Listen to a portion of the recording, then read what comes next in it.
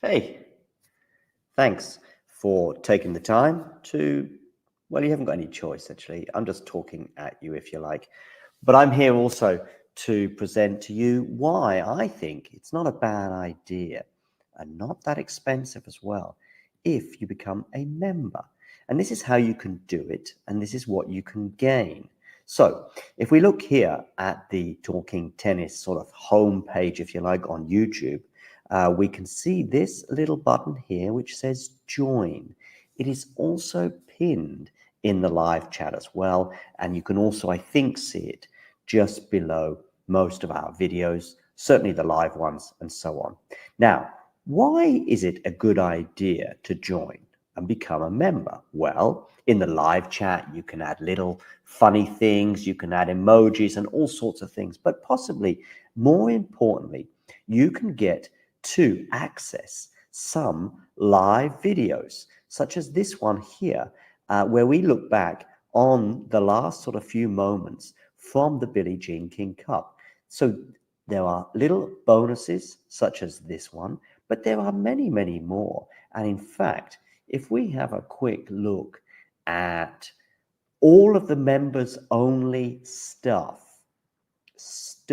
I repeat, you will see very, very quickly some of the top stuff that we've had for members only over the last 12 months since the channel began.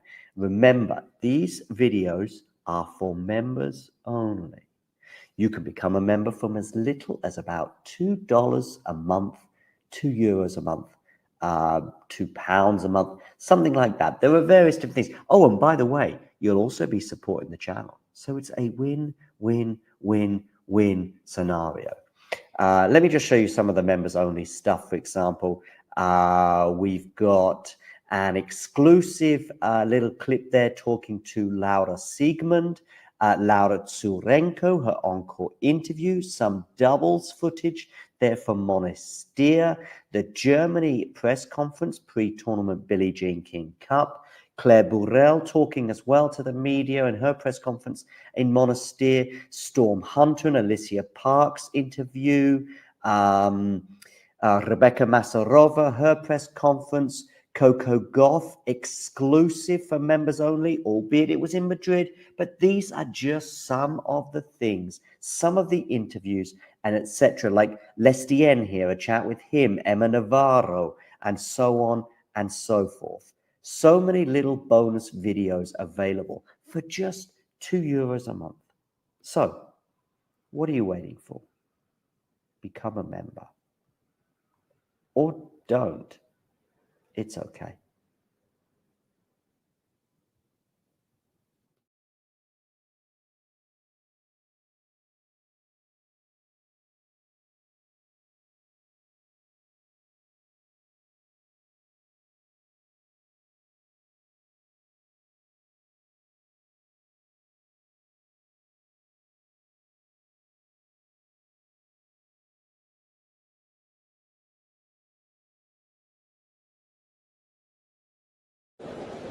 Ready. Play. And if you're wondering what this little thing is, well, let me tell you now, whether it be tea, coffee, or merely water, it tastes so much better from a Talking Tennis mug. And you know what? They can be yours if you wish to purchase one from our website. We've also got bags and stickers and hoodies and notebooks. Mira Andreeva.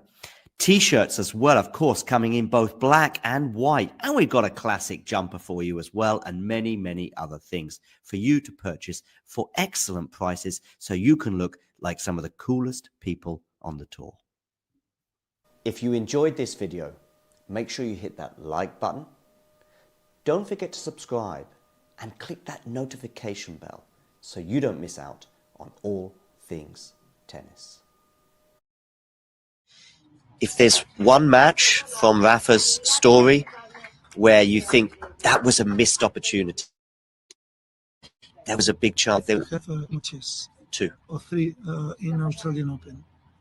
No more. We lose the opportunity in Wimbledon against Djokovic in semifinal. 2018. Then we lose the opportunity more important because that was semifinal. We lose the opportunity in Australian Open. In the Australian Open 2014, 2012, and 2017. Yeah. In 14 because he has an injury against Wawrinka that before he had never lose against him. Then with Djokovic and Federer, he had breakup in the fifth. Yeah. And 40-30 or 30-50, I don't remember well. It was a ball very close, goes up. But this is what happened. There was in Roland Garros 2009. Of course, I am sure that he won. He will he won this tournament when he has no problems in his knee, because at this moment he was the best. He won Australian Open, then he won the tournaments on clay, and he arrived with problems in Roland Garros. For this reason, in my opinion, he lose. But there are others time that maybe he has to lose and he won.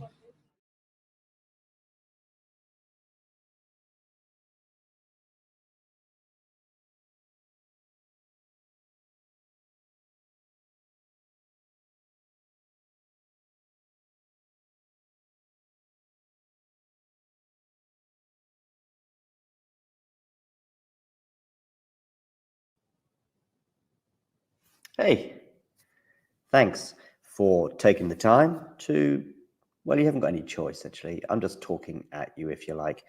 But I'm here also to present to you why I think it's not a bad idea and not that expensive as well if you become a member. And this is how you can do it, and this is what you can gain. So if we look here at the Talking Tennis sort of homepage, if you like, on YouTube, we can see this little button here which says join. It is also pinned in the live chat as well, and you can also, I think, see it just below most of our videos, certainly the live ones and so on. Now, why is it a good idea to join and become a member? Well, in the live chat you can add little funny things, you can add emojis and all sorts of things, but possibly more importantly, you can get to access some live videos, such as this one here, where we look back on the last sort of few moments from the Billie Jean King Cup.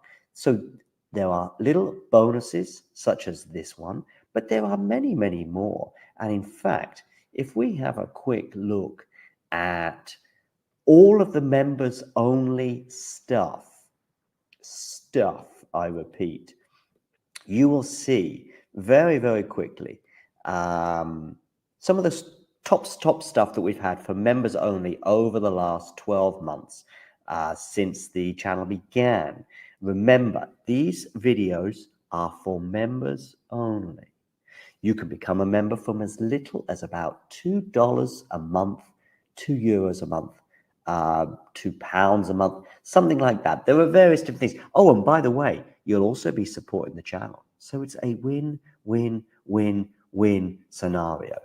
Let me just show you some of the members only stuff. For example, we've got an exclusive little clip there talking to Laura Siegmund, Laura Tsurenko, her encore interview, some doubles footage there from Monastir, the Germany press conference pre-tournament Billie Jean King Cup, Claire Burrell talking as well to the media in her press conference in Monastir, Storm Hunter and Alicia Parks interview, Rebecca Masarova, her press conference, Coco Gauff exclusive for members only, albeit it was in Madrid. But these are just some of the things, some of the interviews and etc. Like Lestien here, a chat with him, Emma Navarro, and so on and so forth. So many little bonus videos of become a member. Or don't. It's okay.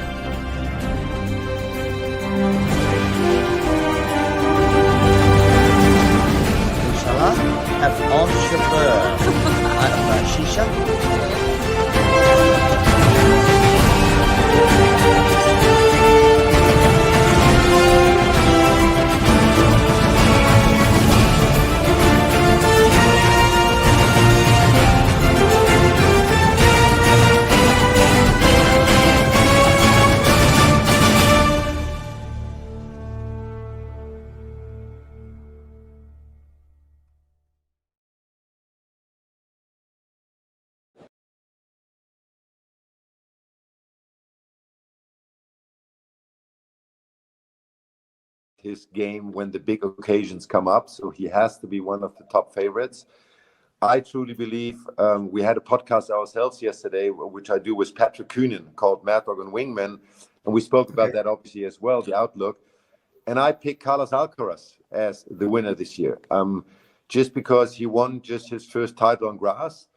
I think he is extremely, in a way, extremely able to adapt to situations and to challenges, not just because he has the game, just because he's loving it. You know, he loves it to challenge himself. And I think he has learned a lot of players. When you look back at the French Open semifinals against Novak, his breakdown, his physical and mental breakdown, with a lot of players, you would say like, well, they would struggle with that for the next weeks and months to come. I think with Alcaraz, he has learned a huge lesson from that match, and it will never happen again to him. I think it made him even stronger and a better player. And that's why I really feel like he believes he can Wimbledon, and he wants to prove to the world that that was a one-off and it's not going to happen again. And I think if you would look at it and he would be honest, maybe he would say like, I want to play the final against Novak and I want to prove to the people that's not going to happen again and I'm able to win this. So my pick really is Carlos Alcaraz. I know we're coming to the end now, Michael, but I have got one more point.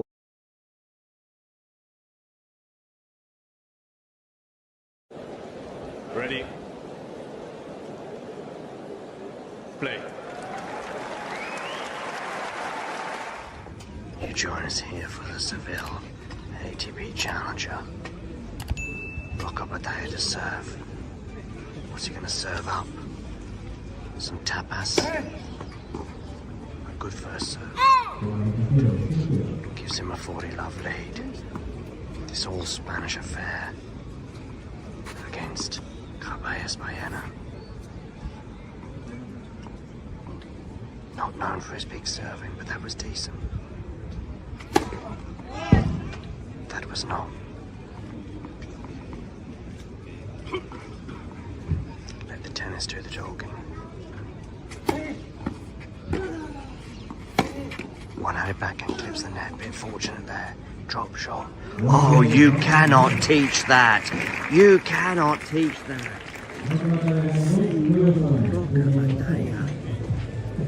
Takes a 2-1. If you enjoyed this video, make sure you hit that like button. Don't forget to subscribe and click that notification bell so you don't miss out on all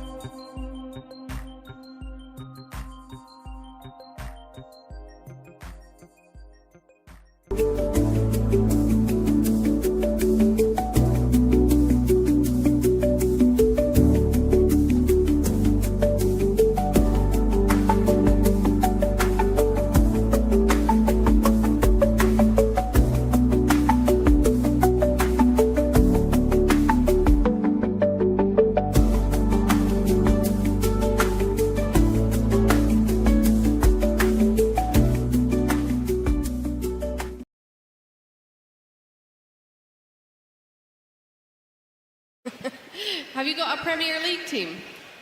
Yeah. Who? Not sure if it's too popular here in London, but maybe I should keep my lips sealed. I don't know. Oh, come on, tell us. Liverpool. Oh.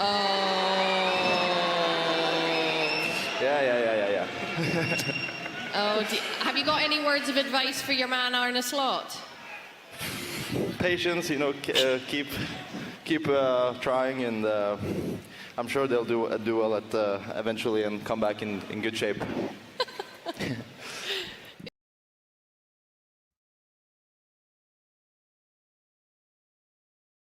Look at that number, by the way. It looks really sad, doesn't it?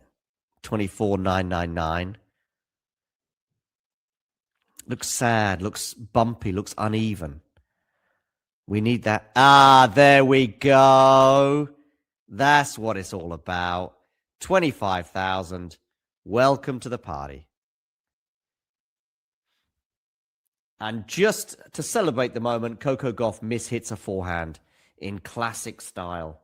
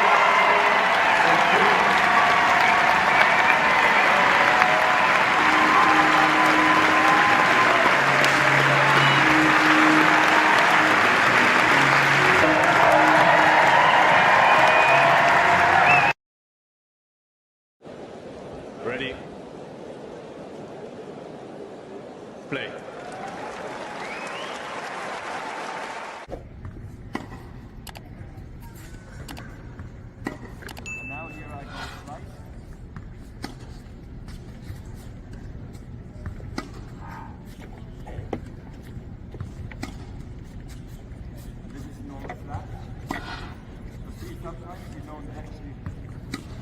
Sometimes we don't. And now here I go slice.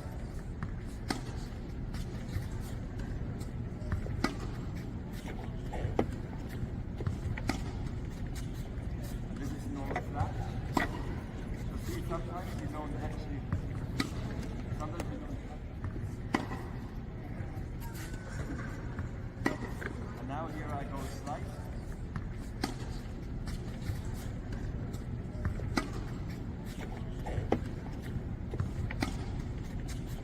And this is normal flat. So see, sometimes we don't actually.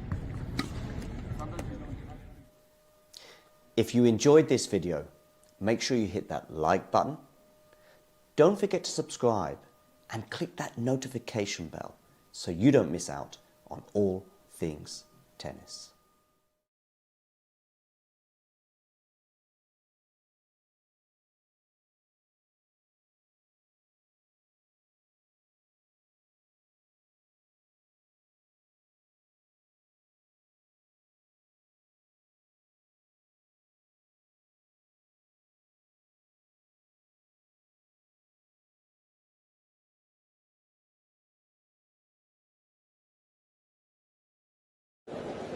Ready. Play. I want one more thing from you, Francisca. Can you look at the camera and I want you to say, I am Francisco Jorge and I am a friend of the show. Can you try it? I am Francisca George, and I'm a friend.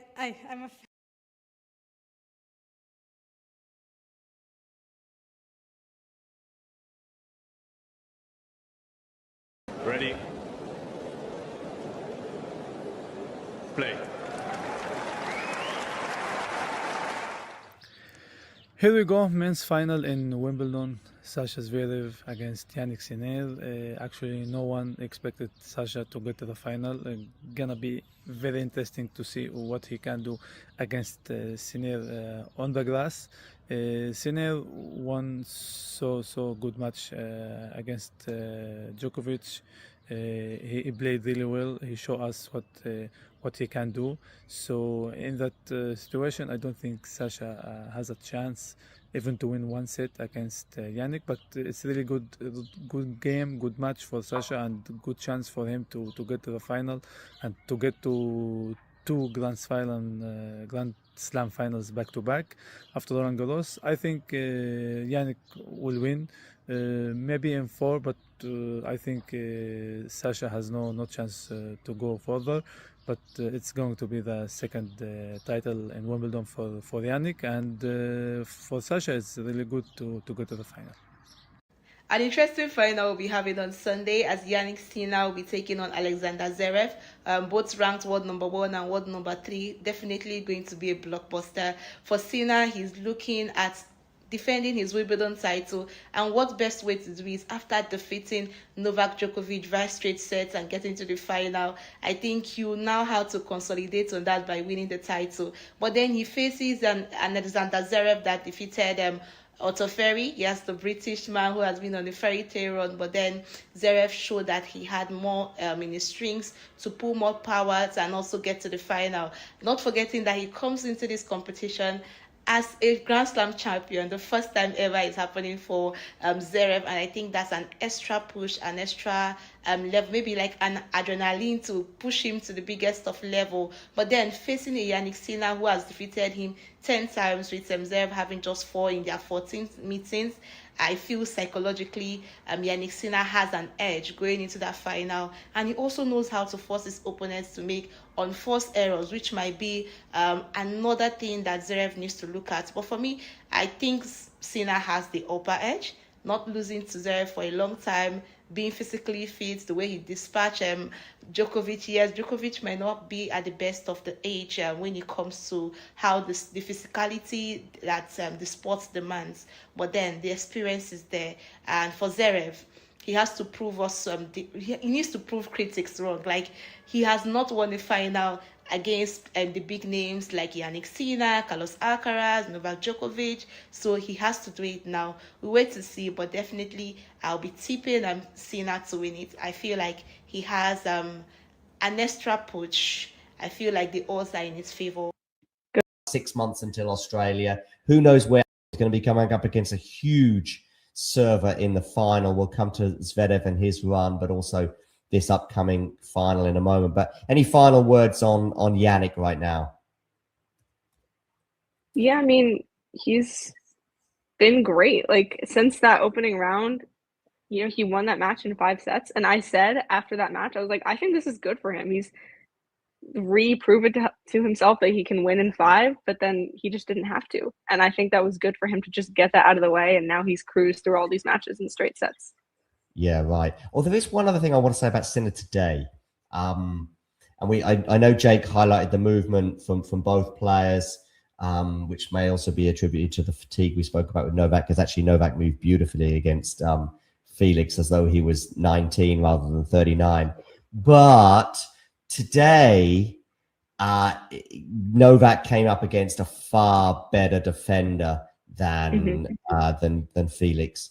In that, I saw the movement from Jannik stretching and getting his racket on balls, but stretching, getting his racket on the ball, and it was just like most pros, or certainly most very good amateurs, but maybe even most pros on the attack. You know, some pros attack shots were as good as Jannik's stretch defensive shots today in terms of where they were going. They were passing shots sometimes on the stretch. There were deep shots, balls hitting close to the line, and suddenly turning defense into attack. And yeah, again, Novak at his absolute best was doing exactly the same, as little as 3 years ago, and still on occasion in 2026. Yeah, he can still pull it out sometimes. He can. And of course, that's so demoralizing when you're even Novak Djokovic, but whoever you are, so demoralizing when you're hitting a really good aggressive shot and the opponent just keeps getting it back and getting it back with interest. And and I think Novak got, once again, as we've seen quite a few times, against Jannik in particular, well, I know against Carlos too, you know, just those demoralizing moments that since the beginning of 24 and the semi-final loss that Novak had against Sinner, Novak's level has gone down 2 or 3%. Sinner's, Carlos's level's gone up 2 or 3%. And it's meant that most of the time they meet, plus you throw in a bit of the fatigue factor that we mentioned today, it's meant most of the time we meet, there's a 1 break of serve difference in each set. And that's exactly what manifests itself today. Any final words on what I've just said? Nope. All right, cool. Let's switch over to Alexander Zverev, who has also looked pretty comfortable en route to the final. He dropped a set against Blocks in the first round. Dropped a set against Yuri Lehecka. That was, of course, the match when they came back overnight, and it was 3-all. It was two sets to love in the third, and then Lehecka wins the first 3 games after they came back. But the second set tiebreak was nip and tuck. Sorry, the 4-set tiebreak was nip and tuck, and Zverev got the job done there. It would have been interesting to see if that had have gone 5, but deservedly going through. Then the Taylor Fritz match. Do we think that Fritz was severely compromised by the tendonitis? A little bit, or where do we stand on that? I think it definitely affected him. And I mean, I know I saw his press conference after, and he said, like, the fact that it flared up in the middle of the match, not before the match, just kind of made him panic a bit because he wasn't prepared to deal with that. But, like, you know, he still has the serve. So, like, I don't know how much it affected the serve, but definitely the movement and the rallies. Like, I don't think he was at 100%. And then today he came through against Artur Fery. There was an exchange of breaks in the first set, and for a moment there was a great point that Artur played at 15:30 to get the break back. And there was like, okay, but then the tie break 7-0, and that turned out to be the match really there and then. And it felt like it actually at the time as well. I thought, okay, I didn't know the exact scoreline that was going to manifest itself, but it felt like, okay, there's going to probably be one break of serve. As it turned out, a bit more than that, but I thought there'd be one break of serve for Zverev in each of the next 2 sets, and that would be enough. As it turns out, he got a couple in the second set. Fery's run comes to a semi-glorious end, at least in terms of the fact that he pushed Zverev. It was far from a blowout. And he can hold his head up high, obviously breaking inside the top 50. As for Zverev, served very well today, as you would probably expect. I think the surprise from Zverev, I am surprised he's in the final, although if you'd have told me this bunch of opponents, plus a compromised Fritz, plus Ben Shelton going out in the first round, plus Tiafoe not doing. What side of the draw was Tommy Paul on? I actually asked myself the other day this, but I couldn't remember. He was in Sinner's section. He was in Sinner's section, okay. So, but those three players, those three Americans, Tiafoe, Fritz, and Shelton only having to play one of them, as it turned out, and that was a slightly compromised Taylor. I think helps Alexander, but nevertheless, you got to be who's in front of you. And again, he's getting. I don't know how it panned out, but I saw the stat at one point. I think it was 76% first serves. That might even have been actually the end of the match, but it was somewhere in the high 70s. Yeah, it's something crazy. Yeah, when you're getting that level of first serves in, and you're as good a first server as Zverev, it's going to be tough to beat. But that is the task facing Jannik Sinner, and we know that Jannik Sinner can beat Alexander Zverev. In fact, he's done it 10 of the 14 meetings. And wow, that is way more lopsided than I thought it was. And also, it's 10 in a row. In the first four went to Zverev, and then I remember the last one that Zverev had. Me too. That US Open match. Yeah, quite clearly, considering it finished. It was daylight outside, and I'd been doing a watch along with Damien all through the night. So from, I don't know, maybe 2 in the morning until 7 in the morning, something like that. And it was another one of these. I remember being up late watching that. Yeah, right. Yeah, it was another one of these sort of post 4-hour losses that Sinner always has. I think he's still yet to win a match that goes beyond 4 hours. But I'm guessing neither of us think Sunday's going beyond 4 hours. I don't think so. I mean, when you look at Zverev's run, the sets he dropped were against bigger servers. And I mean, Fritz aside, because I mean, I just don't know how much the injury affected him in that match. But like against Blocks and Lehechka, Zverev dropped a set, and those were two of the bigger servers he faced. And Sinner's serve has been so good. So that's already a factor against Zverev, and that against bigger serves, he tends to struggle. And then Sinner is just one of the few players out there who's capable of not just returning Zverev's serve, but returning it well. So I think that Sinner can just neutralize what has been Zverev's biggest strength. So yeah, I mean, I think the streak is continuing to 11. And honestly, like, I know Zverev because he won the French Open and because he beat Fritz, like he has confidence, but since that Vienna final, he just has not even come close to even touching Sinner. And there's been a lot of matches since then. So I just think there is a mental side of that too. There have been a lot of matches since then, and even before then. I'm just trying to think. I think until the Vienna final, there was, I could be wrong, but there was a few that felt pretty one-sided. The AO final, I know it was 3-6 and I didn't even watch that. Yeah, it was one-sided. Okay, so there was probably just that one, and then you had Vienna. Okay, fair enough. But yeah, the matches since Vienna as well, I could be wrong, but I think in the third set, Jannik was struggling a bit physically. In fact, it made me think that maybe Zverev would finally get a win, but that didn't pan out. The Cincinnati match was super, super, super competitive. Yeah, that was really close, and that was so huge for Sinner just to get that win. Like, I've never seen him like have. I've never seen him have such a big yell after a win as he did in that match. Okay. So what do we think could happen? What do we think should happen? What do we think needs to happen on Sunday?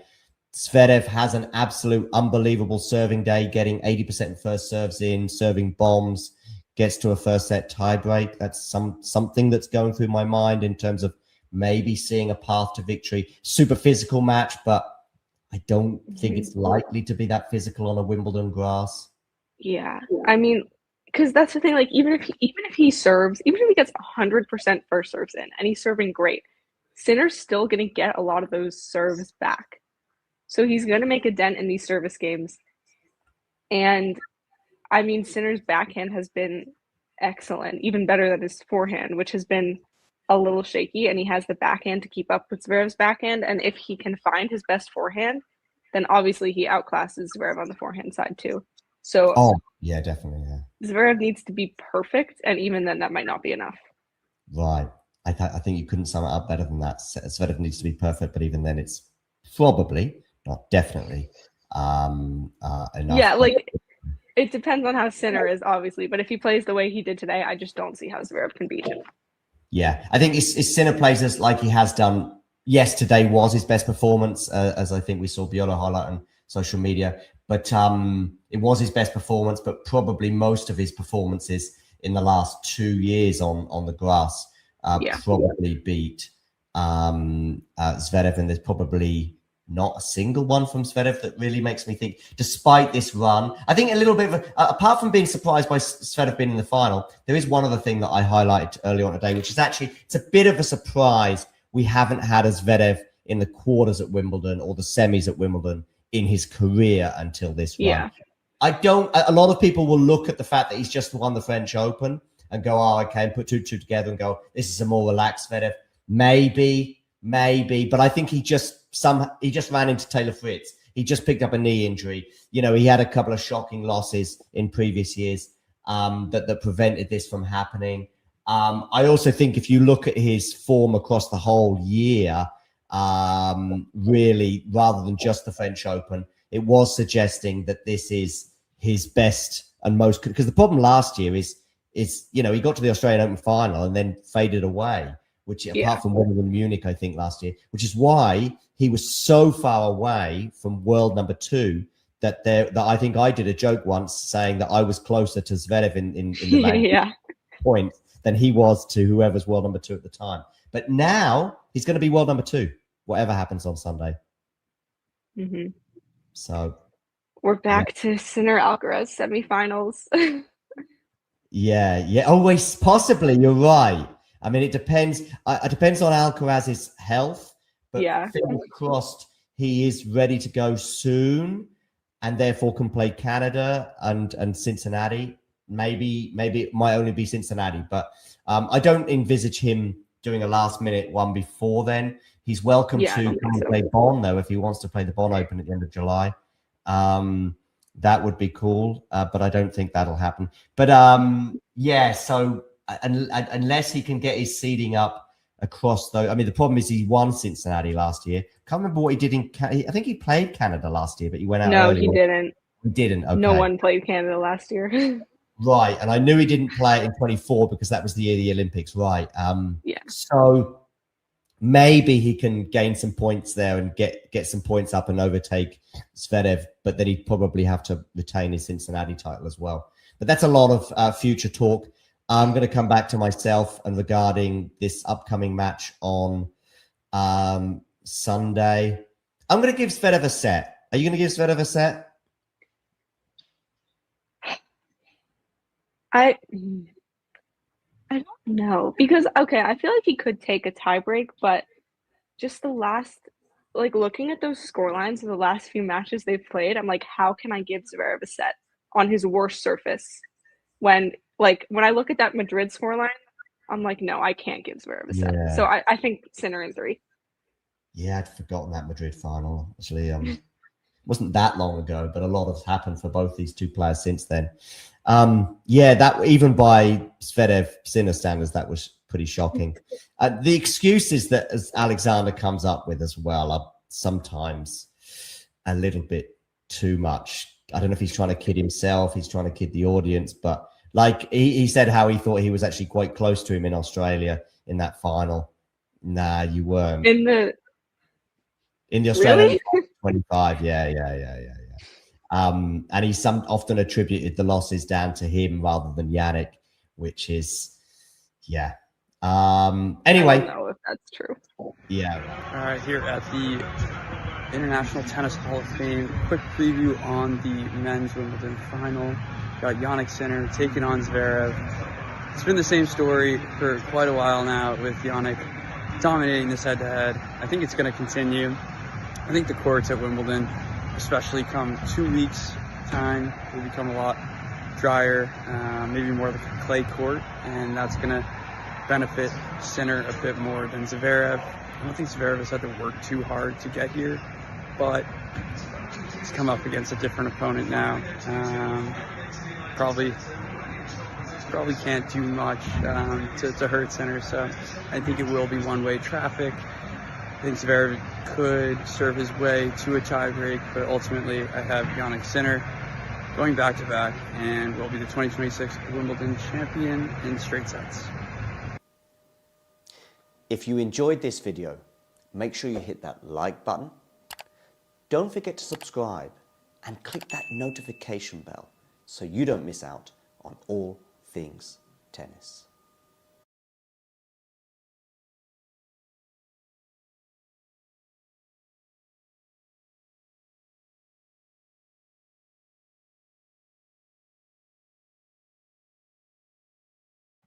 Goes down the tee with that serve. Djokovic gets it back into play and hits the drop shot. But he cannot reach high enough to get that overhead. So Sinner holds to love, wins the match 6-4, 6-4, 6-4. That's a nice hug at the net. And yeah, he is back in the Wimbledon final. Hasn't dropped a set since the first round and is looking dominant on serve. Faced one break point and saved it with an ace in this whole match. And served it out to love. I feel like we've seen over the last 3 years probably about 75% of the Sinner Djokovic and Alcaraz Djokovic's match is a bit like today. Mm-hmm. Feels like that. There's like the 25%, which are, you know, I think I remember Novak beating Alcaraz in Australia about 3 years ago in 4 sets. He can only do it in Australia. Yeah, there was the one this year as well, wasn't there, in 5 sets over Jannik. I think you were right to highlight that 5-set match and also his path to the AO semifinals and eventually final this year as being a factor. He may well highlight that. He expressed some optimism on Tuesday in his post-match interview that the extra day might help him. I did sort of subscribe to that, but today's showing, he did look a little bit. He looked 10% worse than he did against Felix. Yeah, I agree. Just moving a little worse, and obviously that makes a difference against Sinner. What were your big factors apart from the physical side of it today for Sinner to win that? I mean, the serve was just so good. His first serve was pretty untouchable, and on his second serve, Novak wasn't getting a lot of looks. And then on the flip side, Novak's second serve, Sinner was reading it so well and just putting those returns in play and putting them in play in good spots too. So the second serve return was huge. Do you think Novak could have done anything different, or was it kind of already just decided before the match even began?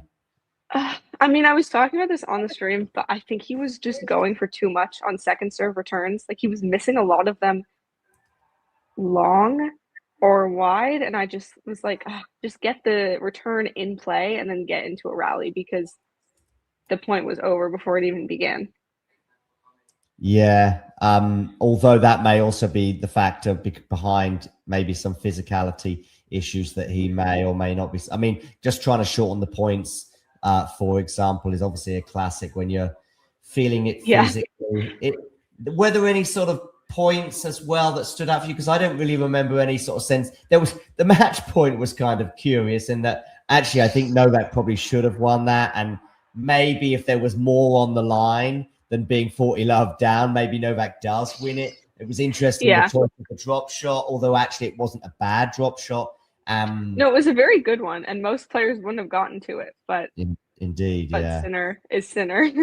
Sinner is Sinner, indeed. Just one or two other words on Novak. I mean, is that it for the 25? Because actually, I do think it probably is. Yeah, I mean, honestly, his best chance was at the French Open. So after that, I was like, the 25 is done when he lost in the third round. So this was just kind of a confirmation to me. Yeah, I thought that the French Open was going to be a tall order.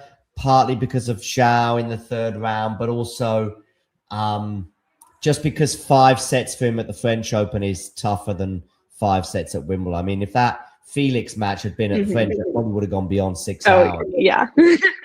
So, yeah, and assuming he doesn't get any walkovers. But, of course, the absence of Carlos helped. But I think Carlos will be back in New York. New York is also a slam where he's not done as well. I mean, he's still won 4 US Opens, I'm going to say. So it's still a phenomenal return. But he does have, like, more random losses at the US Open than the other slams. Exactly. You know, I'm thinking about one a couple of years ago to Popperin, for example. Yeah, I remember that. Yeah, right. So they do appear a bit more at the US Open, even probably than the French, where I know he's only won 3 Frenches, but he's been in a bunch of other finals and had a few other near misses as well. So, and then there's the age factor. And I know it's only 6 months, but it's another 6 months until Australia. Who knows where Artur Fils, Holger Rune, Jakub Mensik, João Fonseca, where will these players be at in 6 months? But for now, one of them could do a Jannik, a Jannik from 23 to 24. Right, yeah. Do you know what I mean? So Yes. you only need one of them, and then suddenly you've got 3 to skittle over. Maybe Felix. I see Felix has changed his coach as well today for the first time pretty much in his career. I know he had Tony Nadal. He did? Yeah. Wow. Yeah. With Frederic Fontang after 10 years, yeah. And I know there was the Tony Nadal experiment, but that was sort of just an addition to his team for a few months, wasn't it, rather than changing his coach. So maybe even Felix gets another 2% better and turns the 5-set loss he had this week into a 5-set win. And that's all it takes for suddenly. I'm pleasantly surprised that Novak is still the 3rd best player in the world when everyone's fit, healthy, and firing, because I thought he'd be overtaken by now by Casper Ruud, by Alex de Minaur, by Felix, for example. These guys that are sort of knocking at the door, depending on the surface and the conditions. I thought they would have gone past him and therefore be in the top 8 players in terms of the race, and maybe even squeezing Novak out of the top 10. That's probably my prognosis 12 months ago, but it hasn't been the case. He is the 3rd best player in the world. The problem is there are 2 others ahead of him, and one of them is still fit. Yeah, I mean, I think that also, like, it's not just that Djokovic is great, which he is, obviously. I think it also just says a lot about the current state of the ATP Tour right now, that it's not the strongest top 10. And, like, I'm someone that gets really annoyed when people are like, oh, we're in a weak era, like, everyone's accomplishments right now mean nothing. But, the top 10 is very inconsistent. And I think that is part of Djokovic his success. Yeah, right. All right, let's get back to Jannik and think about his run at Wimbledon this year. We had the Kecmanovic kind of wobble, but other than that, it's been pretty plain sailing for him, hasn't it? Yeah, I mean, I know he's been broken a couple times, but hasn't dropped a set. He's been winning tie breaks in very dominant fashion. He looks really good, and I wouldn't be surprised if this final ends up like the 2025 Australian Open. Okay. And where he just kind of dominates. Yeah, we'll come to that in a moment, but yeah, fair enough. I think he only faced 1 break point today, right? And that was in the 3rd set. He faced 1 and he just hit an ace and saved it very easily. And then there was also one. I think he may have hit another ace as well in amongst the next 2 points. I do remember his, I think, 3 first serves. At that point, I was thinking, amongst other things, which you highlighted in your commentary as well, he was Novaking Novak. We've seen Novak like that before. He was. Where there's a chink of light for his opponent, but he slams the door shut by hitting a couple of aces or 3 big first serves. And I think I looked at Novak's face after maybe the ace that saved the break point, and he didn't quite pull up a smile, but I think in his head he's thinking, I've done that a few times to some of my opponents, to demoralize them, if you like. Just the break point save rate, like it felt very, and like Novak had that too. He saved a lot of break points today, but just couldn't save all of them. Yeah, right. And of course, the AO semi-final, something that was going through my mind in the first set, actually, when they got to about 4-all, something like that, because I think it was around about then that Jannik broke. I can't remember if Jannik broke Novak to go 5-4 and then serve it out. Yeah, or if he broke at 4-all to go up 5-4. So it was actually exactly at 4-all. I couldn't. Post Australian Open semi-final this year, I couldn't help but think of two huge factors. One of them you highlighted in the stream, which was the fatigue factor that wasn't apparent for Novak then, as it has been so often in the last 2 years. And Novak has recognized it himself. He goes up against Carlos Alcaraz in the US Open semi-final. I think it was last year maybe. And he just didn't have enough in his legs. He goes up against Sinner in some of these matches in Paris and also at Wimbledon as well over the last couple of years. Same scenario. But he didn't have it this year. But because of those, the walkover he had against Jakub Mensik, so Mensik withdrew, and then the retirement of Lorenzo Mensetti meant he went. But there was another factor from that AO semi-final. Do you know what I'm going to say? No, I don't. The number of break points. I think Jannik was maybe 1 or 2 from 17, something like that. 17? 17, oh definitely. God. Now, it might have been 3 from 17. It might have been 2 from 17, but it was 17, I'm pretty sure. So you get one of them. Just one. And it's a different match. To what extent, I don't know whether Jannik wins it, but it's suddenly from 100% Novak win, it's a 50% Novak win. Yeah. That's 1 point makes a difference. And that's very rare for Novak to save that many, and also Jannik to not to squander so many. And if you remember back to that AO situation with where we were at with Jannik at that point, and then Carlos obviously completing the calendar slam, it's kind of interesting because actually there was some question marks about Jannik. Oh, maybe his aura has gone a little bit. Maybe he's not so great. And then he lost to Mensik in Dubai. Doha, okay. And again, there was a load of break points in that match as well. It wasn't quite 17, but there was a few that came and went and would have been massive for him in a match of super, super fine margins. So especially after that loss, there was a lot of results-driven in analysis, purely the result rather than the manner of the loss. And it was like, okay, what's he going to do? What's he got to do to change? What's he got to do to get back on the horse and challenge Carlos? And maybe Novak can beat him. Maybe this can happen. Maybe Novak had beaten him, of course. And maybe Mensik is going to beat him and so on. And, beat him more regularly. And yet he then won all those Masters 1000s. And it's just been, since that loss in the Middle East in Doha, it's just really been the wobble at the French that has shaken belief in him, right? Yeah, and I feel like this happens with Sinner and with Alcaraz when they have even just one bad loss, the whole narrative is like, oh, they're done, they've been figured out, and it's like, no, they haven't. They're still the best players in the world, and it's like 2 bad losses is not going to change that. And Sinner, yeah, he's improved his serve. He's definitely worked hard to continue to be at the top, but he went to Indian Wells and he went on that rampage, and he's still Jannik Sinner. He's the same Jannik Sinner that lost in the Australian Open semifinal. He's fine. He's going to be fine. That's just who he is. Wild stat here from Gil about Sinner only being broken 5 times in 6 matches against Djokovic since in the last 2.5 years, and a lot of slam matches in their best of 5s. And I imagine 2 or 3 of those came in the AO semi of this year. I don't remember the exact scoreline, but if there was a Djokovic tiebreak, it might have been as few as 2 breaks of serve. But that's huge. And Sinner is serving as well as anyone on the tour. He's going to be coming up against a huge server in the final. We'll come to Zverev and his run, but also this upcoming final in a moment. But any final words on Jannik right now? Yeah, I mean, he's been great. Since that opening round, he won that match in 5 sets. And I said after that match, I was like, I think this is good for him. He's re-proven to himself that he can win in 5, but then he just didn't have to. And I think that was good for him to just get that out of the way. And now he's cruised through all these matches in straight sets. Yeah, right. Well, there is one other thing I want to say about Sinner today. And I know Jake highlighted the movement from both players, which may also be attributed to the fatigue we spoke about with Novak, because actually Novak moved beautifully against Felix as though he was 19 rather than 39. But today, Novak came up against a far better defender than Felix.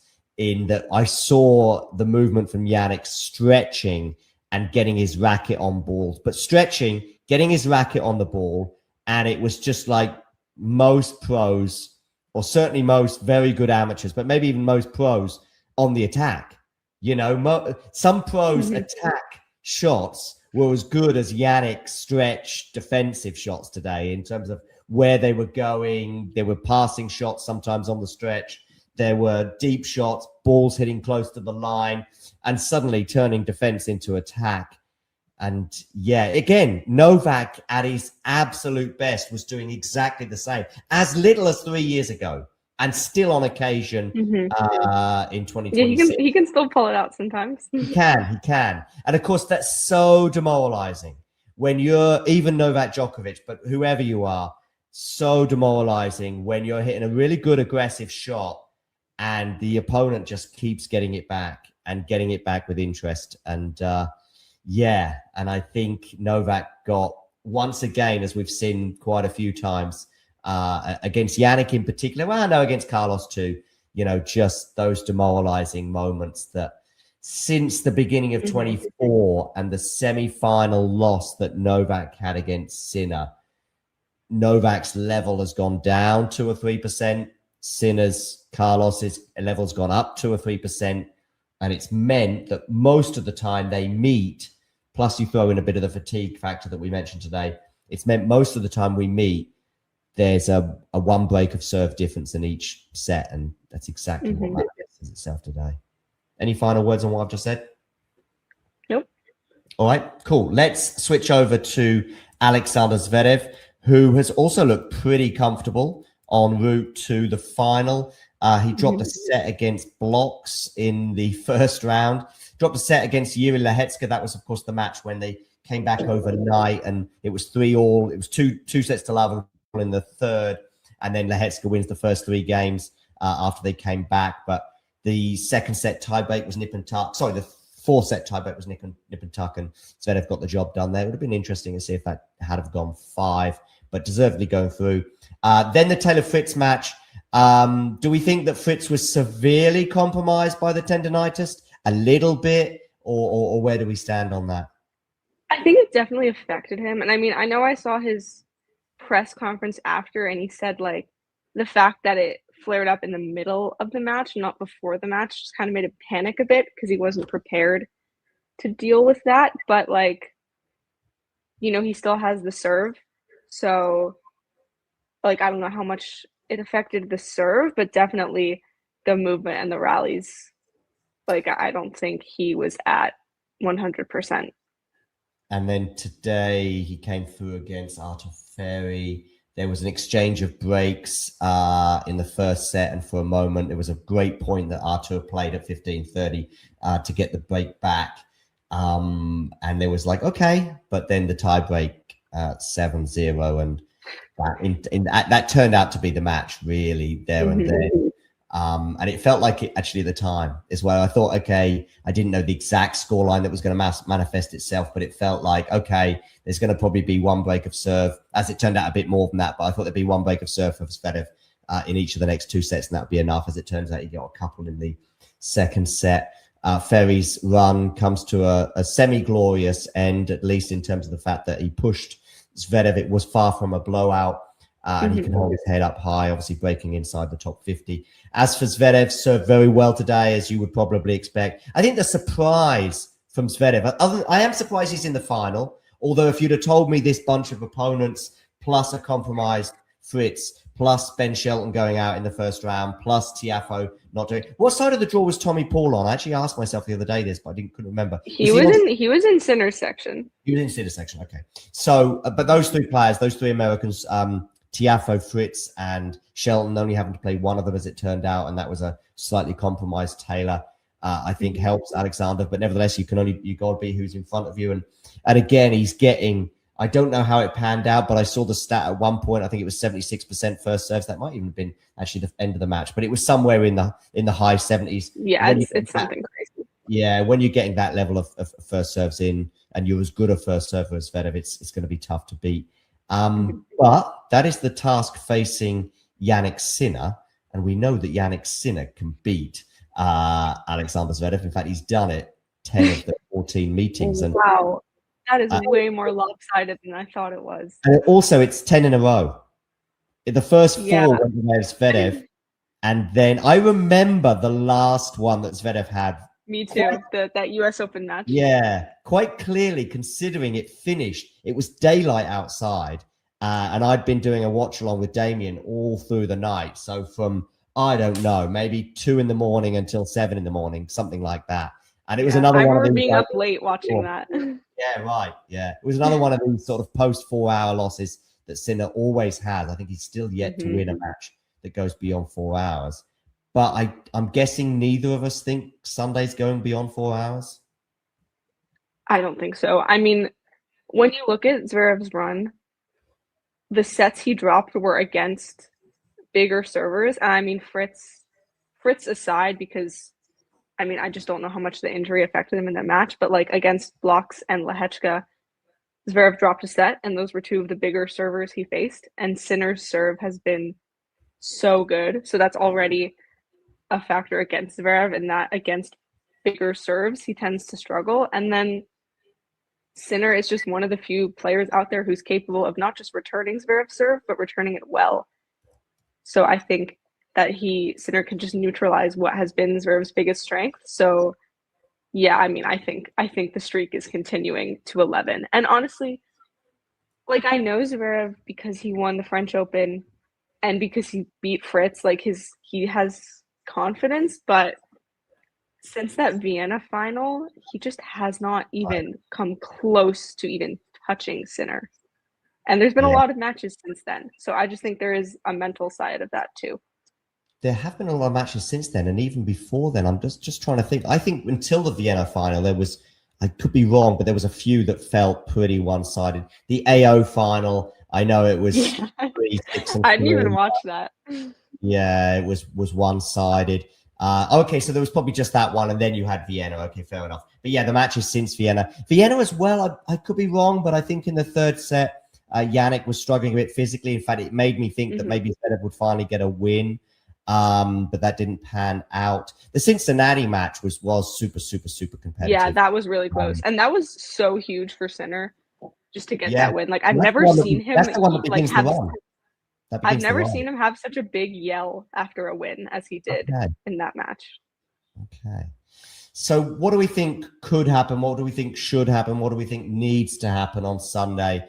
Zverev has an absolute unbelievable serving day, getting 80% first serves in, serving bombs, gets to a first set tiebreak. That's something that's going through my mind in terms of maybe seeing a path to victory. Super physical match, but I don't think it's likely to be that physical on a Wimbledon grass. Yeah. I mean, because that's the thing, like, even if he serves, even if he gets 100% first serves in and he's serving great, Sinner's still going to get a lot of those serves back. So he's going to make a dent in these service games. And I mean, Sinner's backhand has been excellent, even better than his forehand, which has been a little shaky. And he has the backhand to keep up with Zverev's backhand. And if he can find his best forehand, then obviously he outclasses Zverev on the forehand side too. So yeah, definitely. Yeah. Zverev needs to be perfect. And even then, that might not be enough. Right. I think you couldn't sum it up better than that. Zverev needs to be perfect, but even then it's probably, not definitely, enough. Yeah, like, it depends on how Sinner is, obviously. But if he plays the way he did today, I just don't see how Zverev can beat him. Yeah, I think if Sinner plays as like he has done, yes, today was his best performance, as I think we saw Biolo highlight on social media. But it was his best performance, but probably most of his performances in the last 2 years on the grass probably beat Zverev, and there's probably not a single one from Zverev that really makes me think, despite this run, I think a little bit of apart from being surprised by Zverev being in the final, there is one other thing that I highlighted earlier on today, which is actually, it's a bit of a surprise we haven't had a Zverev in the quarters at Wimbledon or the semis at Wimbledon in his career until this run.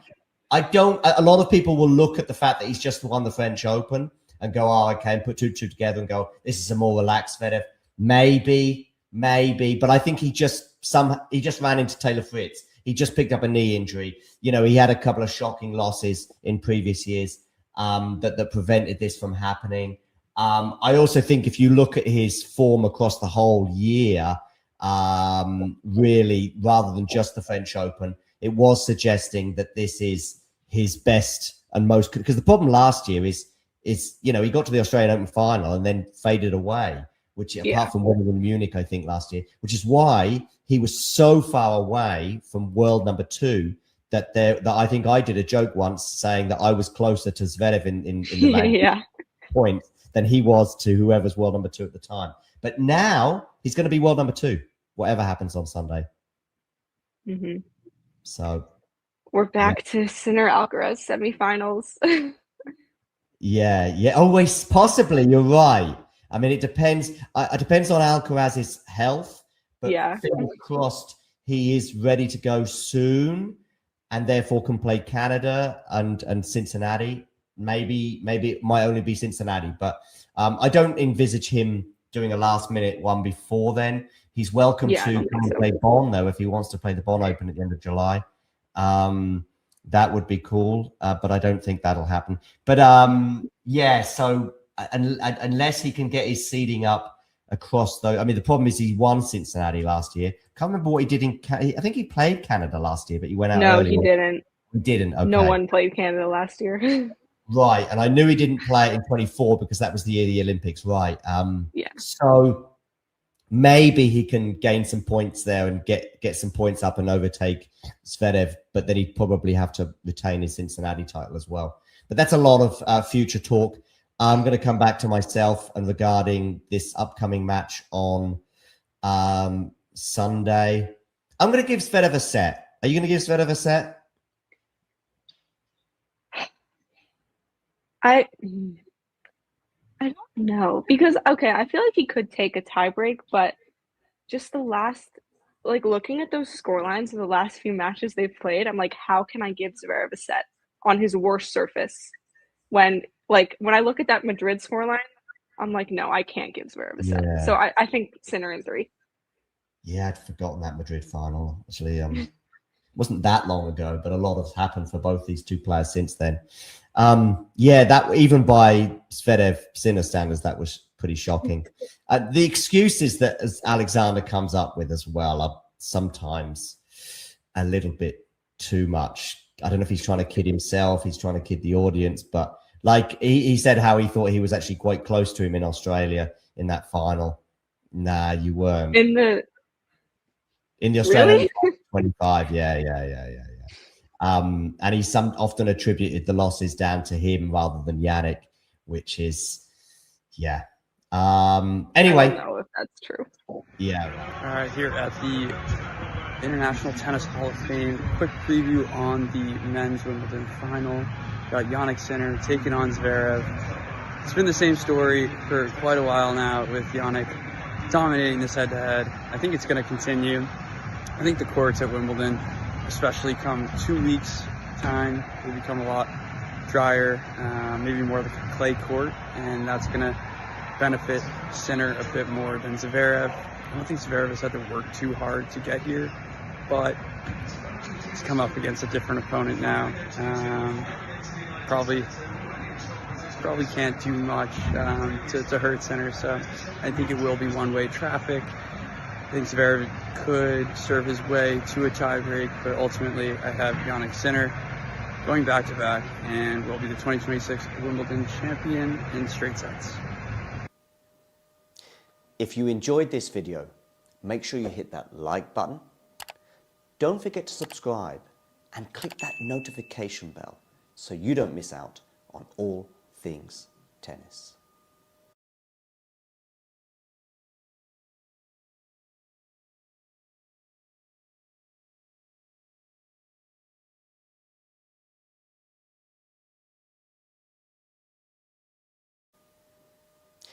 If you enjoyed this video, make sure you hit that like button.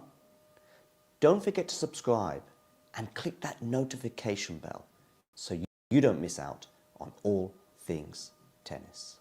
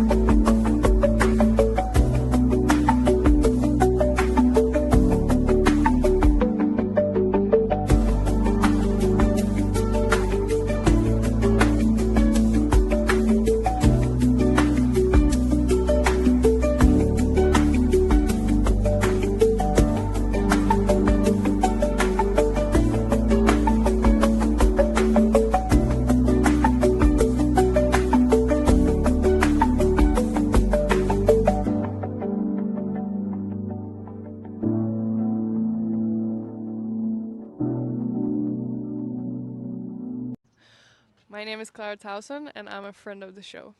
Boom. I am Francisca George, and I'm a friend of the show. Perfect. Hi, my name is Susan Leemans, and I'm a friend of the show. My name is Zainab Sammaz, and I'm a friend of the show. Boom. Hey guys, my name is Sasha Vickery, and I'm a friend of the show. Boom. Hi, my name is Lloyd Harris, and I'm a friend of the show. Perfect. Hi, my name is Jan Faria, and I'm a friend of the show. Boom. Yes. Take one. Well done. Hi, my name is Jasmine Paolini, and I'm a friend of the show. Wow, Jasmine, you got it in one time. Ready? Play.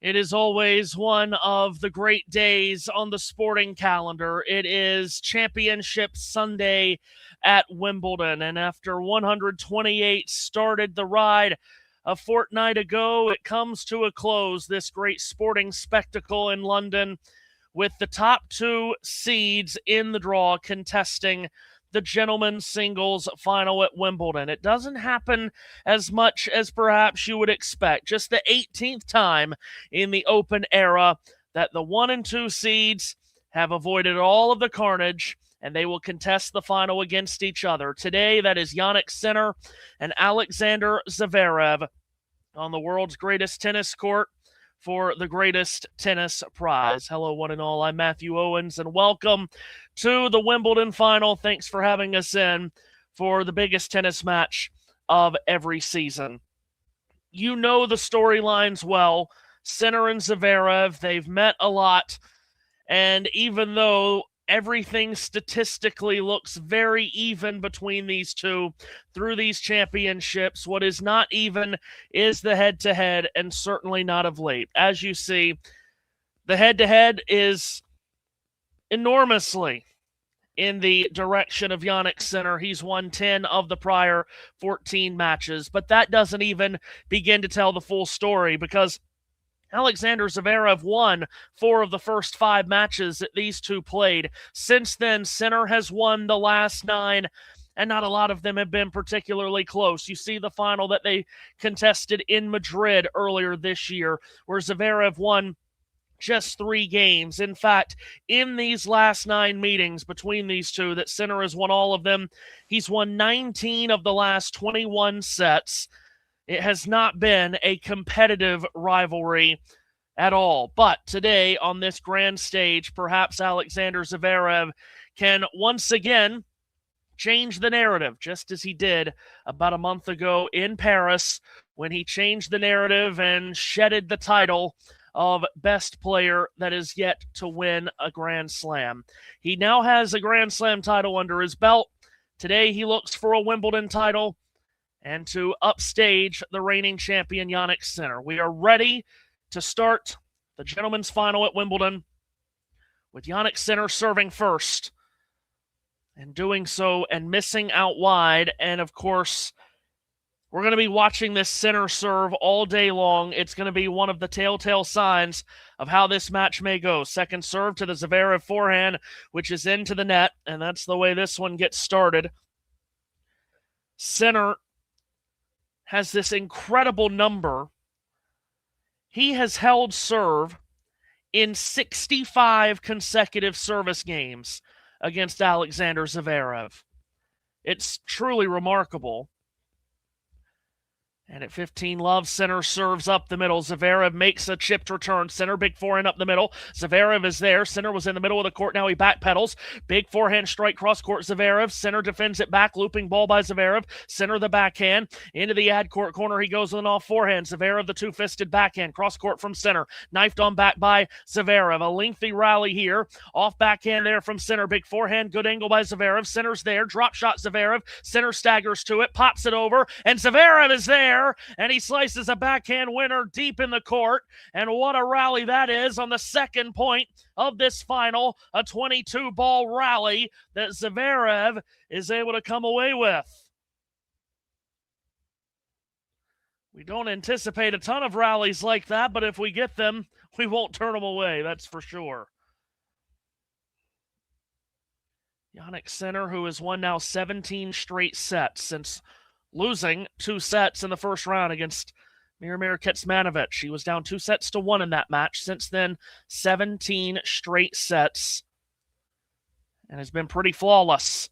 Serves to the forehand of Zverev, looping return, big backhand by Sinner, throws his body into it, cross court, but misses wide, and Zverev at 15-30 with a bit of an opening in this opening return game for him. He has not broken Jannik Sinner's serve since the Vienna final of last year.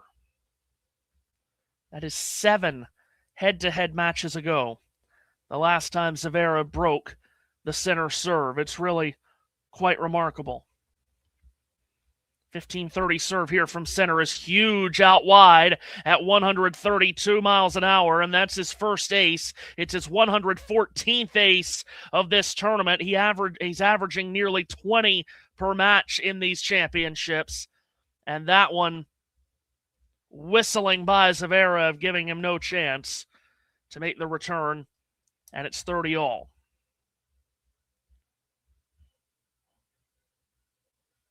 Sinner's been hasn't been talked about nearly as much as he should as the first serve here is Alette, because he's just been winning so easily. And I mean, he put away Djokovic, just brushed Djokovic aside in the semifinals, did not face a break point in that straight set win, 4-4-4 over the great Novak Djokovic. Still first serve here for Sinner at 30-all. Toss up, serve down, out wide, and another let on the serve from Jannik Sinner in his 7th major final. Trying to go back-to-back here at Wimbledon, as you know. And if he were to lose this match, would not hold any of the 4 Grand Slam titles. Another first serve let, 3 in a row.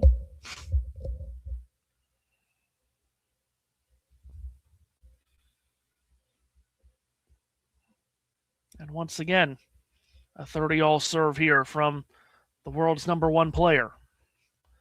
Strikes that one down the tee. It's terrific. And Zverev, the return floats long, 134 miles an hour on the serve there from Sinner.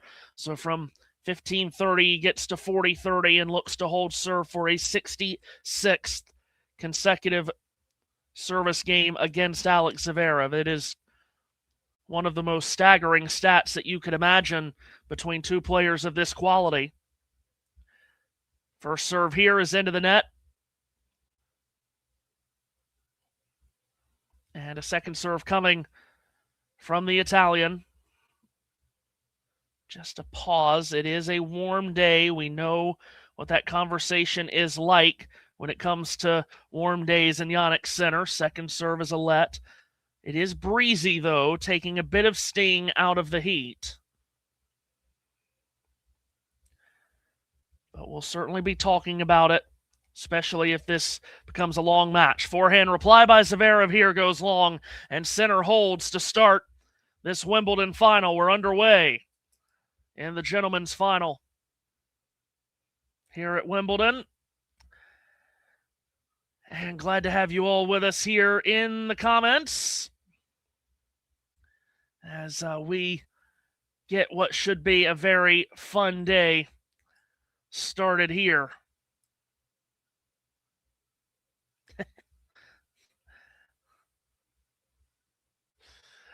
Ghosty's here with us. The gift of gab, he says. A samurai wordsmith. Wow, there's one I've never heard of. That's okay. I'm not sure if I'm the wordsmith. I think you are coming up with that. Glad to have you with us as always. As now Zverev serves for the first time.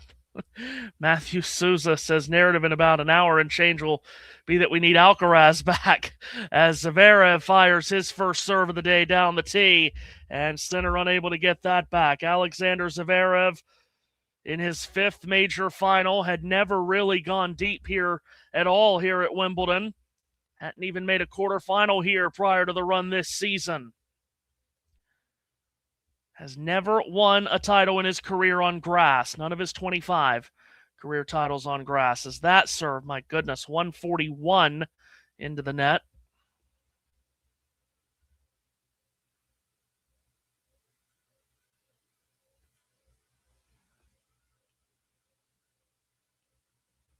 Second serve is there to the center backhand, but that's up the middle and long, and it's quickly 30-love for Zverev, who we talk about center serve against Zverev. What about on the opposite side of that?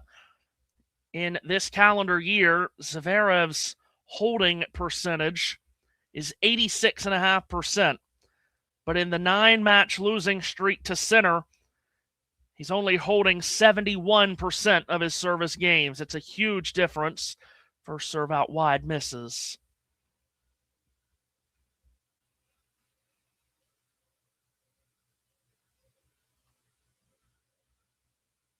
Second serve here from Zverev. Tossed up. Serve down to the backhand of center, which he steers wide on the backhand, and it's 40-love.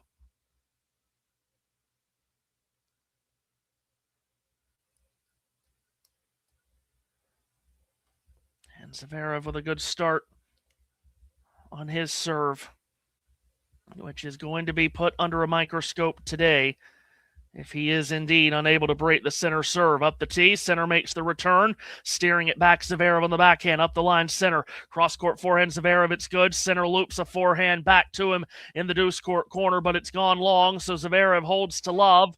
Positive start for the German and the reigning Roland Garros champion. This is the 5th time they've met at a major, first time at Wimbledon, so now they've met at every one of the Grand Slam sites.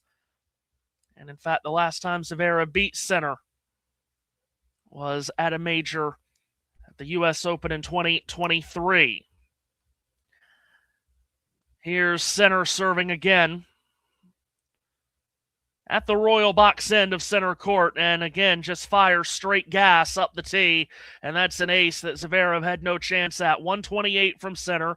Novak Djokovic talked about how this is the hardest serve that he's ever had to try to return and try to defend against, and that's saying something for Novak, of course. He's seen so many greats over his long career. Up the tee, the center serve. Zverev makes the return, flat forehand up the middle. Zverev, cross court from center. Now up the middle again from Zverev. Off forehand center. Driving Zverev back here. Baseline to baseline rally. Center steers across court backhand. Big angle from Zverev. Center's there. Up the middle, the forehand by Zverev. Lets him down as that forehand misses up the middle and long. 13-ball rally. Just the second rally we've seen to go over 10 shots. Mentioned it's a warm day, mid-80s, humidity at about 40%. If this were to go 3 hours plus, we'll certainly start talking about something that I'm sure center would like us to all stop talking about, him versus the heat, which, of course, has been such a major talking point, certainly since Roland Garros and that early exit. Center serves, missed the first too long.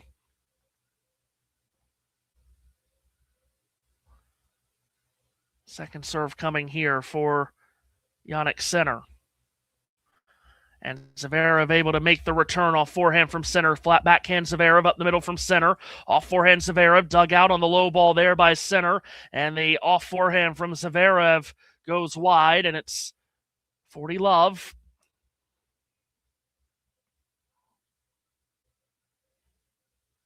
He's been working so hard to improve that forehand over the last, 12, 18 months. Zverev, already 3 unforced errors on that wing. Center unable to find the first serve here. Has his back to the royal box, those 74 padded wicker seats that are club invitations only seats. Serve out wide to the Zverev backhand, big angle on the return. Slice by center. Zverev comes up, slices it backhand up the line. He's at the net. Center throws up a lob, and that drops just inside the baseline. It's a lob winner for center, who holds to love. And we're on serve through the first 3 games of this Wimbledon final.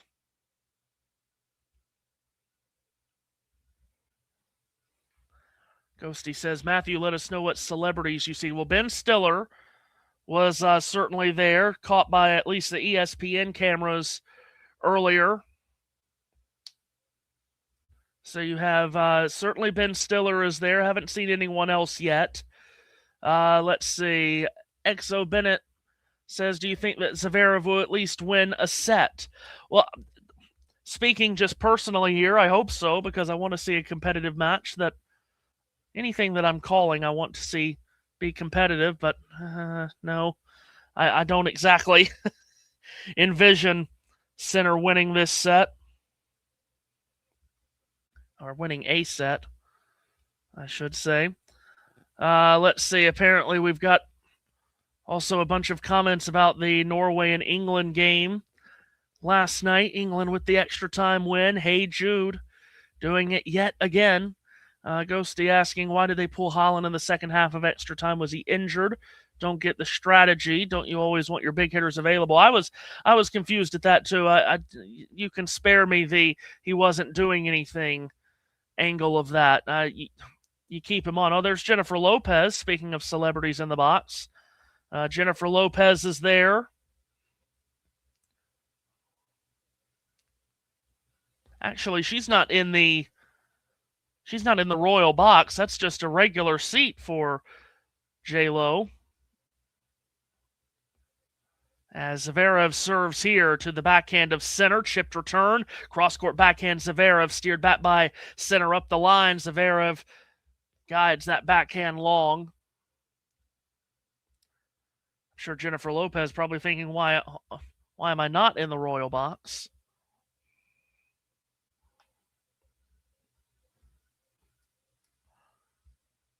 Has she been married to Ben Stiller? I've lost count of how many people she's been married to. Served by Zverev to a forehand of Sinner that's not on target.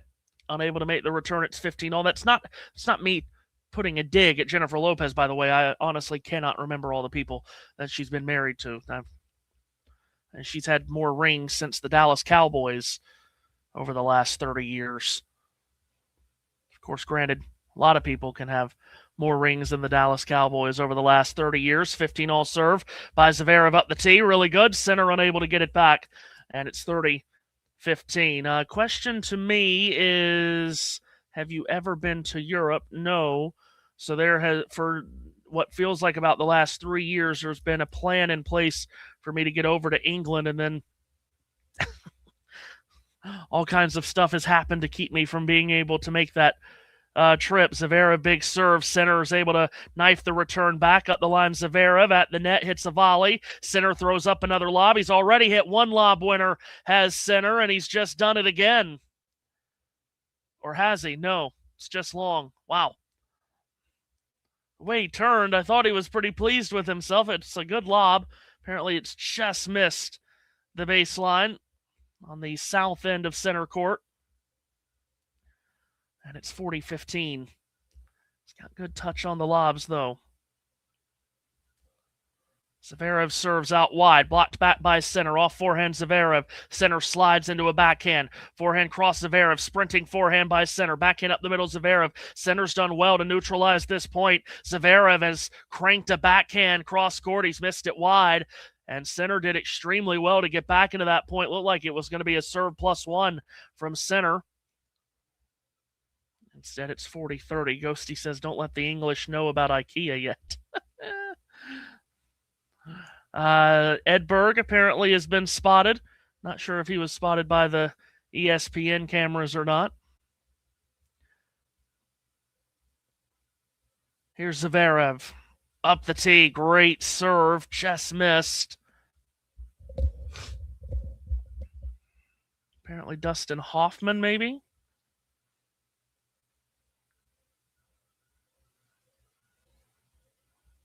Okay. See, I'm not the one to talk about, celebrities. I'm not in that space. Zverev serves, Sinner backhand return, big inside out forehand winner there from Zverev. Holds for 2 games all. Yeah, the unintentional shade. Well, indeed. We talked about the AI likelihood to win the match stats. Currently 62% is the likelihood for Jannik Sinner to win this match. Talking about that yesterday during the ladies' final, which Boy, if we have the twists and turns that we had yesterday here, then we're in for a good one. Sinner serves, backhand return Zverev, backpedaling forehand Sinner up the middle. Zverev with an off backhand, forehand cross from Sinner. They trade blows back and forth, but eventually Sinner makes the error. Forehand is into the net, and it's love 15. J-Lo had more rings than Big Ben, says Ghosty. Very good.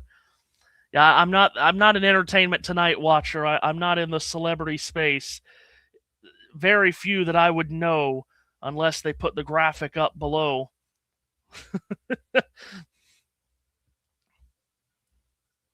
Don't really watch a lot of movies or TV shows. I watch sports. That's basically my life. Love 15 serve from Sinner. Toss up, big serve down into the net at 133. Stalemate so far through 17 minutes and 4 games. Second serve by Sinner is there. Zverev makes the return. Backhand cross-court steered by Sinner. Zverev defends it back in the ad court corner. Bangs it to that corner again. Opens up the court, and Zverev comes back with a forehand winner. That's very well constructed by Zverev. Found some big angles into the ad court with that cross-court backhand, and then opens up the deuce court to hit a forehand winner into. Okay, Ghosty asks an interesting question. Is there a sport you watch that you think is underrated or deserves more love from fans? That's going to be a great conversation. Let me hit the pause button on that for just a moment because that's going to be a fun conversation. Here's Sinner at love 30. Serves up the tee and ace. It's 15-30 now as he powers an ace down the middle of the court at 130 miles an hour, because normally I would say this sport, but obviously talking to you folks who are tennis diehards, of course. But yeah, if I'm talking normally to someone, I would say tennis would be the sport I would say, and would be my answer. Sinner serves out wide and misses. Second serve here from Sinner in the near court.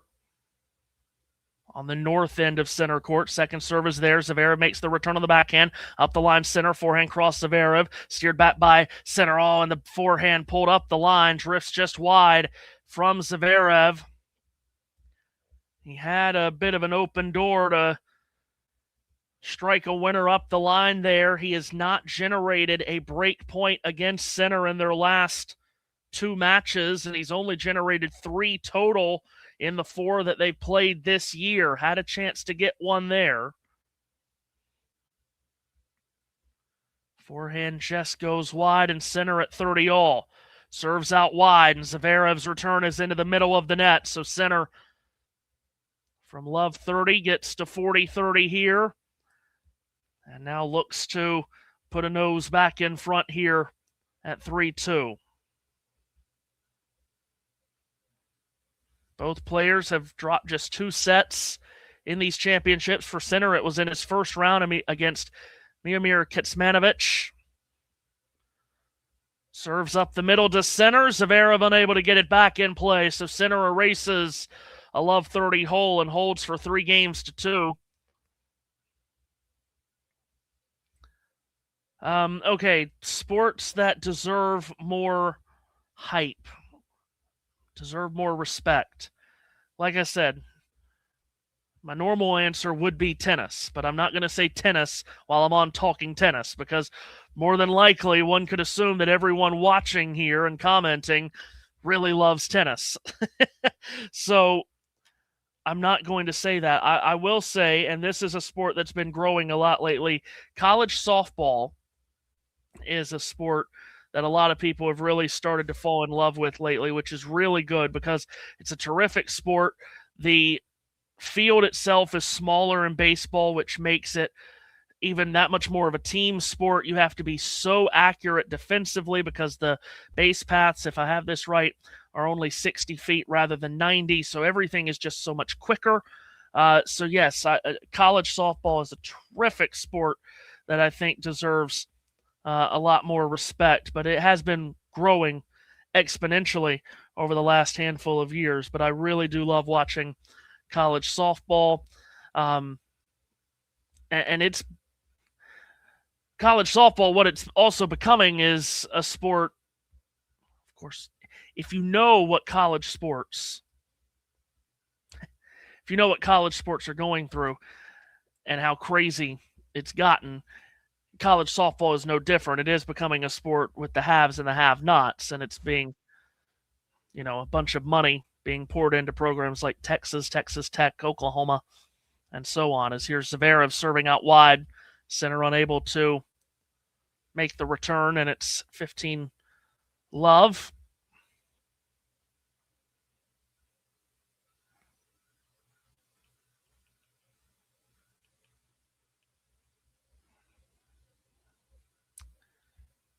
And Zverev falls into a service motion here. Sinner unable to make the return. Forehand up the middle and long. Yes, so I did do a watch-along for Norway and Brazil. Was on the call for that game on another platform. And I might not need to talk about the other channel that I do stuff on YouTube for now. Zverev serves up the tee, and Sinner unable to make that return because that's becoming a nightmare because YouTube, something keeps happening where YouTube doesn't like me having that channel and keeps taking it away because it says that I'm either spamming or scamming people. Don't ask me. I wouldn't know how to spam or scam people even if I wanted to. 40-love serve by Zverev out wide. Sinner unable to get that return back in play, and Zverev holds to love for 3-all.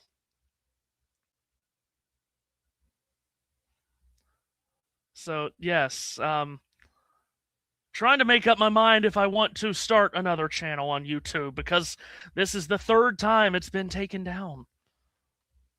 But I won't talk any more about that because if I get started, I might not stop. Sinner at the Royal Box end. Serving at 3-all, misses the first serve here. It has been it's been a difficult challenge, let's just say that.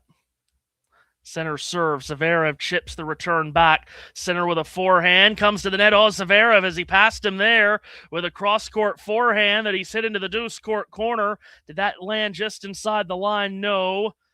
It's 15-love, but boy, he came awfully close.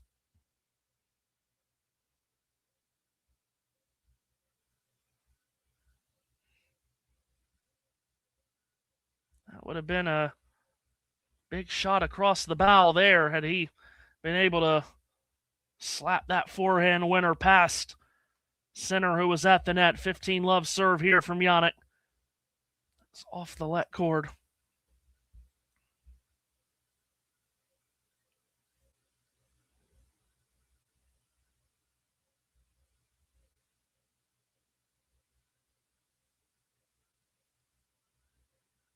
Sinner serves into the net here. Second serve coming. Yeah, that's right. It was the last World Cup in Qatar where we connected. Yeah, I do remember that. Second serve into the backhand of Zverev. Nearly took him all the way off the court to make the return. And Sinner easily steps into a forehand winner up the line. Yeah, we'll try to keep making impact on the TikTok. And hopefully one day I won't have many problems keeping a YouTube channel on. But yeah, they're driving me absolutely crazy. But should I be bad-mouthing YouTube when I'm still on YouTube on another channel? No. Sinner serves out wide. That's an ace. 40-love. I don't want to bring on any problems for this channel. Because right now, this is the only channel I'm on YouTube anymore. So let's not get this one in any trouble. 40-love here for Sinner. Toss up, serve down up the tee. Zverev able to loop the return back. Sinner explodes with a cross-court forehand, but missed it wide. Forehand error there by Sinner. It's 40-15. It's a Google world, and we're just living in it. Boy, truer words have not been spoken. Here's Sinner at 40-15. Serve out wide. Zverev cracks the return. Sinner up the line of forehand. Steered back by Sinner. Directed back by Zverev on an off forehand. And then the backhand misses from Sinner. 40-30. Couple points in a row from Zverev.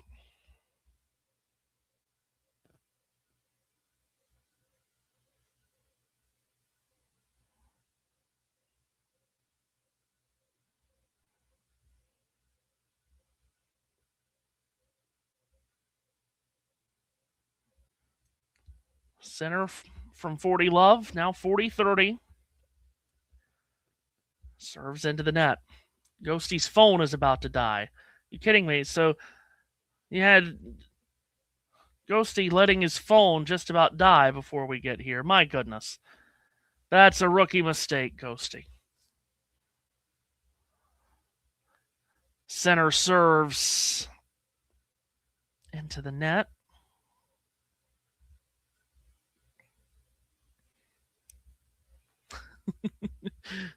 Second serve, Sinner, it's into the backhand of Zverev, cross court. Sinner puts it up the middle, and Zverev is into the net, so Sinner does eventually hold, although maybe made it a bit more difficult on himself than he needed to, but he holds for 4-3. See, that's another problem with YouTube here that I see on the side. All of these bot comments driving me absolutely crazy, and I thought at one point that was the reason I kept having issues with YouTube, but anyway. Apparently there's just a whole bunch of issues. Ghosty says, plugged in now, sucking down all that summer electricity. Well, indeed, it's extremely hot. We're getting some relief here in the Carolinas today and tomorrow, thank God, but it's only lasting today and tomorrow. Today it's down to 80. Tomorrow, I don't know what we're going to do with ourselves tomorrow. The high is 73. I mean, my goodness. I might strip down and run through the town naked. Probably not. No one wants to see that. But 73, like I said, I don't know what we're going to do with ourselves. But then on Tuesday, it jumps from 73 to 88, and then we're right back into the high 90s for the rest of the week, which I get irrationally mad at extreme heat. I'm one of those people. You can see how big I am. Big people like me don't do well with the heat. We have enough insulation as is. Anyway, we press on like a Lee nail. Streaking through the quad, yes. That's how excited we are that we haven't seen 70s with the sun up in what feels like months. Zverev at 3-4. Royal box in, serves out wide. And unable to find his mark at 129.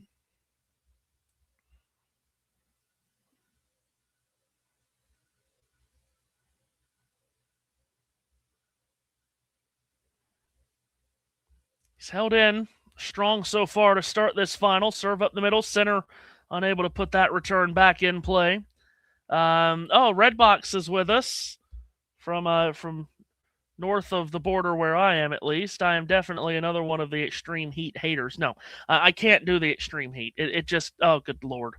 And I know that's been a big storyline about the heat in, Europe over the last, 6 weeks or so. Well, maybe even a little bit longer than that. As Zverev serves, hits the chalk, forehand return made by Sinner, and then an off forehand by Zverev drifts wide, 15-all. And of course, here's another. You asked me earlier, have I ever been to Europe? Here's what I'm going to say. I've been wanting to make a trip to England for quite some time. Like I said, stupid things have kept me from being able to actually plan that. Like last year, my water heater just blew up. It cost a lot more money than it needed to, as Zverev with another good first serve here that Sinner's unable to get back, 30-15. So there are things that keep happening that keeps me from being able to make the trip to England, but I'm not coming over there in the summer because you lot don't have air conditioning. Now, I work with a good amount of people that's over in England on, again, that other channel that's now been, banned because we were selling state secrets, apparently, as the serve up the middle from Zverev is an ace for 40-15. And they talk about not having air conditioning. I'm like, what the hell are you talking about? How in the wide world of sports do you not have air conditioning? So no, I'm not coming over there in the summer if you don't have air conditioning. Are you kidding me? 40-15 serve by Zverev out wide. Sinner blocks it back. Zverev backpedals forehand up the middle. Off forehand from Sinner, lunging to the backhand. Zverev short ball. Sinner with a drop shot, not well disguised. And then Zverev gets to it with a drop shot of his own, and then Sinner comes in and slices it cross court for a winner. Interesting point that, as both ended up at the net. It's 40-30. But yeah, no. Wow, there's a graphic from ESPN. That the speed of that Sinner winner, 31 miles an hour.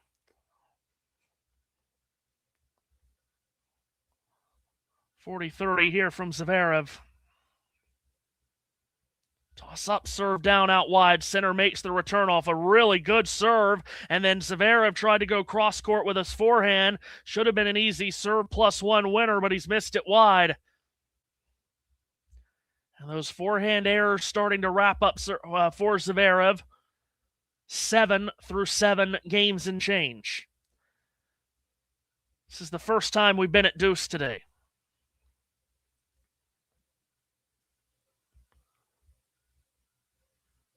Zverev serves out wide. Sinner, it's a let on the serve, and Sinner's probably disappointed by that because he really connected on the return.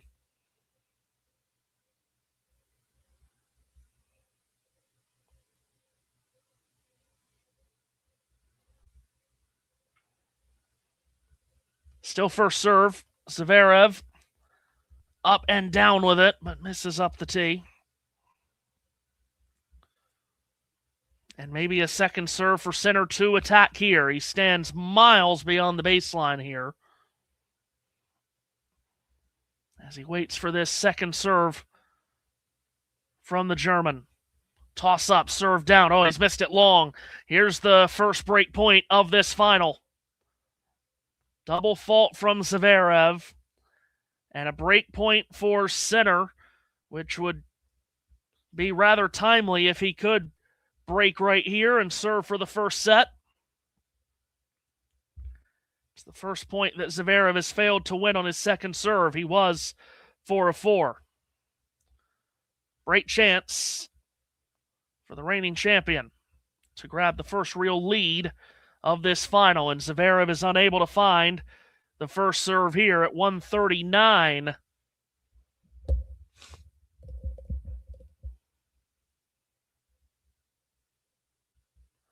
Again, Sinner standing far, far beyond the baseline as Zverev serves to the forehand of Sinner. Had plenty of time to line that up. Forehand by Zverev. Forehand cross by Sinner. Good angle from Zverev, and Sinner, cranks a forehand way off target. That ended up landing near the ESPN commentary team over there at the bunker. Chris Fowler, Patrick, and John McEnroe. As we're into a 7th minute of this game, back at deuce.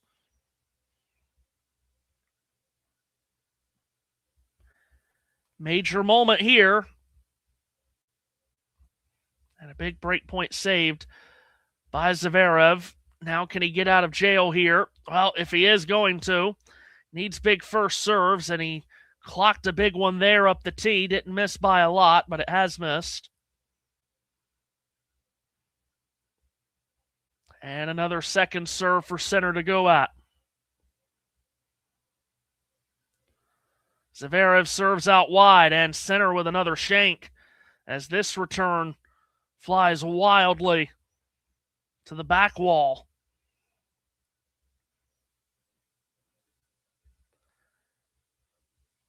Wonder how this, if Zverev holds, how would it impact him mentally to fight off a break point and be able to hold. It's been a stalemate to this point in this first set. Big first serve up the tee. Sinner can't get it back. So Zverev is able to fight off a break point. Holds for 4 games all in this Wimbledon final. And that perhaps a big moment for Alex Zverev as he tries to win for the first time in 9 matches against Jannik Sinner. Long, long way to go. Perhaps that is a stepping stone for bigger things to come here. Sinner to serve, 4 games all in this opening set of the Wimbledon final. Sinner serves up the tee, and that nearly went right through Zverev's racket. 15-love. Yeah, Ghosty says the slow-mo video of the fuzz flying off the ball was good. It was, yeah. This off the one of Sinner's shanks in that last game.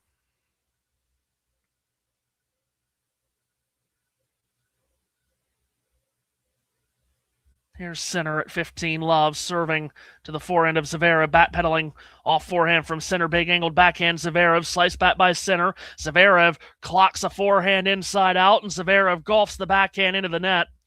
It's 15 all. 3 shakes in a row, and they'll recruit him to play soccer for the U.S., says Ghosty. Wow, too soon. Too soon, my friend.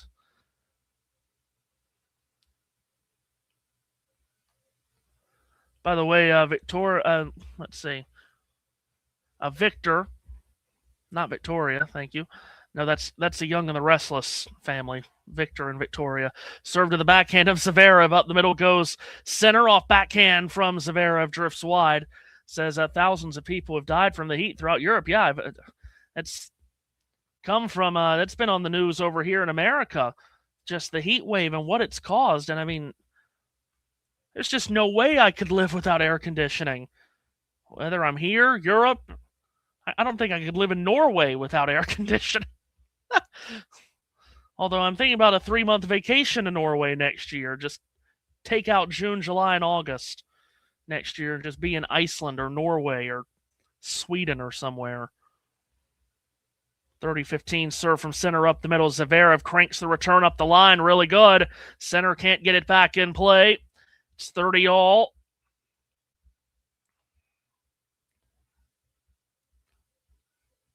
Yeah, it is too soon, Ghosty. You know why? Because I was one of the idiots that thought the United States were going to win that game. One of the huge idiots. Oh, yeah, Belgium. Golden generation's too old. Sure they are. Didn't even need De Bruyne on the field the entire game. They won 4-1. Good God. Sinner's first serve misses.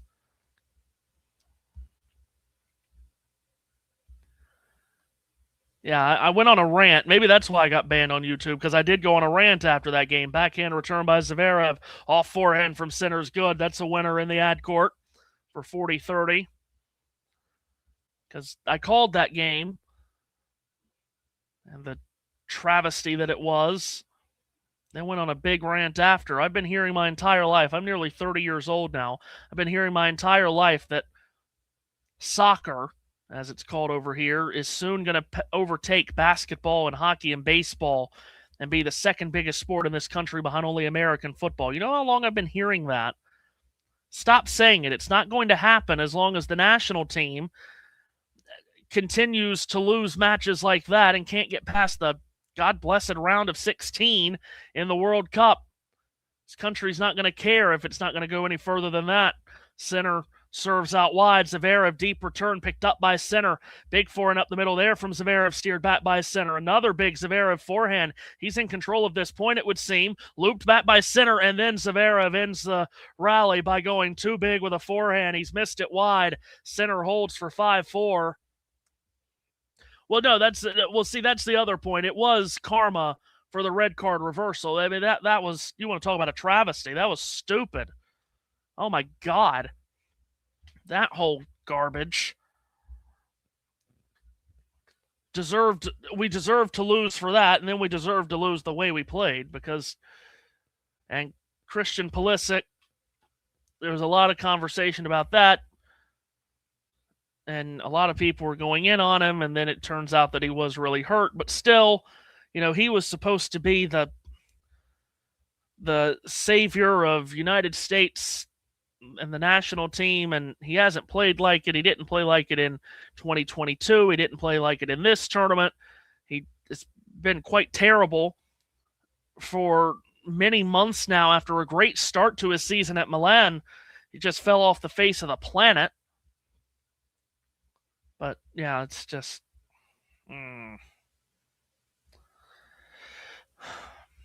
then if you are a diehard American soccer fan, you think, well, the Women's World Cup is next year. Well, the last Women's World Cup went so well for them and all. They played terribly. Should have been eliminated in the group stage had Portugal not hit a post in the dying moments of that game, and then played a lackluster game against Sweden, lost in a shootout in the round of 16. I called that game too.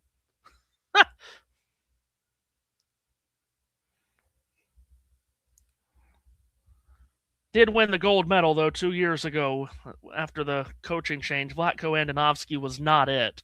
But now they have perhaps the best manager in the game of women's football, as Sinner gets a short return back on a Zverev serve up the tee, and Zverev jumps into the middle of the court and is able to blast away a forehand winner for 15-love.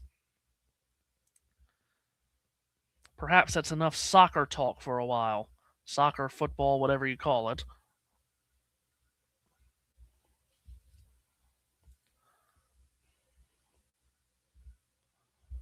Zverev at 15-love. High ball toss and a serve into the net.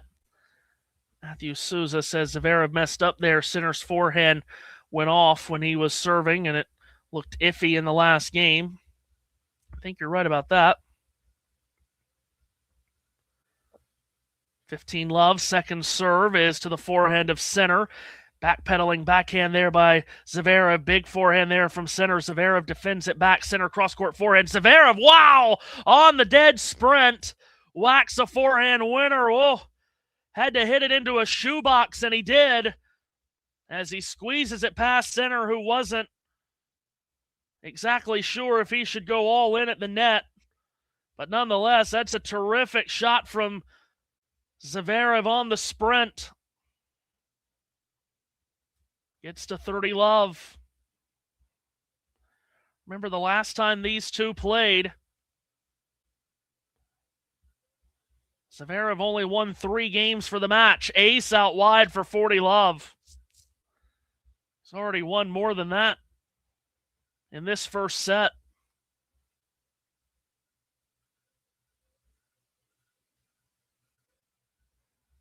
Now trying to get it to 5-all.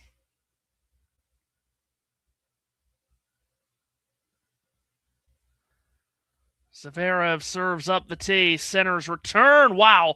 Hit the let cord and crawls over on Zverev's side.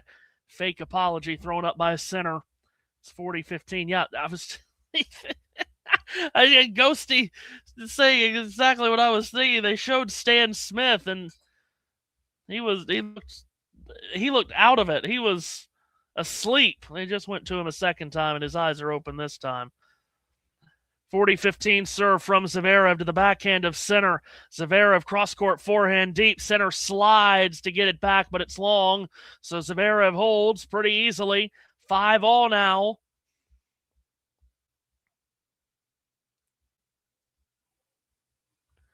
Ten straight holds of serve to start this final.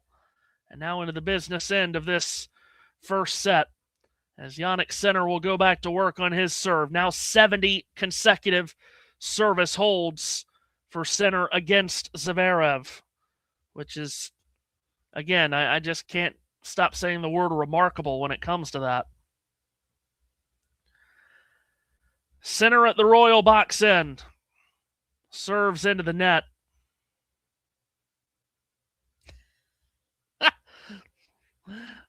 And Ghosty with a comment that perhaps I'll leave alone. Backhand return by Zverev. Up the middle from Sinner. Zverev the backhand straight up the middle. Backhand rally here. Now Zverev goes on an off forehand. Sinner shovels it back. Up the middle Zverev. Sinner forehand up the line. Steered back but long by Zverev. 15-love. 11-ball rally, third rally so far that's been over, that's been 10 shots or more.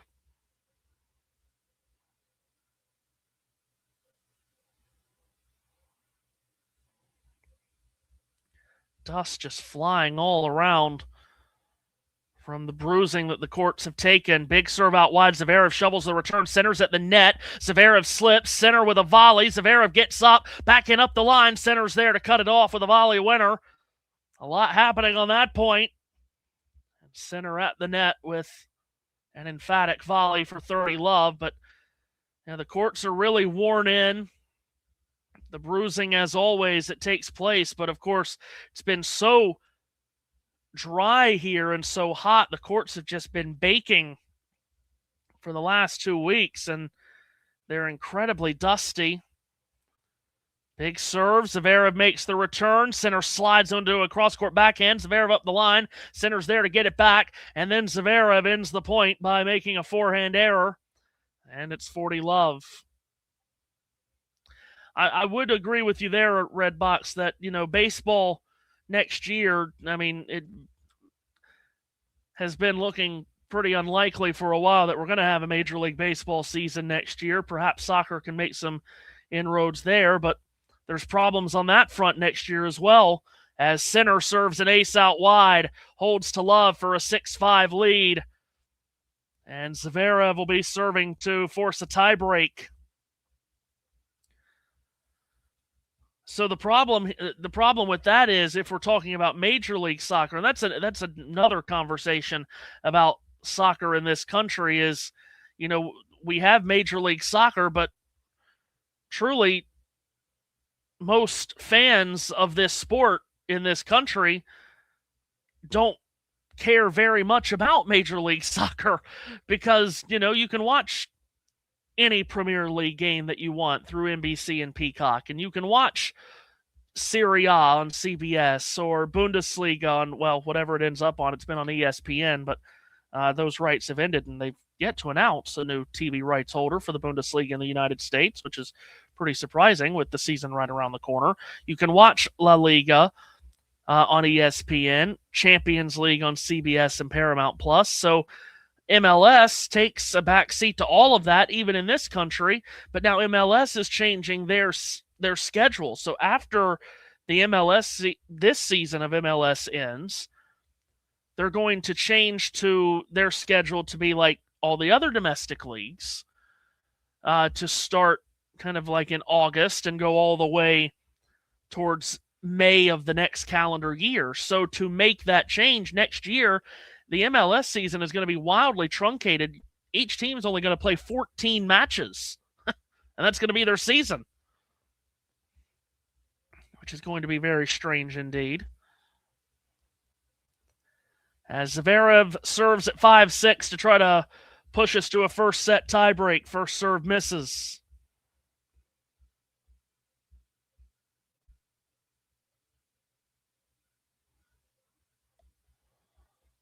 Second serve here for Zverev at the Royal Box end of center court. Serves to the backhand of Sinner. Good depth on the return. Cross-court forehand from Zverev. Big, deep forehand there from Sinner in the deuce court corner. Short ball by Zverev, and Sinner puts it away for love 15. So he was able to climb forward and spike that one away. As we close in on the hour mark of this first set, again, Zverev winning just 3 games total the last time these two played. He's won 5 in this first set, going to need to win a 6th to push us to a tiebreak. Zverev serves down the tee. Sinner gets a short ball back. Zverev backing up the line. Sinner on the full stretch to throw up a lob. Zverev's got it covered easily, and the overhead is put away for 15 all. Yeah, closing in on an hour already. What is it, 50 minutes? 51, yep.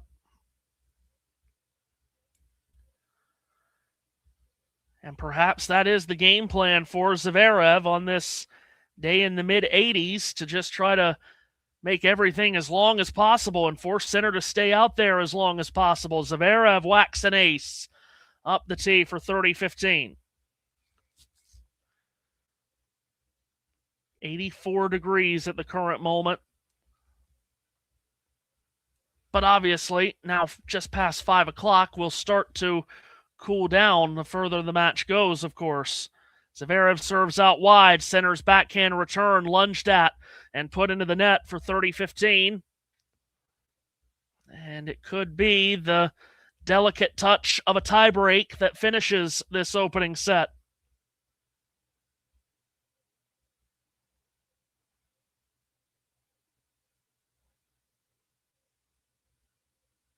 Here's Zverev at 40-15 to send us to that tiebreak. Serve out wide. Sinner off the let cord makes the return, and then Zverev goes to the back door. Off backhand winner, and indeed, it is a tiebreak. That will settle this first set as Zverev's backhand winner clipped the line. So here we go then. Complexion of this match changes completely based on who wins this tiebreak, and Sinner has won the last 4 times that these two have played a tiebreak against each other. Sinner serves to start the tiebreak out wide, misses. I think if Sinner takes the tiebreak, he's probably on his way to victory. If Zverev takes it, then you batten down the hatches. Second serve from Sinner. It's there. Zverev throws his body into a backhand return. Sinner off forehand, right on the line. It's a winner. It's a winner from Sinner with not a lot of room for error, but he has put it on the line. 12 of 14 now. Points won in this second serve. Both players been terrific on their second serve. 12 of 14 Sinner, 7 of 9 for Zverev. Zverev, who's 6-1 in tie breaks in these championships. He's played quite a bit of them.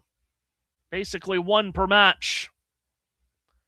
Serves here up the middle, can't find a mark.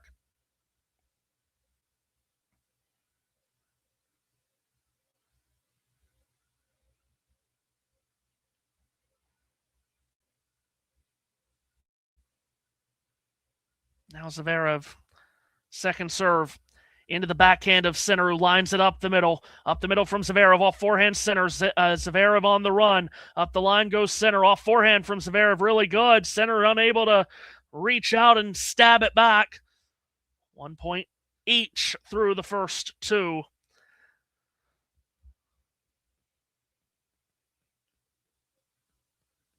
Sinner did lose a third set tiebreak in the first round to Kecmanovic, but has won all 4 tiebreaks since then that he's played in this championship. Zverev at the Royal box end. Serves out wide. Just missed it.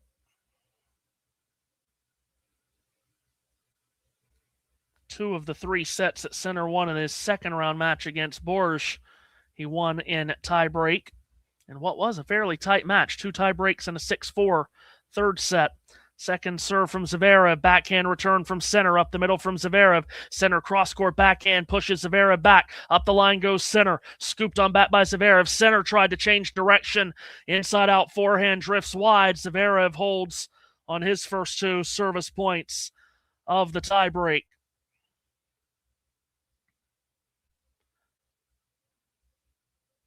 Zverev did win a first set tiebreak here on Friday against Arthur Fery. Did not surrender a point in that tiebreak.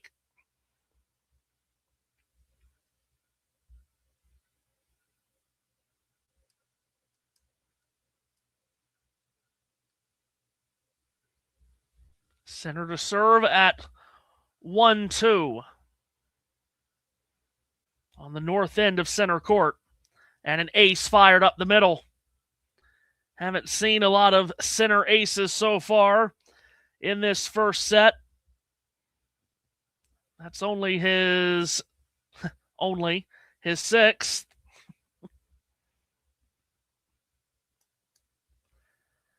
He's been averaging nearly 20 a match so far over the fortnight. 2-2 serve. Hits the backline chalk, and Zverev unable to get that back in play as he just stares down looking at the spot of where that ball hit, that's about as perfect of a serve as Sinner could have come up with. 3-2. Ghosty asking, is Zverev having fun? John says, I think Boris served for that second set as well against Sinner in the second round. As here's Zverev. Toss up, serve down, out wide. Really well done. Sinner can't get that back, so we'll change ends at 3 points all. Fitting for this tiebreak to start in the way that it has. We have not had a break of serve in the set, and we have not had a mini break through the first 6 points of the tiebreak. Who is going to blink first?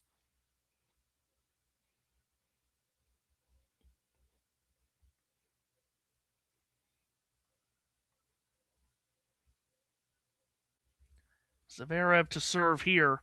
His average first serve speed so far, 134 miles per hour.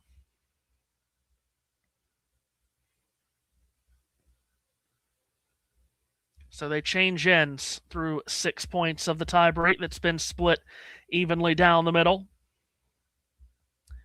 And here's Zverev serving up the tee, and he kicks up some chalk with his 4th ace of this first set.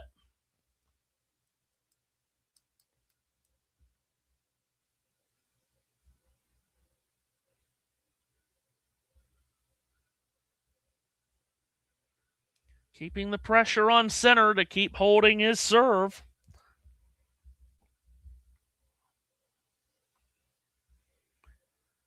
Now Sinner with his back to that royal box, jam-packed today. All 74 seats filled. Sinner serves up the middle. Zverev makes a return short cross-court backhand Sinner. Zverev's there to defend it back, and Sinner's at the net. Hits a winning volley for 4 points all. A bit of a fist pump there from Jannik.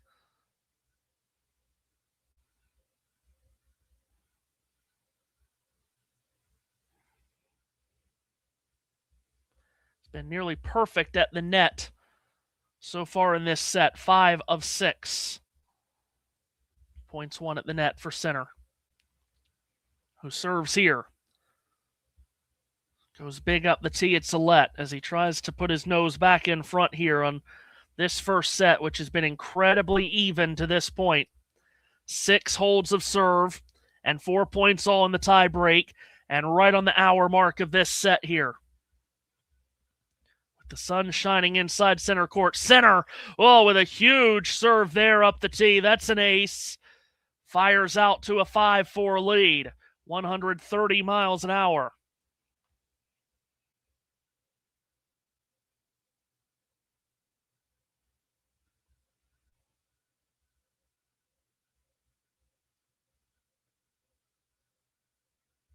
Now Zverev. Can he hold his nerve? Can he hold his serve? Toss up, serve down, up the tee on the chalk again. And Sinner can only swat it back into the net. It's 5 points all.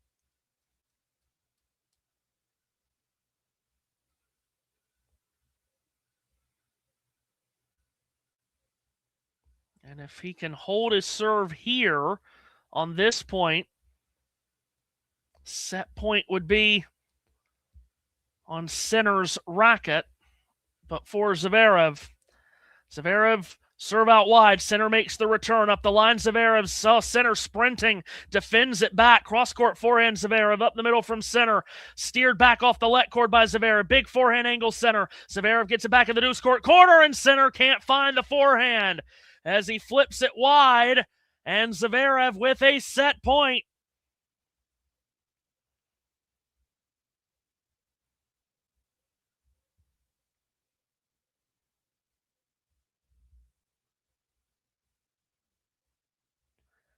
Jannik Sinner has won 19 of the last 21 sets that these two have played. He's down a set point right here. What a huge moment in this final if Zverev could take this opening set as the decided underdog. Here's his chance. Sinner serves up the tee. Zverev blocks it back. Sinner with a drop shot. Zverev charges to it. Staggers and stakes it over. He's at the net. Sinner passes him with a cross-court forehand winner to get to 6-all.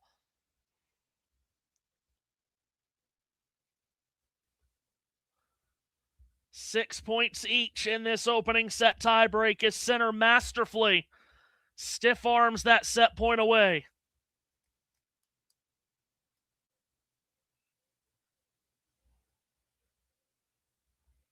They change ends.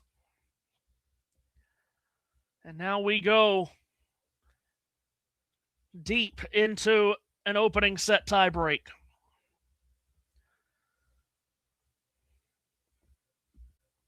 Who can win consecutive points first?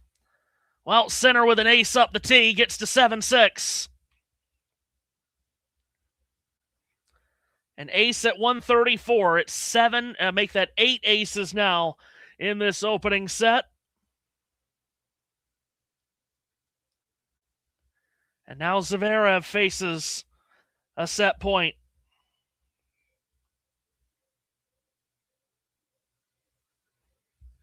This is as well as Zverev has played against Sinner in a long time. Would really be demoralizing, you would feel for him if he can't take this set. But he aces out wide to eliminate a set point against him. It's 7-7.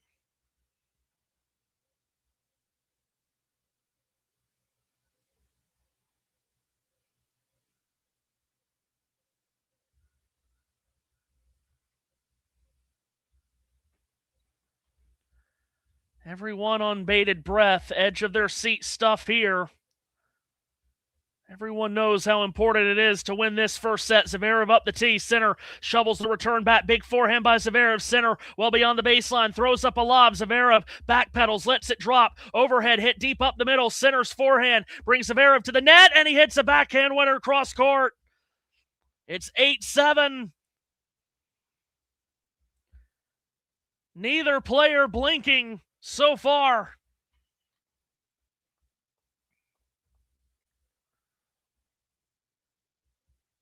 Second chance for Zverev to grab this opening stanza and grab the lead, where a lead has not been held through an hour of this match. No one's had a lead.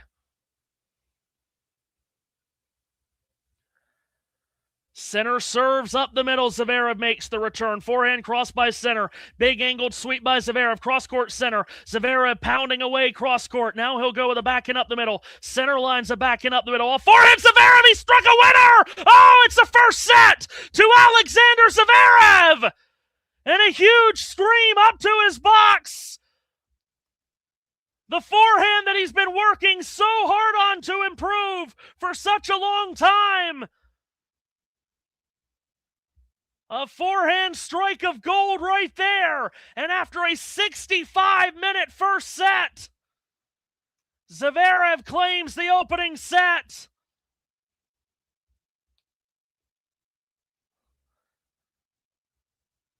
Alexander Zverev is in this to win this.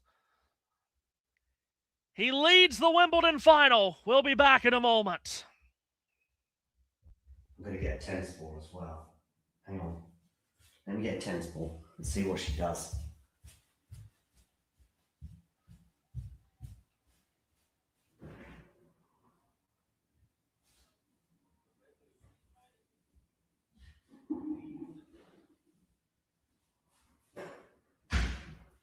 Right.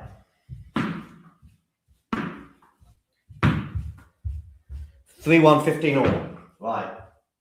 Yuki. You're not interested in the toy, are you? All right, listen, I'll tell you what, Yuki. I'm Jannik Sinner, and you are Alexander Zverev, right? I'm Jannik Sinner, and you are Alexander Zverev. So you know what you're going to do? Yeah, that's right. You roll over and have your belly tickled. That's what Zverev does against Jannik Sinner. Exactly. Very good.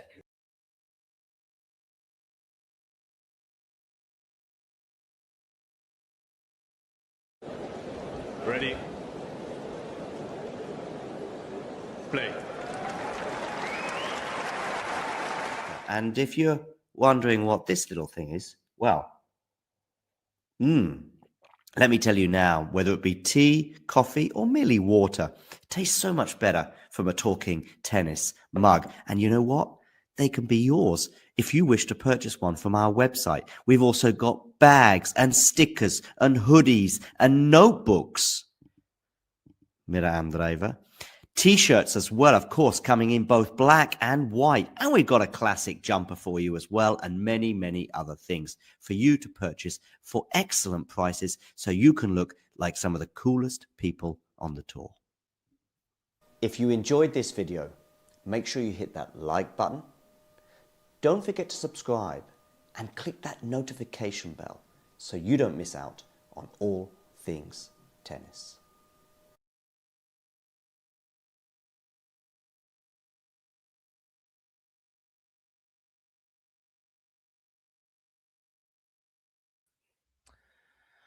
Back with the second set of this Wimbledon final, Alexander Zverev perhaps stunning Jannik Sinner and, well, maybe stunning everyone by taking the opening set. Great tiebreak.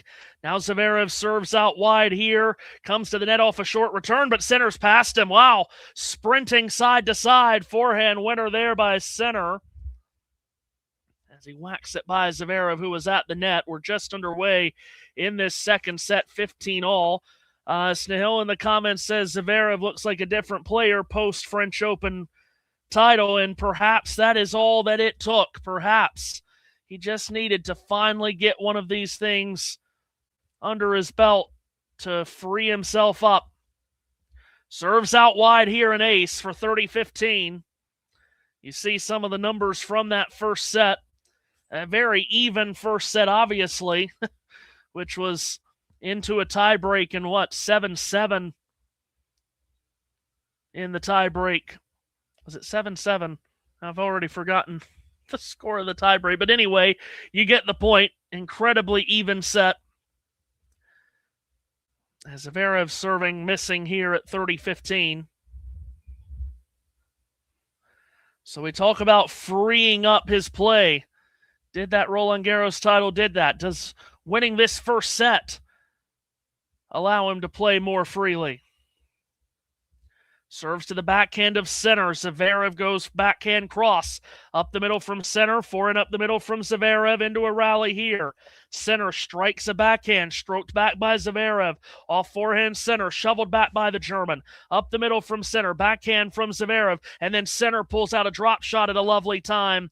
And it's a drop shot winner from Sinner to get to 30-all. Will there be a drop or big lift in play from either side of the net here?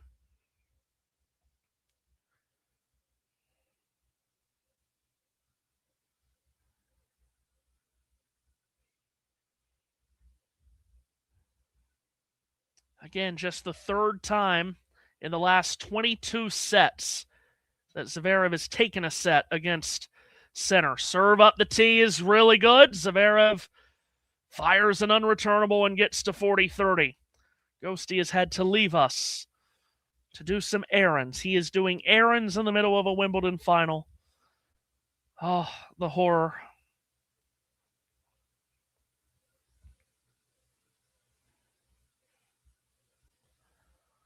.40-30 serve from Zverev has Sinner gets it back with the forehand, but then Zverev kind of let up on his forehand a bit. I think he was surprised that it wasn't called out. I was surprised it wasn't called out. It must have just gotten the back of the line. It's deuce here.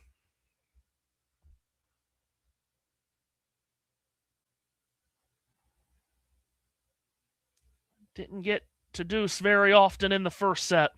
Zverev serves up the middle. Sinner gets it back high, looping short ball. Zverev takes care of it with a sweeping two-handed cross-court backhand winner. And a game point for Zverev. Well, buckle in because we might be on for a very lengthy and perhaps a classic Wimbledon final here. I think most people had this as Sinner winning it in straight sets, which would have probably been the top way to go. Zverev serves up the tee. Sinner makes the return. Middle of the court. Zverev deep forehand. And Sinner's able to lash a backhand winner up the line in the deuce court. Straightened it out beautifully there. And strikes a backhand winner.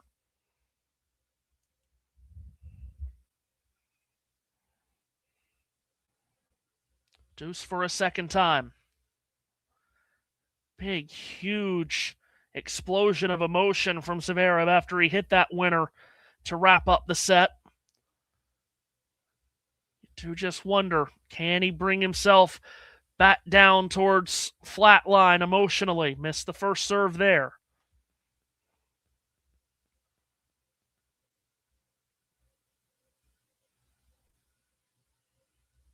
Second serve from Zverev to the forehand of Sinner. Off forehand from Zverev. Sinner gets it back up the middle, but it's long with the backhand as it just floats beyond the baseline, and Zverev with a game point again.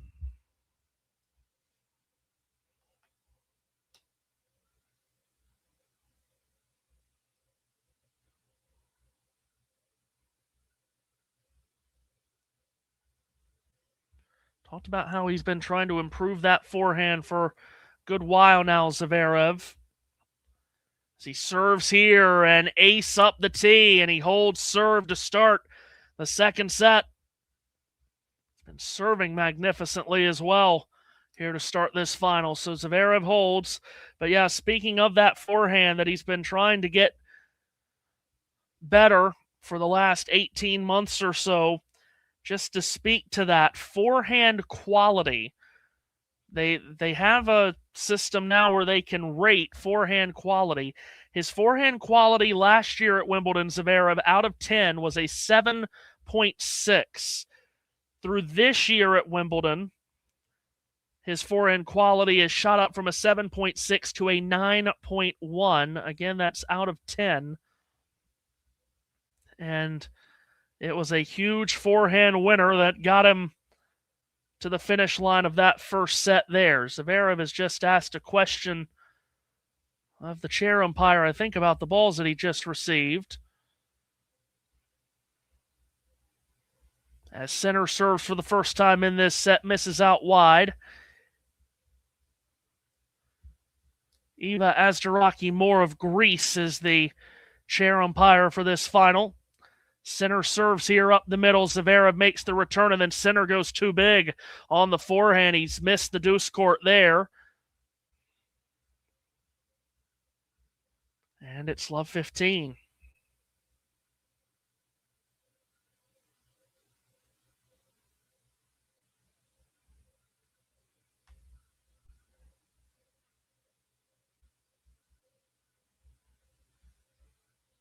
Here's Sinner.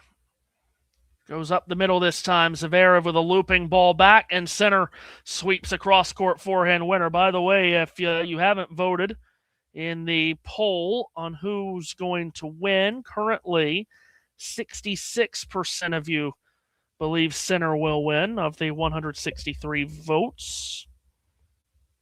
So about 2/3 of you have voted for Sinner. 15 all serve here from Sinner is into the net.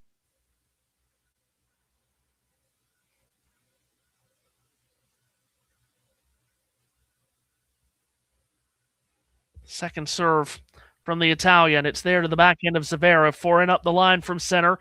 Cross court and deep from Zverev. Looping backhand there from Sinner. Zverev whacks it up the line, and Sinner pulls and yanks that forehand wide as the dust continues to fly right in his face again. It's 15-30.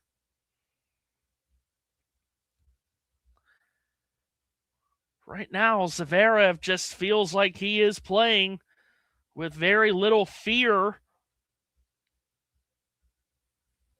And Sinner with some cause to pause all of a sudden.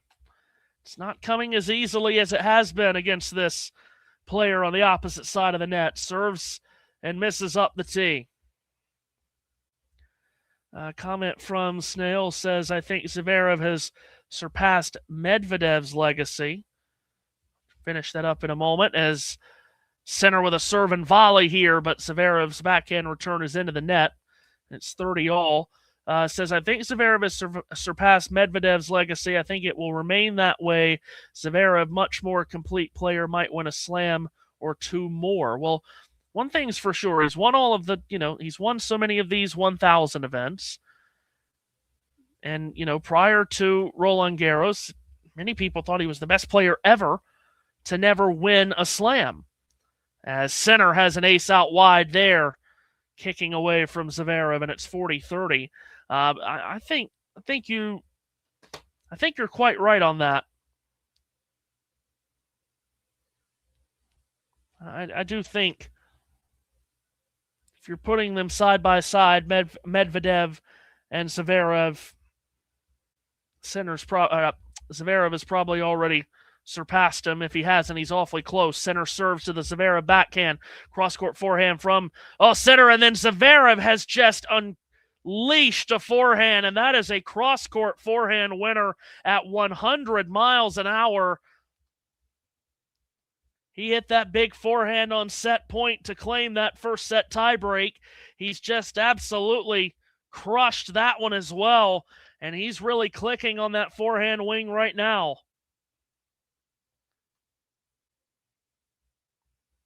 It is deuce. Sinner serves out wide. Zverev's return leaves a lot of court open for Sinner to shoot the forehand into the ad court for a winner. Medvedev, just the one slam title. Did make 3 Australian finals, but lost them all, of course. So he has made more. Let's see, what are the slam finals? I think that's now 4 for Medvedev and 5 for Zverev now. Served by Sinner, into the body of Zverev, who basically threw the racket up for more protection than anything, and the return is into the net, so Sinner has held. Wasn't an easy hold for either player to begin this first their second set, first service games of the second set.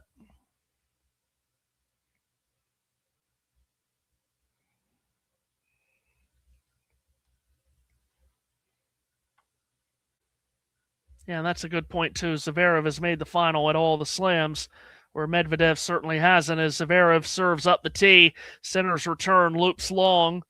Medvedev has only made the final at 2 of the slams. He made 3 Australian finals, made a U.S. final, but he has not made a final outside of a hard court at a slam. So, yeah, I think you're spot on with Zverev has already passed him. German serves here to the backhand of Sinner, forehand up the middle, Zverev, cross-court from Sinner. Big angled forehand, Zverev, pulling Sinner out of the court. And that sprinting forehand goes long from Sinner, and it's 30-love.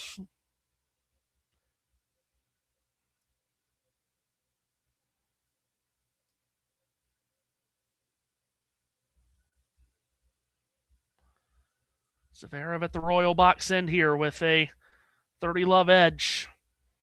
Serves out wide. Sinner makes the return. Zverev wanted to come in, thought better of it. Now he does come in to get to that defensive backhand, and a good volley hit there by Zverev. It's a volley winner for 40-love. He wanted to come in even earlier than he did, and he backed up, but then came in, got the job done. You're quite right about that, too. Gold medal for Zverev as well. Has to be talked about in that conversation from 2021.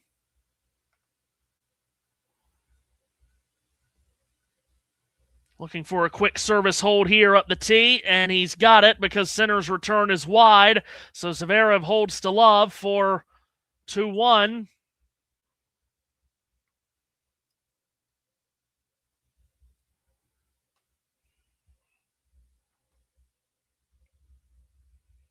Well, if you came in thinking that it was not going to be a competitive final, you were hoping for one, but weren't exactly expecting one. Pleasantly surprised, I'm sure, at this scoreline, as Zverev has done the job, taken the first set. Still, we have not seen a serve broken to this point. Sinner did not even face a break point in that first set, just as he didn't face a break point in the entirety of his semifinal win on Friday over Novak Djokovic. Hard to probably accept, to reconcile with the idea that did not face a break point but still lost the set. It's going to be tough to try to get your mind around.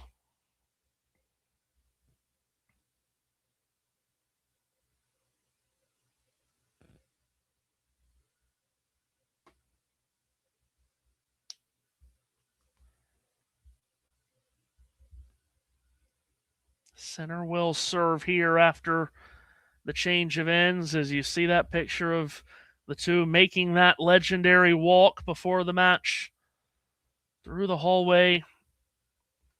One of the great traditions. This tradition-rich place. As Sinner serves a let to begin the fourth game of the second set.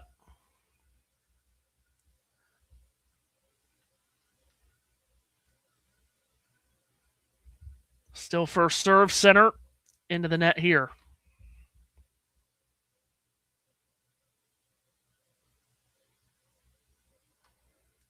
Now a second serve. Puts it into the Sinner forehand, who really stashes the return pretty deep. Flat forehand by Sinner as Zverev is in control of this point. Zverev with a slice backhand up the middle, and Zverev at the net. Sinner passes him. Forehand winner up the line. That was a great job by Zverev, not only to neutralize the point, but to get in control of it. But Sinner hits a fine forehand winner there. Tucks it inside the ad court corner. It's a good point there by Zverev against the second serve. 12th winner on that forehand wing from Jannik, who serves into the net again.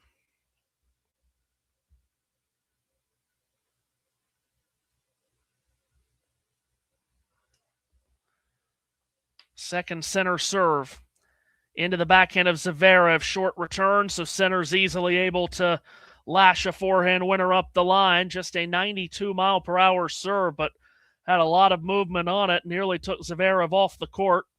Sinner now 15 of 19 points won on his second serve.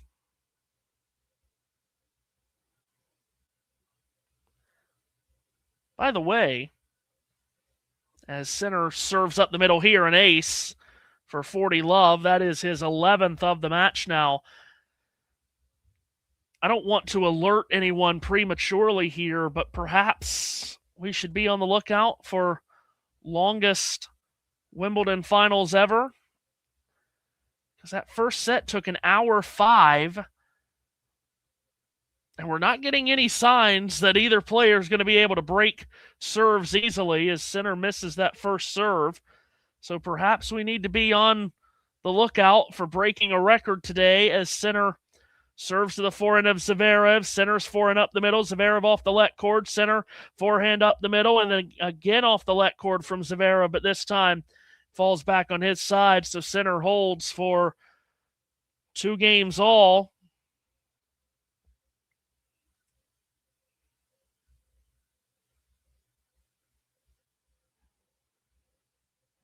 Of course, it was the 2019 final here between Federer and Djokovic, the longest Wimbledon final.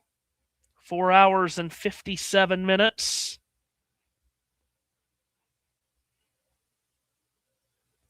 That was a match. I was doing commentary on that match. Hard to believe it's 7 years ago now, but boy, do I remember that one. Never will forget it. As Zverev serves out wide, Sinner unable to make the return.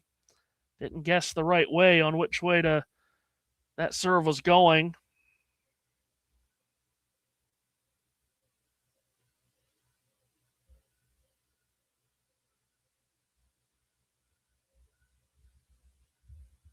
15 love. Zverev serves to the forehand of Sinner. Zverev backpedals to hit a short backhand. Cross court from Sinner and flat. Zverev up the middle. Sinner gets it back off forehand. Zverev, it's good. Sinner on the defensive. And then Zverev goes to the back door. Hits an inside out forehand winner for 30 love.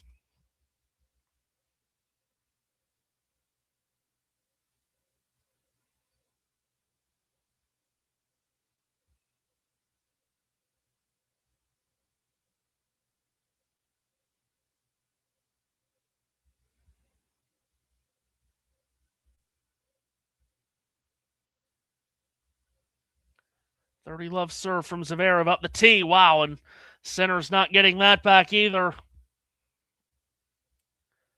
40 love now. I was just taking a look at what that 2023 final, how long it lasted between Alcaraz and Djokovic. I thought it was up there, and yeah, 4 hours 42, third longest Wimbledon final. As Zverev serves out wide, Sinner makes the return. Flat forehand, Zverev looped back defensively by Sinner. Cross-court forehand from Zverev gets away from him. Drifts wide. Not by a lot, but did just miss the line, 40-15.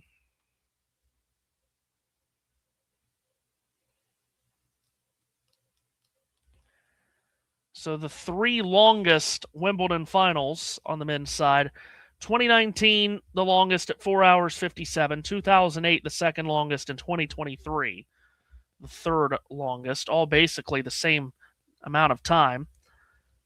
4 hours 57 was that 2019 final between Federer and Djokovic, and that lasted just 9 minutes longer than the famous 2008 final between Federer and Nadal that everyone knows about. Zverev serves up the tee. That's a let. So yeah, 457, 448, and 442, the length of those three finals.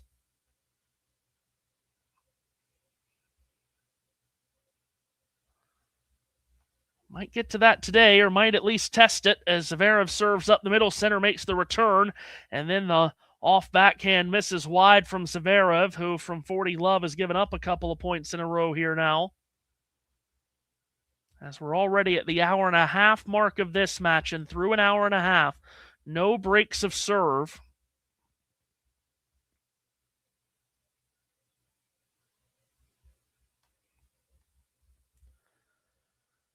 Zverev serves out wide. Sinner just makes it back across the net on the return, but Zverev gallops to it easily and slaps it away without any problem. So Zverev does hold 3-2 in this second set.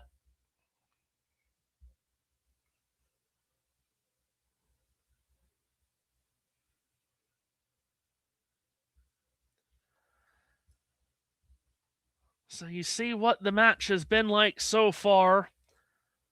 Not a single break in the first set. Only 2 break points, I believe, in that entire first set, and they were both against the Zverev serve, which he was able to save. And then a tiebreak that was 7-7, ended 9-7. It's been very tight ever since the word go, in a match where everyone had Jannik Sinner as the decided favorite, and for good reason. But he is behind here and will have to fight back. Losing that first set after he had won 17 straight sets, ever since dropping 2 sets in his first round match against Miomir Kecmanovic.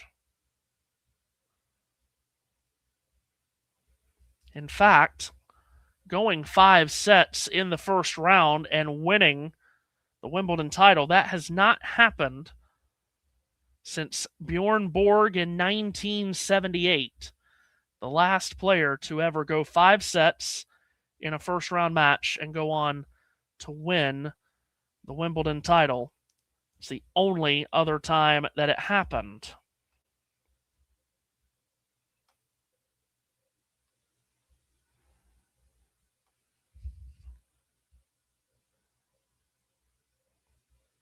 Sinner trying to do that today. But he's got a bit of a hill to climb to get back.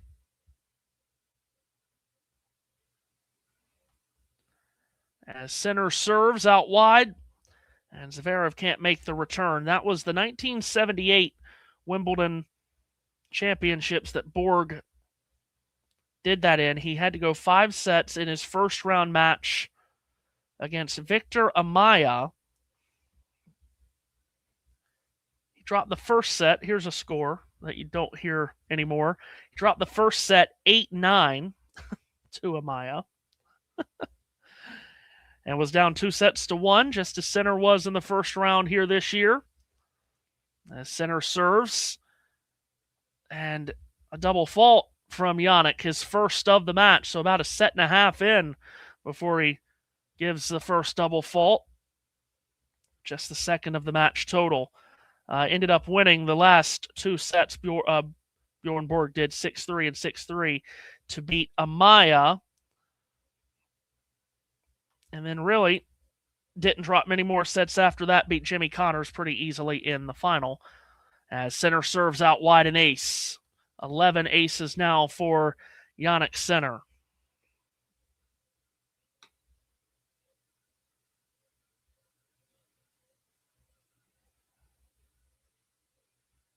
And averaging nearly 20 aces a match in these championships. Sinner 19 is the average. Misses that first serve up the tee. Yeah, Alcaraz, yeah, you're right, did go 5 sets in the first round last year with Fognini. Made it to the final. Obviously did not win it. Sinner second serve. Zverev throws his body into the backhand return that creeps off the let cord and falls over for a winner. So Zverev gets to 30 all with a let cord winner right there.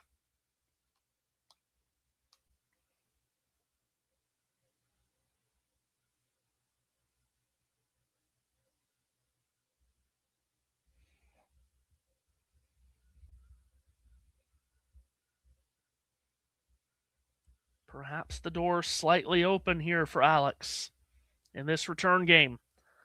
And Sinner's into the net with the first serve again.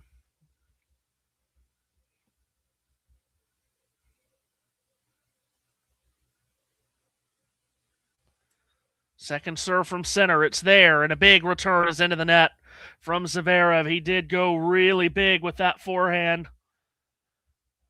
It's into the net as we're at about 5:45 in London. If indeed we do go long towards the 4+ hour mark, as I was just mentioning.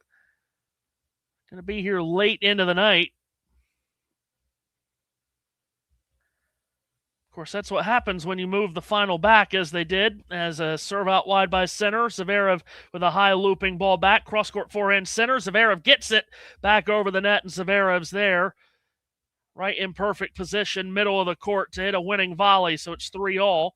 It was last year, I believe, was it last year or the year before that they moved the final back to start at 11 a.m. Eastern time, 4 p.m. local. They did that because ESPN paid, they pay so much money for the rights to broadcast Wimbledon in the United States. And as we know, especially when it comes to anything related to United States sports television, television is really what everything revolves around. Zverev serve out wide. Sinner makes the return. Zverev at the net to hit a volley. It was deep. Zverev got it back. And then, Zverev at the net. Misses the volley. I don't know how Sinner defended like that, but that's a terrific job of sprinting side to side by Sinner to get that backhand back. And Zverev at the net. Volley gets away from him. Do feel like Sinner's going to have to up his game here. Zverev has matched him to this point. Zverev serves out wide. Sinner is unable to make the backhand return. It's into the net.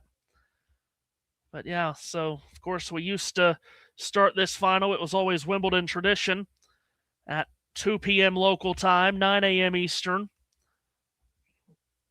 when we started the final, but now that we've moved it back 2 hours, if you have a lengthy final, like this one could very well be. What happens with curfew? Surely you're not coming back tomorrow to finish a final. Good Lord. Let's not think about doing that, please. Zverev serve. Sinner makes the forehand return up the middle off forehand. Zverev, Sinner able to hoist up a backhand. Zverev's at the net. One volley. Sinner's going to make him hit another. He does. Now Zverev has to backpedal off of a Sinner lob. They're both at the net, and Zverev was able to hit that up the line, and Sinner puts the volley into the net. It's 30-15. 11-ball rally there, and that was a fun rally. Zverev hitting multiple volleys and then having to backtrack on the Sinner lob. Good-looking point there. 30-15.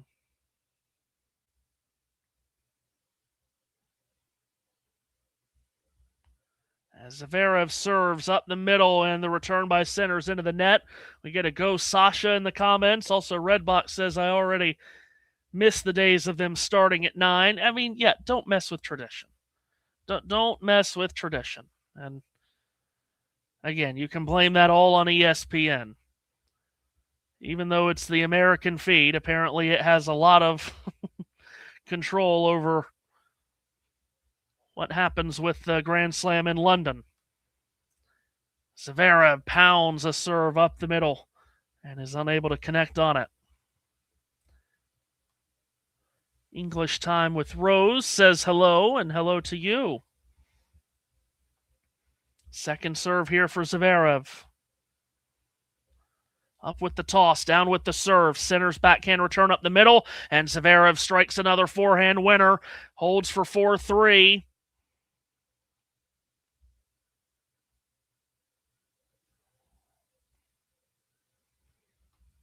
There's the pole.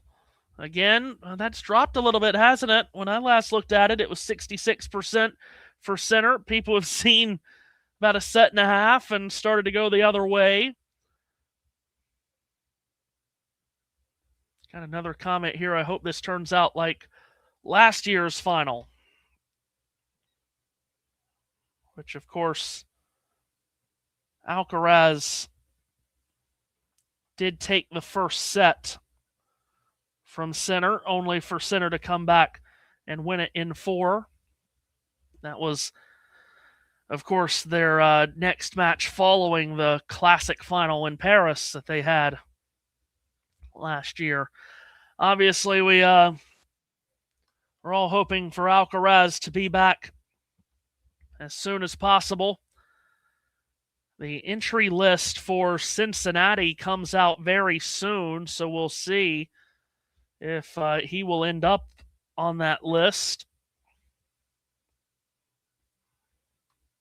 And if he plans to play in Ohio, which of course is the 1000 event just before the U.S. Open. Sinner serving at 3-4 is into the net as we restart again. 8th game of this second set.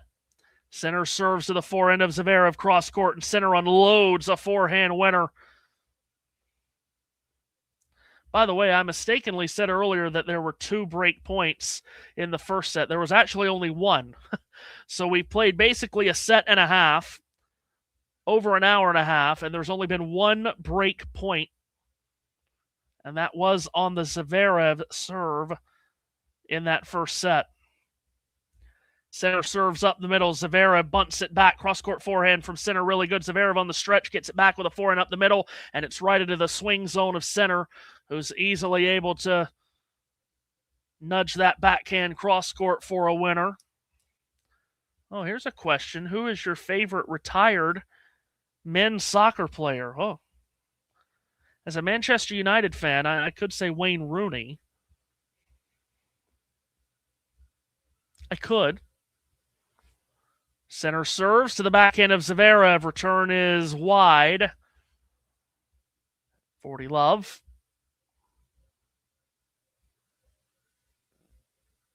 course, as an American, I also could say Josie Altidore, who was a fun player to watch when I was just getting into the sport. I was very late getting into soccer, as we call it over here, as center serve misses long. The first soccer game that I ever watched was in the 2010 World Cup. And like I said, what was I at that point? 13 years old. So I was pretty late getting into it. There was no one in my family.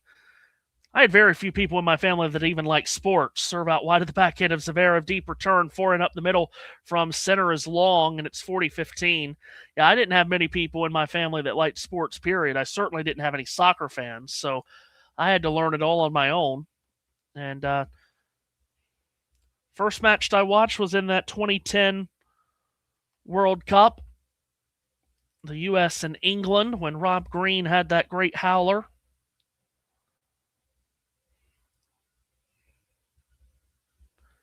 .40-15 serve out wide, and the return is lifted long from Zverev, so center holds, and we're at now 4-all in this second set. That's now 75 consecutive holds of serve for Jannik Sinner against Alexander Zverev. That streak not broken just because he didn't take the first set today.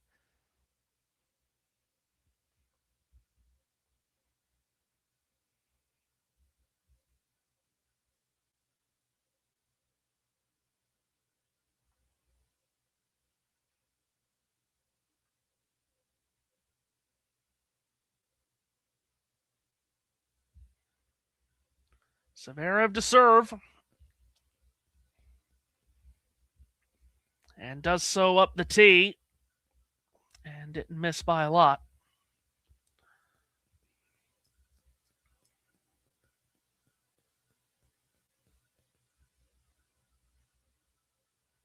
Zverev at the near end of the court. It's just a little bit of shade is starting to come in on the deuce court corner on the near end where Zverev is. Serves to the backhand of Sinner, and he's mishit that return. And it goes wide, and a bit of frustration as Sinner throws up his arms after that miss.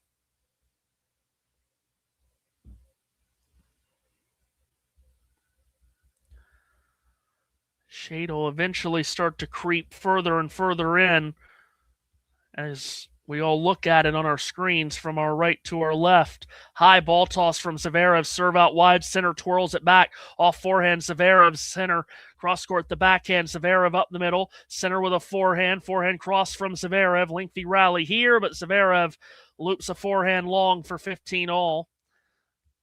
Yeah, question whose body will give out first.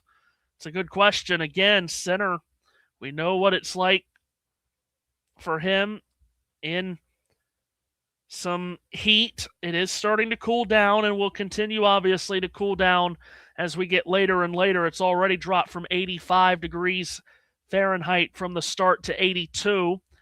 Zverev serves out wide. Tremendous serve and a swing and a miss on the return from Sinner as it just kept tailing away from him.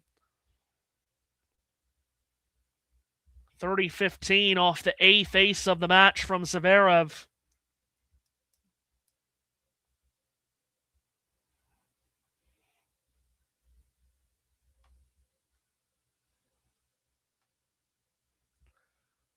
Oh, and now another ace goes out wide and goes back to back. 135 miles an hour, and it's 40-15.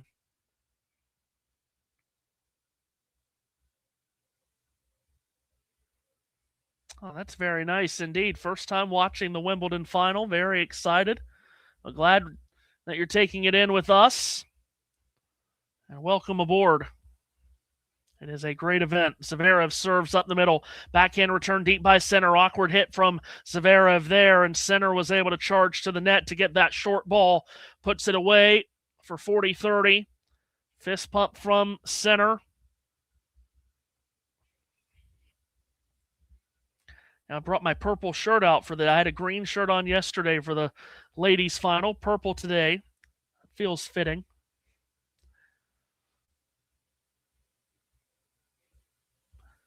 Zverev with another game point for 5-4. And he's able to blast off on another ace. That one hitting the line. The chalk went flying. So 3 aces in that game from Zverev. And he holds for 5-4. And now it's Sinner who will serve to stay in this second set.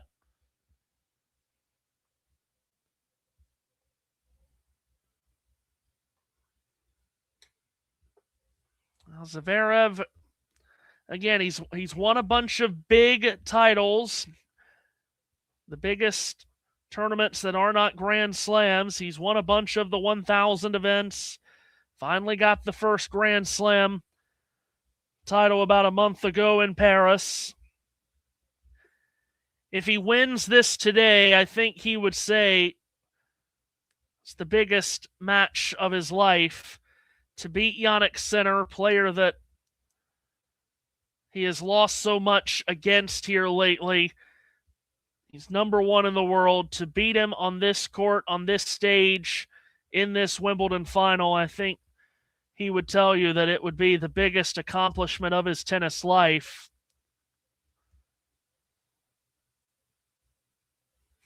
By the way, speaking of how U.S. television covers Wimbledon, ESPN has the rights to it. They air the finals live on ESPN, but then they put it on ABC, which is an over-the-air network over here. They air it on ABC on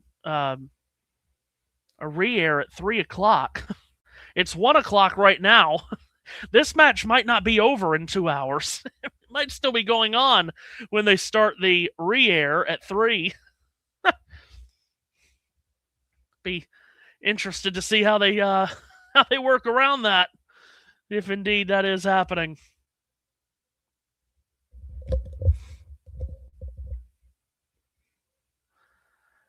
Here's Sinner serving to stay in this second set at 4-5.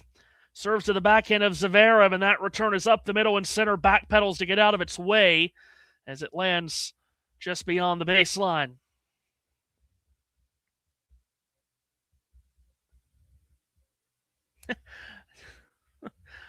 15 love. Just looked out my window to my right. It's a groundhog. Here's a serve, a let by Sinner.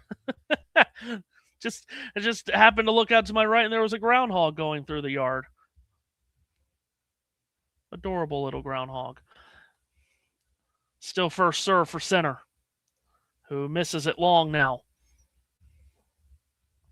Can Zverev dig in deep and possibly break the Sinner serve here to claim the set right here? Sinner serves out wide. Backhand return by Zverev. Cross-court backhand by Sinner. Zverev stumbles. Still gets a great angled backhand. Short ball to the net by Sinner. Zverev can't get back to it. Well, Zverev with a stumble beyond the baseline was still able to get a great angled one-handed backhand away, and then Sinner just had to slice it back, and it dies just over the net. Zverev unable to get to it, and it's 30 love.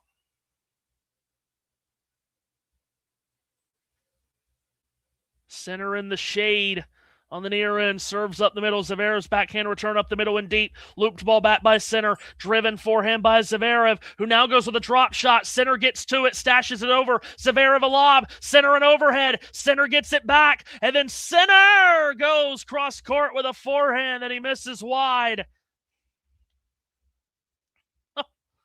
Wow.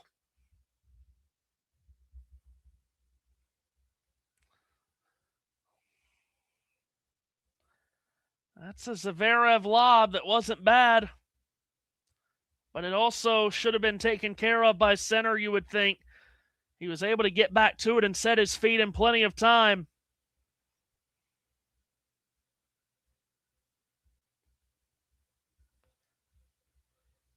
(30-15). Sinner serves up the middle. Zverev makes the return. Forehand is up the middle and just on the line, apparently, from Sinner. And the Zverev forehand is into the net.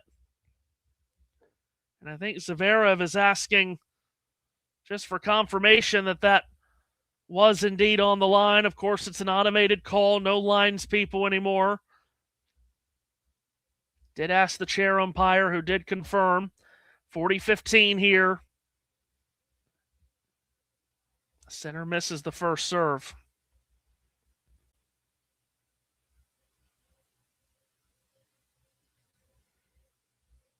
Second serve is up the tee. Slice back short by Zverev. Whoa, and Sinner makes a mess. Tried to take that out of the air and swings the forehand into the net. Anish says, missing my man Carlos Alcaraz. Victor says, I think Sinner got complacent regarding Zverev, and perhaps he did.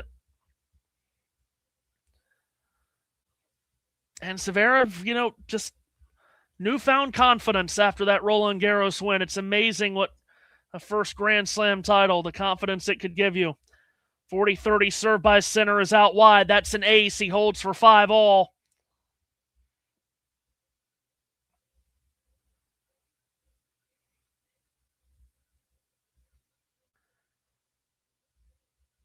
We have now played 22 games, not counting the tiebreak as a game. We have now played 22 games in this final and still only one break point.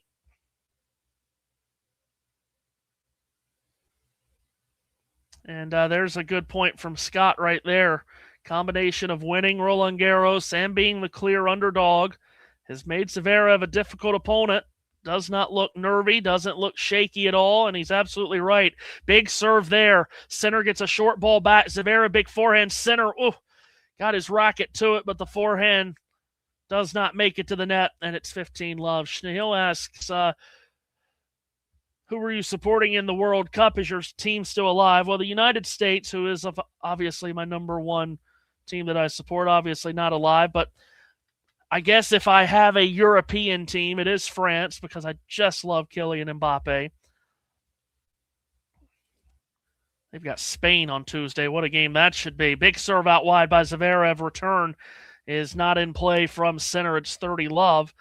And I can't say that I've always been a France fan. It's just the fact that I love Mbappe. I've been on commentary the last two World Cup finals when he scored in a World Cup final as a teenager in 18 against Croatia. First teenager to score in a World Cup final since Pele. I called that. And then beating Croatia, 4-2. Forehand return by Sinner here and a forehand hit wide by Zverev. And then I was on the call of the 2022 final where he scored a hat trick. He single-handedly got them into that game because France really played a terrible game against Argentina, and he single-handedly brought them back into the game and into extra time, and he did all he could do. Hat trick in the final, which is just really incredible. Zverev, big serve out wide there. Sinner unable to get it back, and it's 40-15.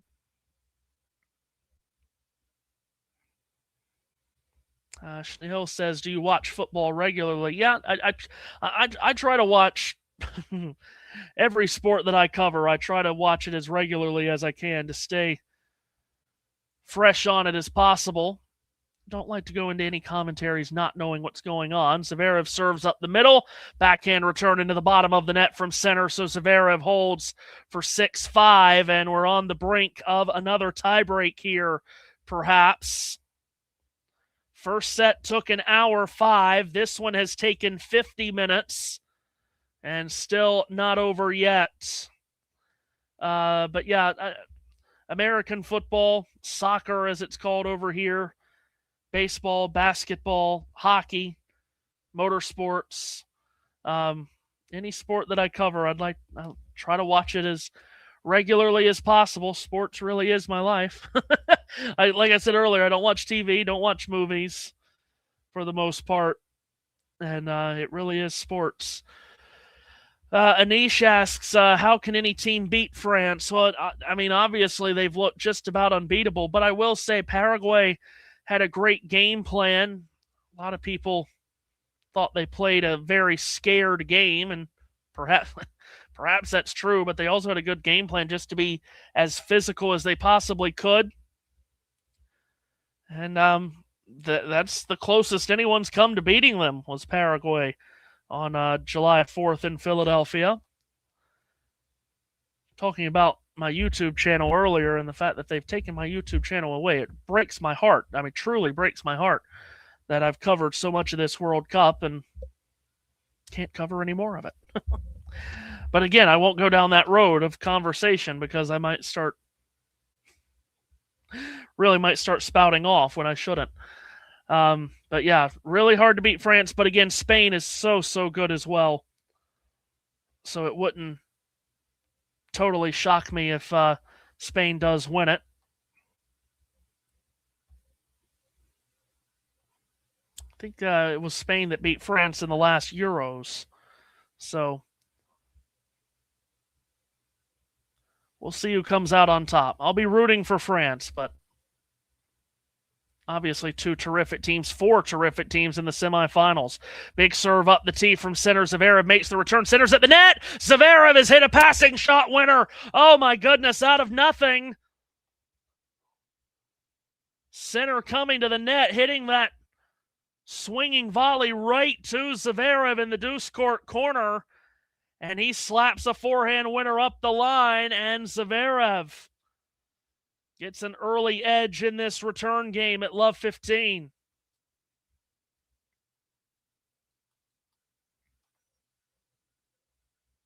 Sinner serves out wide. Zverev makes the return. Up the middle goes Sinner. Cross-court backhand Zverev. Spoon-fed back by Sinner. Deep by Zverev. Cross-court backhand Sinner. Zverev's backhand. Oh, was that on the line? Or was it wide? No, it's been called. It was called by the automated system out, and it was just wide. It was on the backline chalk, but it was wide. Barely.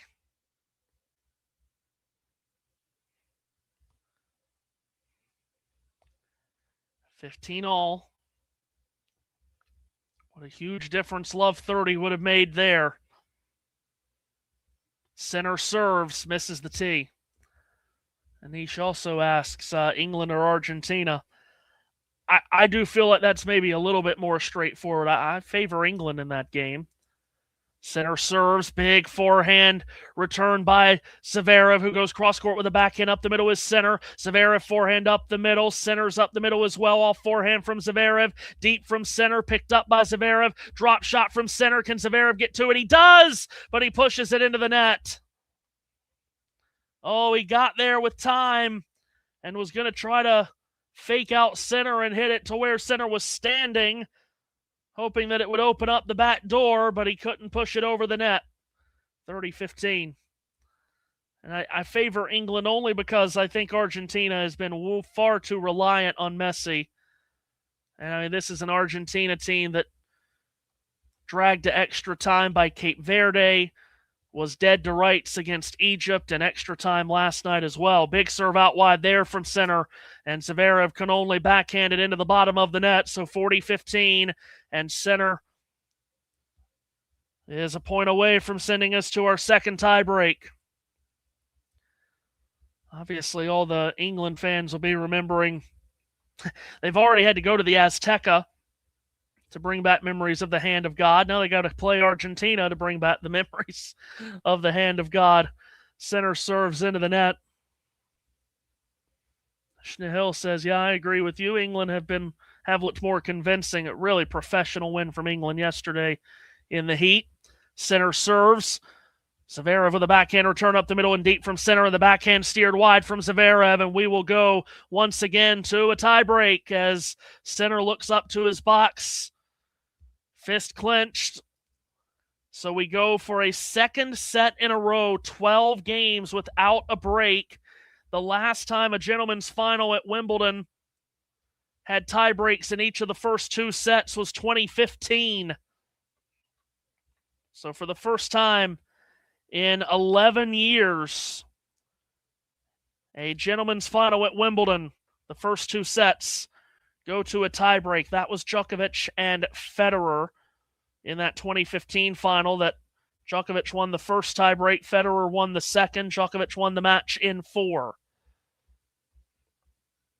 Zverev, who won the first set tiebreak 9-7, will start this tiebreak serving first, and he catches the ball toss.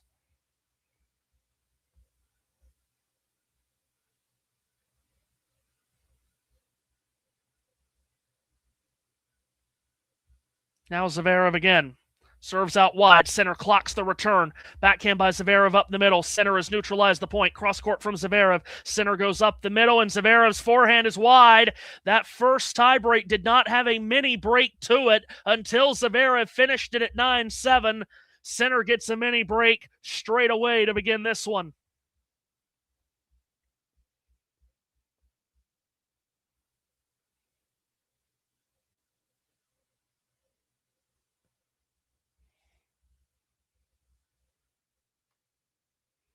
Haven't had a lot of unforced errors in this set. That's the 9th from Zverev. Sinner starts this tiebreak at the Royal Box End, serves into the net.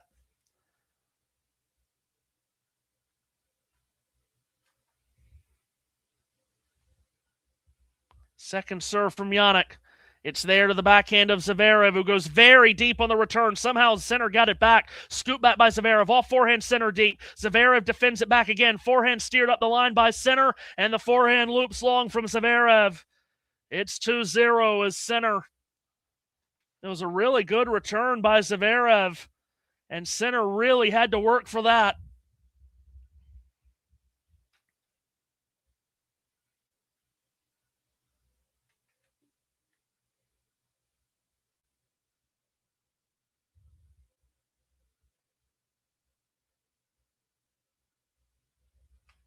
Sinner now with a point for 3-0.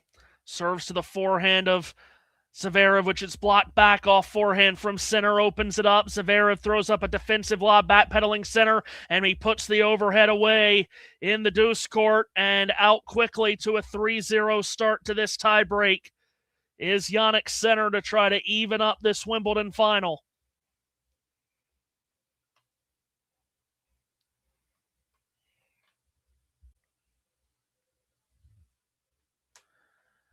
Going to be awfully difficult for Zverev to erase a 3-point margin in this tiebreak, but it is just one mini break.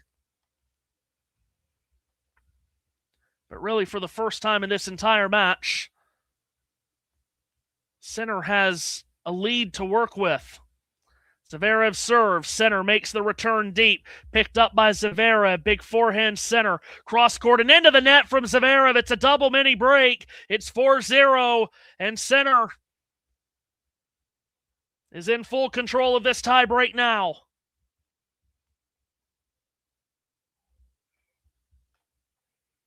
Eight points in a row now has been won by Jannik Sinner. And Zverev's lead might not last very long in this match. Serves out wide. Sinner blocks it back. Off forehand Zverev. Sinner on the defensive. Zverev at the net with a volley. Sinner with a lob, and it drops. Oh, just long. He's hit a lob winner already. Oh, my goodness. They just showed the Hawkeye. Oh, it's a blade of grass that he's missed that lob by. Bit of a smile from Sinner after that.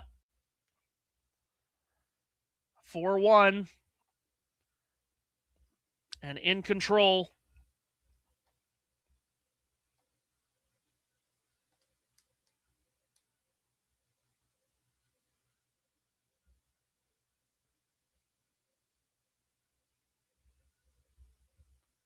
Sinner serves up the tee and into the net. They'll change sides after this point.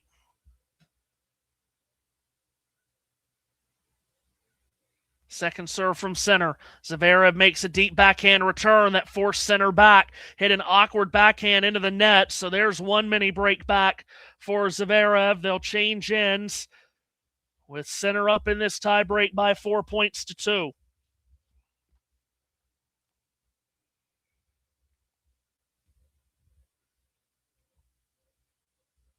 Huge crowd outside watching this final on Hinman Hill on the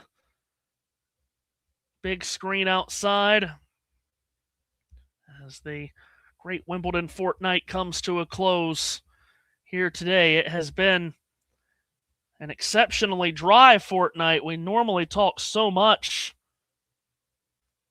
about the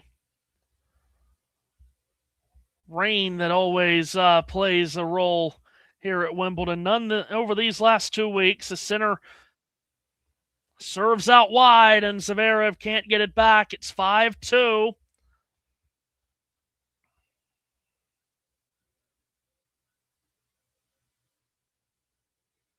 Sinner has dropped just 3 points on his first serve in this set, 18 of 21. Although Zverev has gotten his first serve in a much higher rate in this set than Sinner has.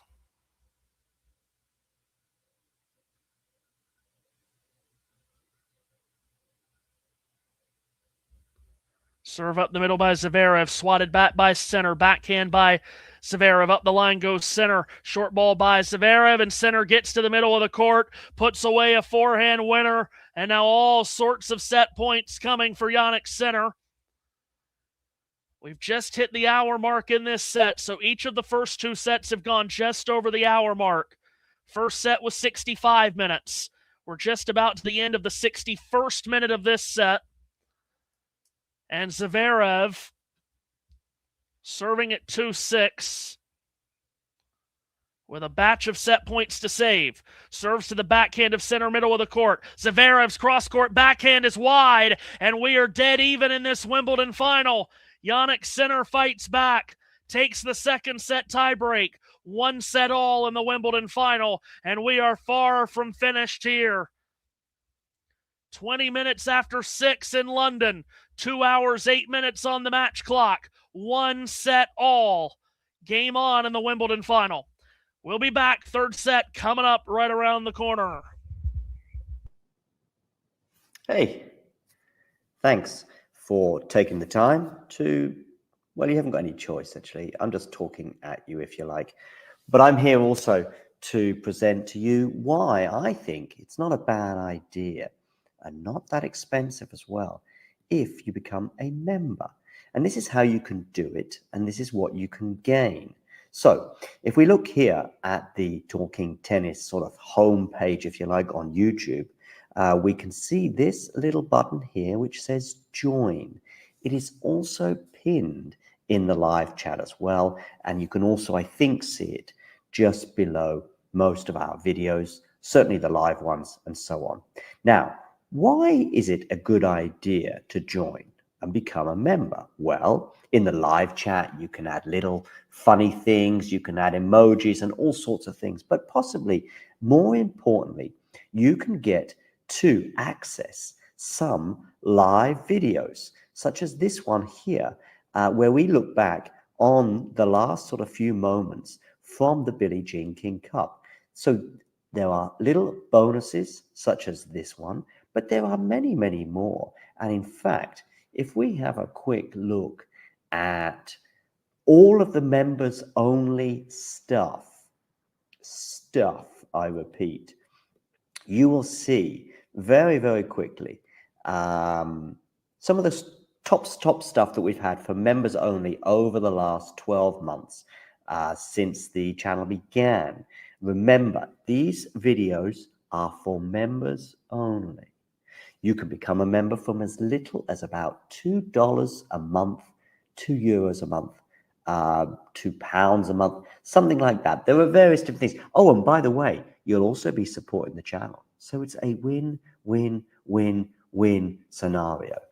Let me just show you some of the members only stuff. For example, we've got an exclusive little clip there talking to Laura Siegmund, Laura Tsurenko, her encore interview, some doubles footage there from Monastir, the Germany press conference pre-tournament Billie Jean King Cup, Claire Burrell talking as well to the media in her press conference in Monastir, Storm Hunter and Alicia Parks interview, Rebecca Masarova, her press conference, Coco Gauff exclusive for members only, albeit it was in Madrid. But these are just some of the things, some of the interviews and etc. Like Lestien here, a chat with him, Emma Navarro, and so on and so forth. So many little bonus videos available for just €2 a month. So what are you waiting for? Become a member. Or don't, it's okay.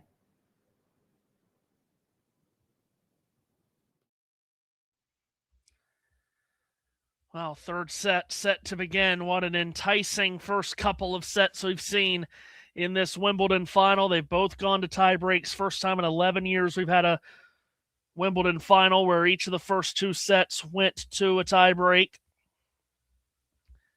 And they have been split down the middle.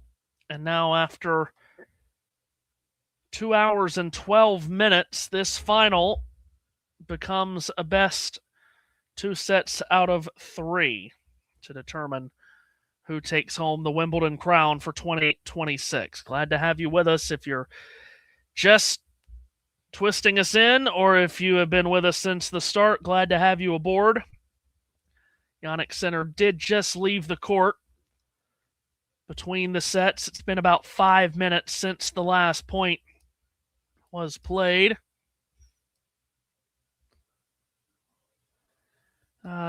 Getting some comments here. Amanda Anisimova was in Miami yesterday supporting England against Norway. Coco Gauff was there too. So some tennis representation at the World Cup. Semifinals. It's a great Final Four. I mean, a lot of star power in that Final Four. With Argentina and England, Spain and France.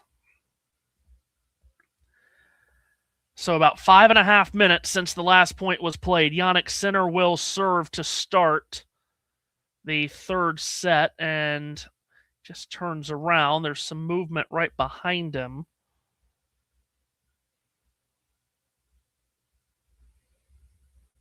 And now we'll get the third set started. Sinner at the Royal Box End serves a let. Now just about the entire court, side of the court where Zverev is at, is enveloped in shade now. Sinner serves up the tee. Zverev slices the return back, and Sinner jumps on it and pounds away a forehand winner. Only a sliver up towards the net to Zverev's left as he was standing in the deuce court. It'll now be just ahead of him as he stands in the ad court. Just that small sliver in sunlight, and now the shade's starting to creep in on the Royal Box end of the court as Sinner misses the first serve. That's the south end of the court where Sinner's at now. Second serve here from Sinner into the forehand of Zverev, and he's staked that return into the net for 30 love. Victor says Spain will reach the final. Okay. Has Spain beating France.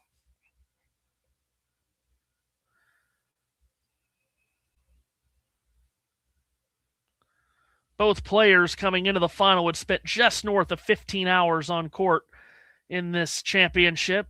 Let on the first serve from Zverev. So not a huge difference.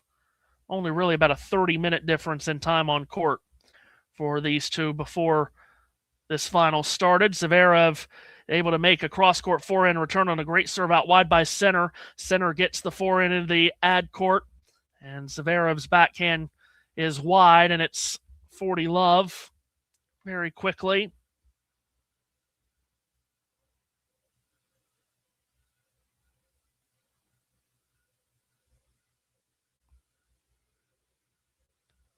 Sinner serves up the tee. Zverev makes it a short return, and then Sinner, wow, with a drop shot that was not well hit at all, into the bottom of the net with that drop shot.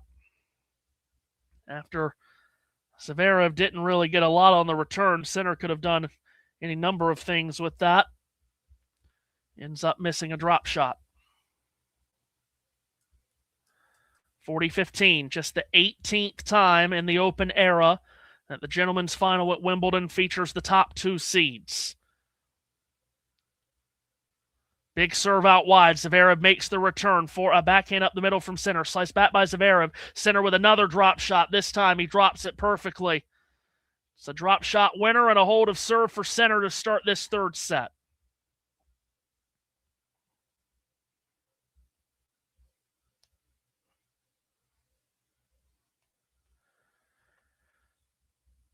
So 25 games now into this final, not including the tie breaks, as Zverev serves to the backhand of center, deep return. You know what? That was a replay. Wow, ESPN throwing up a replay there that caught me out. Wow. Okay, thank you, ESPN, for that. There's a moment.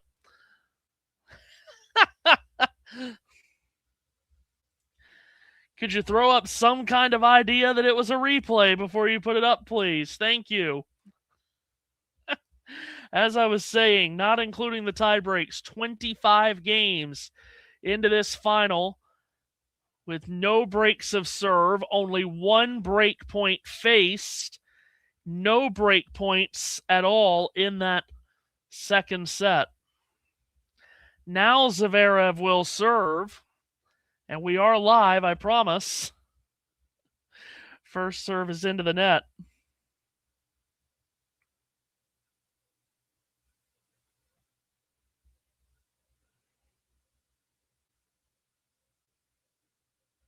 Second serve here from Sasha Zverev into the backhand of Sinner, who lifts that return. Now a slice backhand from Sinner, off forehand from Zverev is into the net. That's the 19th unforced error on the forehand wing from Zverev.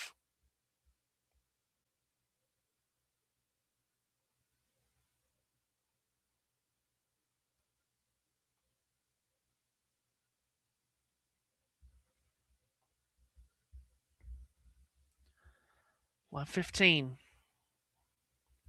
Zverev serves up the tee. Sinner able to swat the return back, shoveled on by Zverev on the backhand, and then Sinner explodes a forehand winner up the line in the deuce court. So here we are at love 30. Talk about the lack of break points in this match. Sinner is at love 30 here. Door open for him in this return game. Is this when we see the level rise up for Sinner, or maybe even a dip in play from Zverev after he's dropped that second set? Serve to the backhand of Sinner, deep return, off balance forehand from Zverev, cross-court backhand Sinner. Zverev slices it back. Sinner's off forehand is really good. Zverev shovels it back. A drop shot by Sinner is into the middle of the net.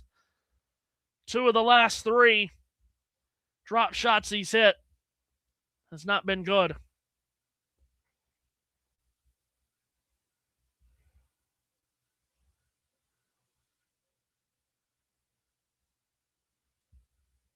That was a chance to get to love 40. Instead, 15-30. And the difference between those two scores is, well, I don't have to tell you how important it is. Let Zverev off the hook a bit. Serves out wide. Sinner pops the return back. Big forehand up the line. Zverev. Good defending from Sinner to get it back. Big angled forehand. Zverev up the middle from Sinner. Zverev strikes a forehand. Backhand by Sinner to the backhand of Zverev. Cross court from Sinner. Zverev directs it back up the middle from Sinner. Slice backhand Zverev. Dug out by Sinner. Cross court off the let cord. Zverev picked up by Sinner. The forehand is wide. And it's 30 all. So from really close to love 40 for Sinner, now instead 30 all.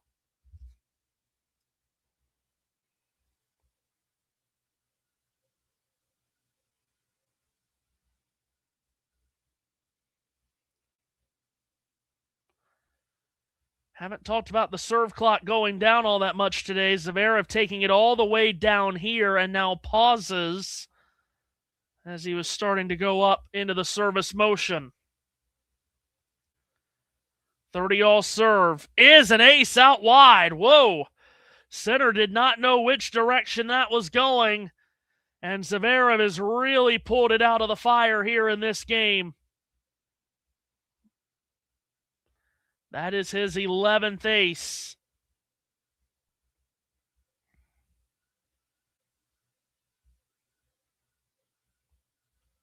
You would have really feared for Zverev had he lost serve in this game that it might be one-way traffic from here on out. But he serves here, and Sinner's return is into the net. So from love 30, Zverev pops off 4 points in a row and holds for one game all. an ace and an unreturnable to close out that game, and that last serve at 136 gets it to 1-all in the third set.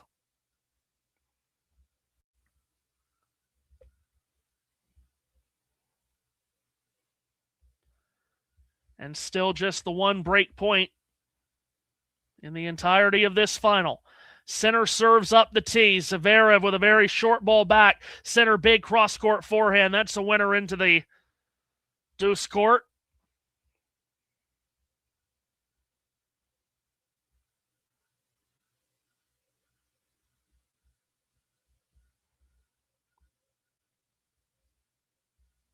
(15-love).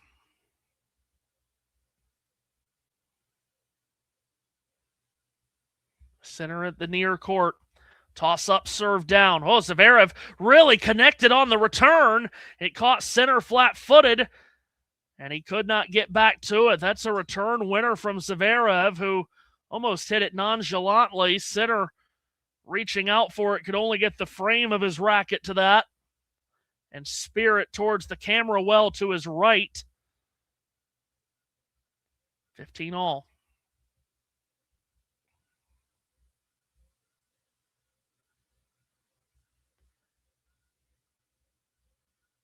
Sinner serves again, and this time the backhand return from Zverev. He strings it wide, 133-mile-per-hour serve from Sinner to get to 30-15.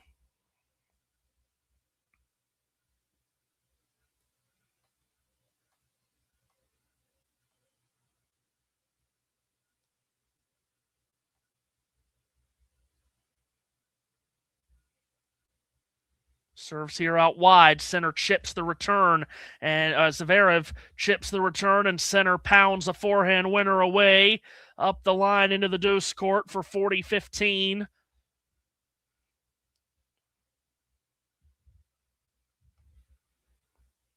And start of this set following really the script of the first two sets. Sinner serves up the tee. Zverev's return lands short of the net, so Sinner holds for 2-1. Each of the first two sets took over an hour. And the servers with 3 straight holds to start this set as well.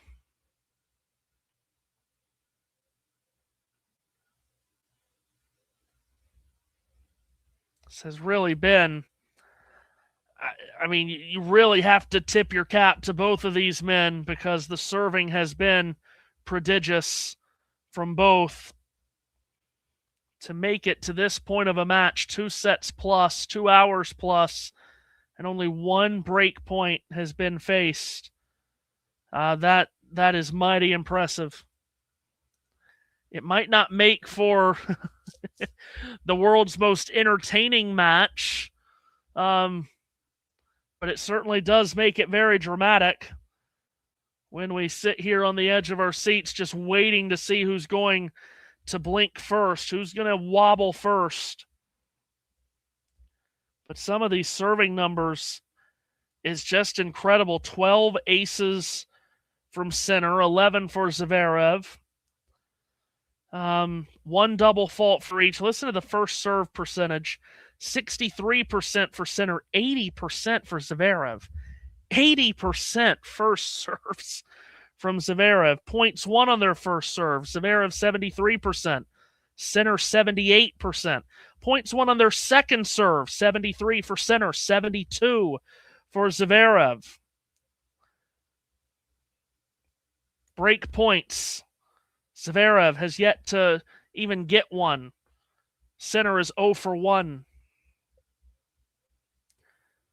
And the total, the receiving points won. Percentage of receiving points won. You wouldn't expect numbers to be very high. They're not.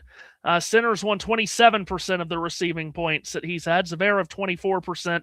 Total points won. Sinner 91. Zverev 86.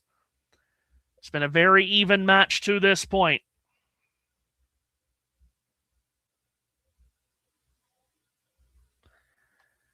Zverev serving as shade is covering, you'd probably say about 75-80% of this court now. As Zverev serves up the middle, Sinner makes the return short. Zverev with a forehand picked up by Sinner and then drifted wide by Zverev. That inside-out forehand gets away from him. I mean, we're dead even right now. There's nothing separating these two at the moment. And with that said, I think everyone would probably still favor Sinner to win this match. He was the decided favorite coming in. Serve up the tee by Zverev, really good. Spiked into the ground. Goes the return for Sinner, and it's 15-all. Let's see. Matthew Souza says, as the conditions cool, I think Zverev won't get the same purchase on his serve. It's definitely cooling. Start of the match, it was 85 degrees Fahrenheit. It's now 82. And shade, as I said, just about over the entirety of the court now. Zverev serve up the tee. Sinner can't get that back either. And it's 30-15 as we're just 2 minutes shy of the 2.5-hour mark of this final. 2 minutes shy of 20-7 in London.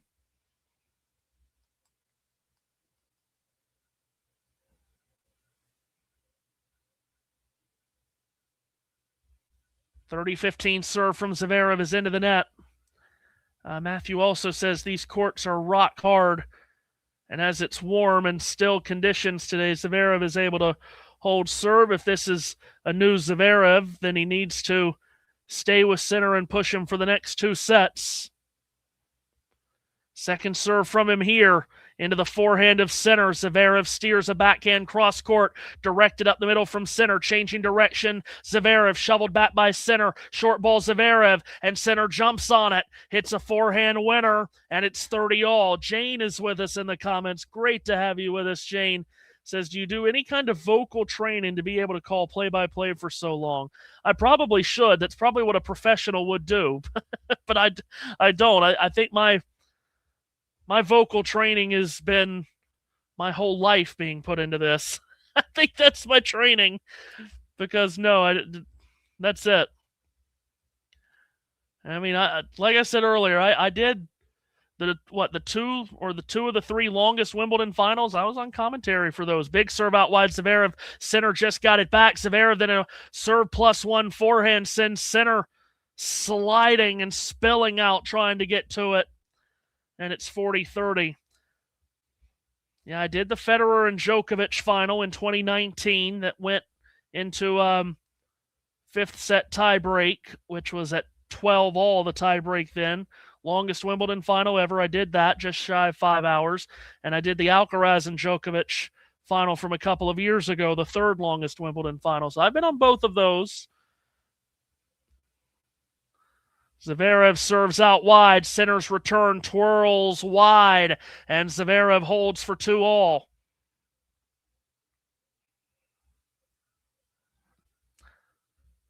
Obviously was not on Isner and Mahou. Didn't have live streaming on YouTube back then. So I didn't do that one over however many hours. And also, I was not on the semifinal between Isner and Anderson. Sinner serves out wide. Zverev makes the return, and then Sinner goes back door with the winner. At John Isner and Kevin Anderson semifinal. What did that go? 26-24 in the 5th set, I think. I wasn't on that one. Yeah, 26-24 in 2018. Sinner big serve, and the backhand return into the middle of the net from Zverev.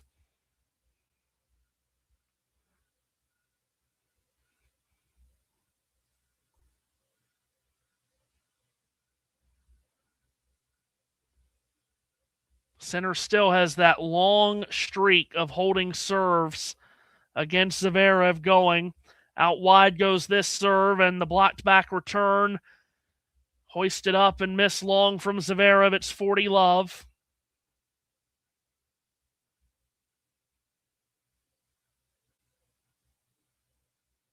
It's now 79 straight holds of serve for Sinner against Zverev.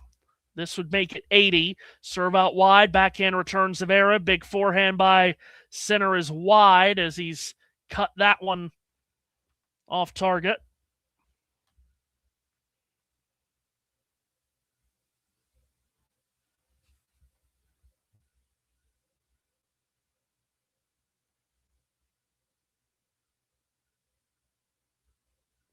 (40-15). And Sinner strikes an ace up the tee, his 13th ace of this final. That is now 80 consecutive holds of serve against Alexander Zverev for Jannik Sinner.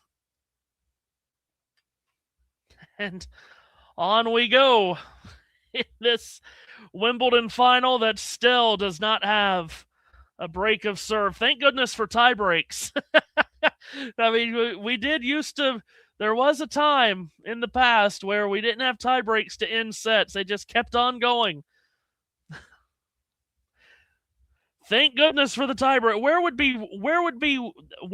we be if I can get my words out? Where would we be right now in a first set if it wasn't for a tiebreak? Good God. Oh, Jane, thank you very much for the kind words. Yeah, it is interesting, you know. It's not, like you say, Jane, the final is less exciting. It's not the most brilliant final right now, even though that no one, like, you're not making any mistakes. The servers aren't making any mistakes. And in that way, it is a bit less exciting. But, yeah, women's final yesterday was, I mean, listen, at 6-2, 5-2, I think we all thought we were going to get out in about an hour. And then it all just turned around. You have to be happy for Lena Noskova that meltdown didn't cost her first Grand Slam title, but you're also still heartbroken for Karolina Muchova.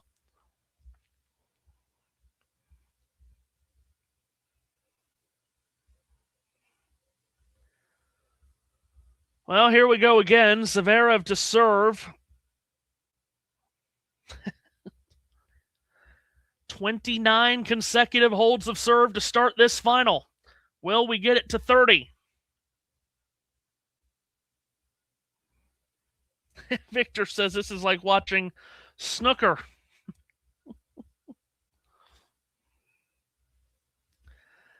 Zverev serves out wide. Sinner makes the return, then slips. Sinner up the middle. Oh, my goodness. Sinner gets back up and throws up a lob. Zverev's off forehand is long. Wow. Well, Sinner doing some incredible work, getting back upright after slipping, and still did a great job to get to that ball up the middle of the court from Zverev, and ends up getting a Zverev error out of it. Incredible defending. Zverev serves out wide. Backhand reply by Sinner. Backing up the line, Zverev. Sinner defending hard again. Zverev at the net with a winning volley that Sinner couldn't slide up to.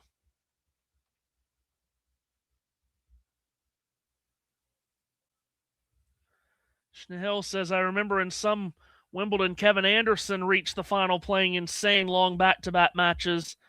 Yeah, so the Isner, we were just talking about that semifinal against Isner that went 26-24 in the fifth.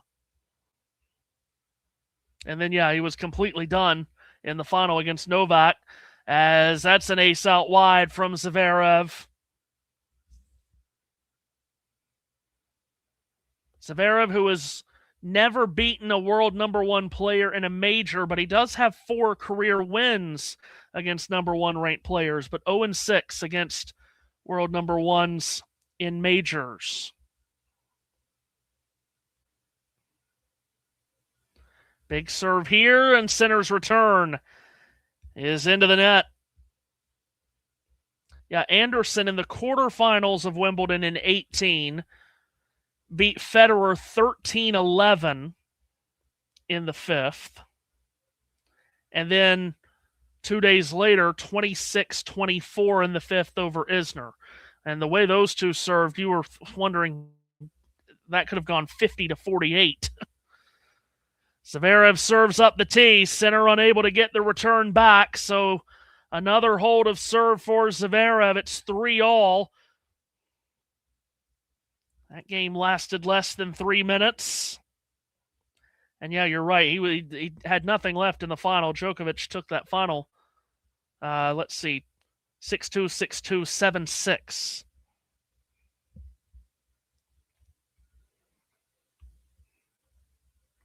I mean, you can't play that long in back-to-back matches and then play Djokovic in a final. Sinner's first serve up the tee misses. Nothing separating these two in this final right now. 1 set all, 3 games all in the third. Second serve from Sinner. Ooh, off the let court. It is a let.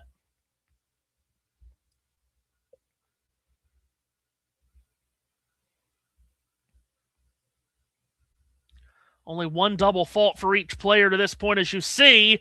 And just as I say that, Sinner cannot find the back line on that second serve. So that is just the 3rd double fault of this match. Second from Sinner, and it's love 15. He was flirting with it on that last serve that was a let. It is a double fault here.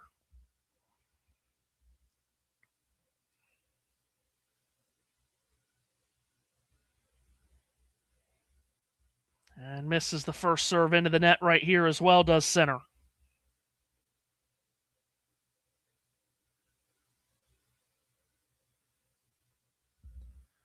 Serve out wide to Zverev. Forehand by Sinner up the line. Cross-court forehand by Zverev is good.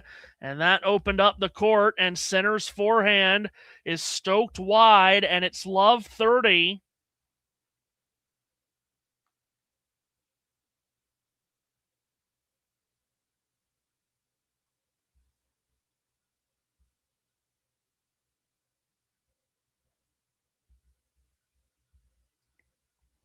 Perhaps an opening for Zverev.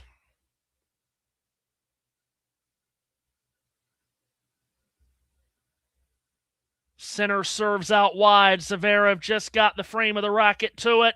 High into the air. Zverev with a swinging overhead. Put away for 15-30.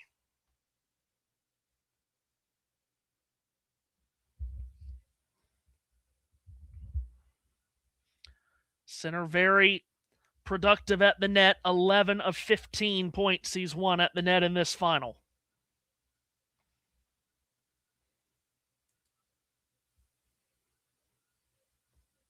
(15-30) serve from Sinner.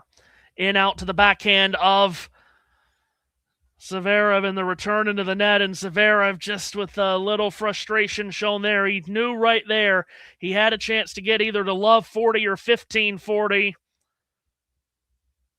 Unable to take advantage of either of those, and now it's 30-all. So we close in on 7 o'clock in London. Sinner serves out wide, clip the chalk, and Zverev's return whistles wide. And Sinner erases that love 30 hole very quickly.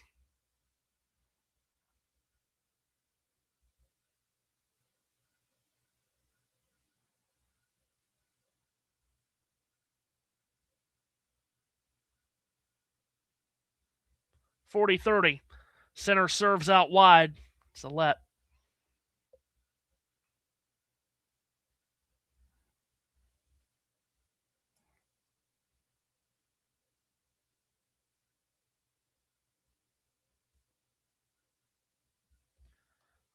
And now into the net on the first serve.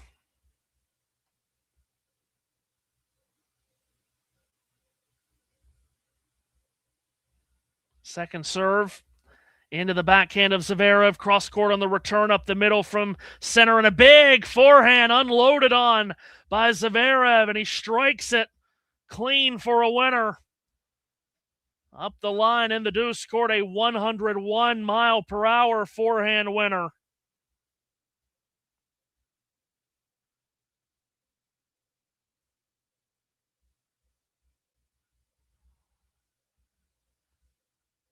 This might be the first time that a Jannik Sinner service game in this match has gotten to deuce. He serves out wide. Zverev makes a cross-court return. Cross-court forehand by Sinner. Up the middle, Zverev. Oh, into the net goes Sinner. And for the first time in this match, 2.5 sets into it, Alexander Zverev has a break point. It's the second break point of the entire match, and it's the first one for Zverev, who has not broken Jannik Sinner's serve since the Vienna final last year. Can he do it here? Sinner serves, and it's off the top of the net, and it ricochets out. A chance for Zverev. And this would feel like the weight of the world off his shoulders. Backhand return. Cross-court from Sinner. Slice back by Zverev. Up the line goes Sinner. Scooped on back by Zverev. Short. Drop shot from Sinner. Zverev stumbles. He falls, and he can't get up to that drop shot. Sinner is held off a break point, but our concern is at the other end of the court. Zverev has fallen, and he's holding his right knee, and Sinner has gone over to help him up in a great show of sportsmanship there between the two competitors. Sinner helps Zverev up to his feet. He was holding his right knee.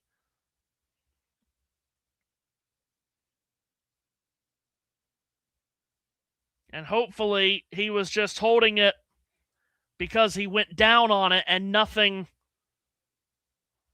got tweaked or torn when he slipped, planting down that right foot.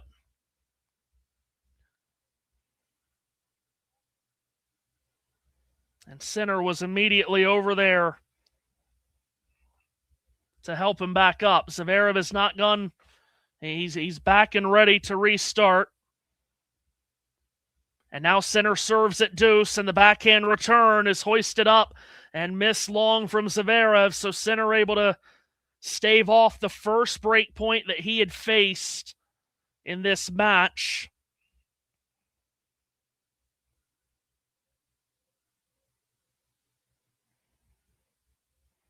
It was only the fourth break point he had faced against Zverev all season. And this is their fifth meeting. First serve misses.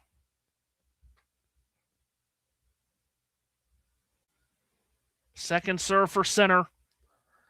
Into the backhand of Zverev. Cross-court backhand by Sinner. Backhand cross from Zverev up the middle. Sinner off forehand from Zverev. Sinner's there. Big forehand from Zverev. Now Sinner slips, but he's still on his feet. He gets a cross-court backhand. Zverev a drop shot. Sinner's to it, and he swats it away for a winner. Cross-court with the forehand. He holds off a break point and holds on for 4-3.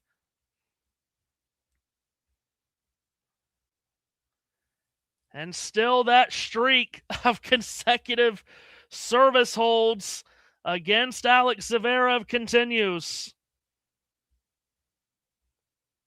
Incredible.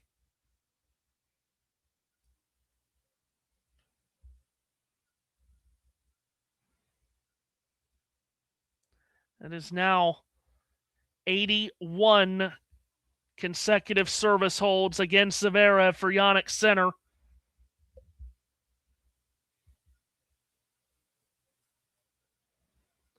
Ghosty is back with us.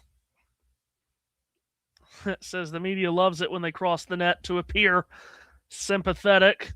Schnehil says hopefully Zverev is fine because this could be a great match. It certainly was a big hold for Sinner, who got out of some danger there.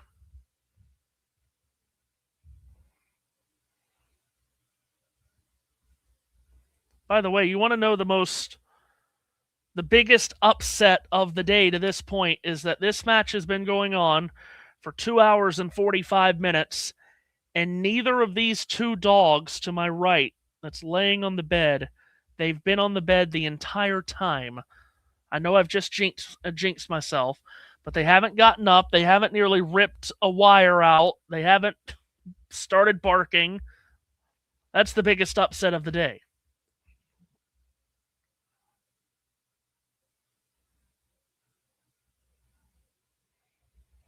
Zverev to serve at 3-4. And he serves an ace out wide. Wow. That's his 13th of the match. That now draws him level. The ace numbers dead even between the two now, 13 each. And we'll be watching that right knee of Zverev very closely, as I'm sure all the cameras will as well. Zverev serves, forehand reply by Sinner up the middle, stroked cross court by Zverev, flat backhand from Sinner, and Zverev is into the net.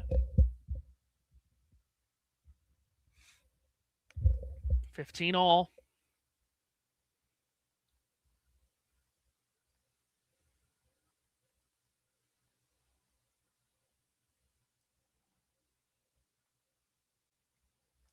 Zverev serves up the tee.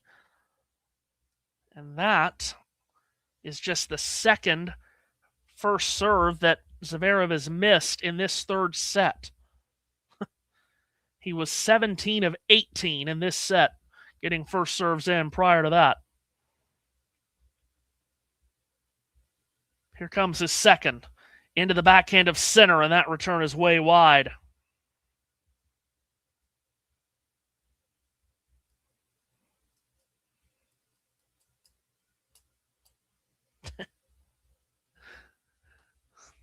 Now we have some comments contesting whether this is a good match or not. A good match or not. See, I can't even speak anymore.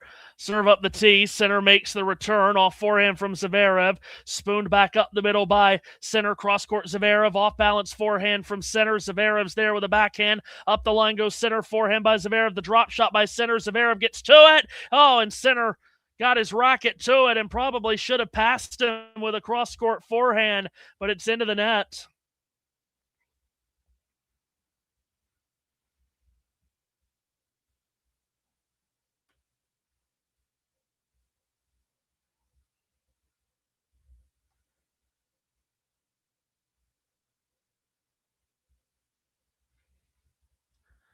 Points for 4 all.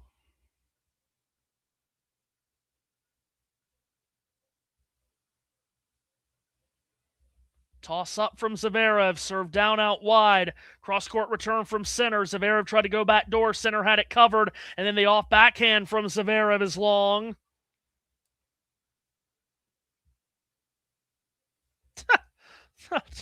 So now we got, Victor says, is it good or great? And then Ghosty is only Ghosty can with a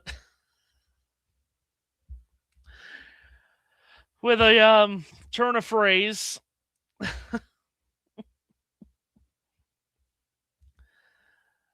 Zverev serves out wide. Sinner shovels the return back, and Zverev lets Sinner off the hook there with an error on the backhand. Cross court and wide. It's deuce.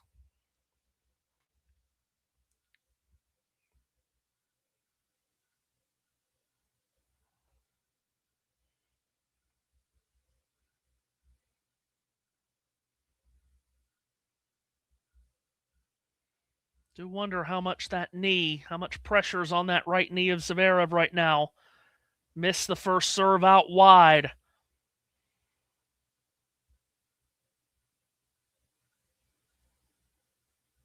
Second serve for Sinner to go after if he chooses to here. As we are at deuce. Zverev serves. Sinner cannot make the return. Forehand is into the net.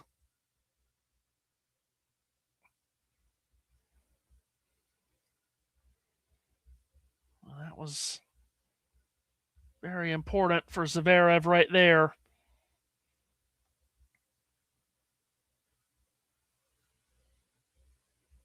And again, a point for 4 all. Zverev serves out wide, misses.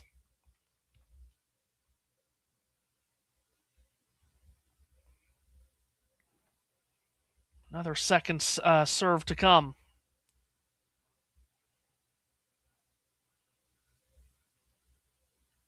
Zverev toss up, serve down into the net. And his second double fault of this final brings us back to deuce again.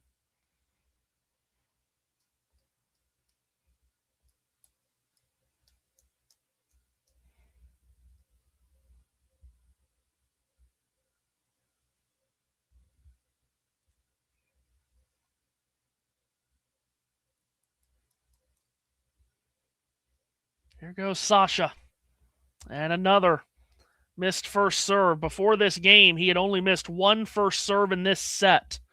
He's missed a good amount here in this game alone.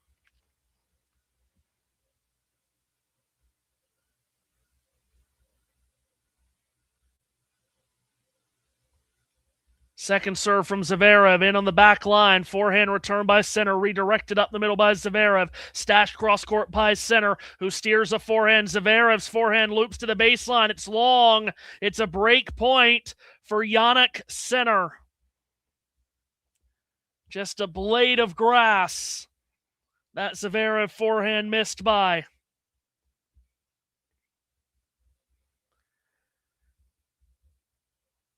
Stand by for the third break point of this final. It's taken nearly 3 hours to get to a third break point.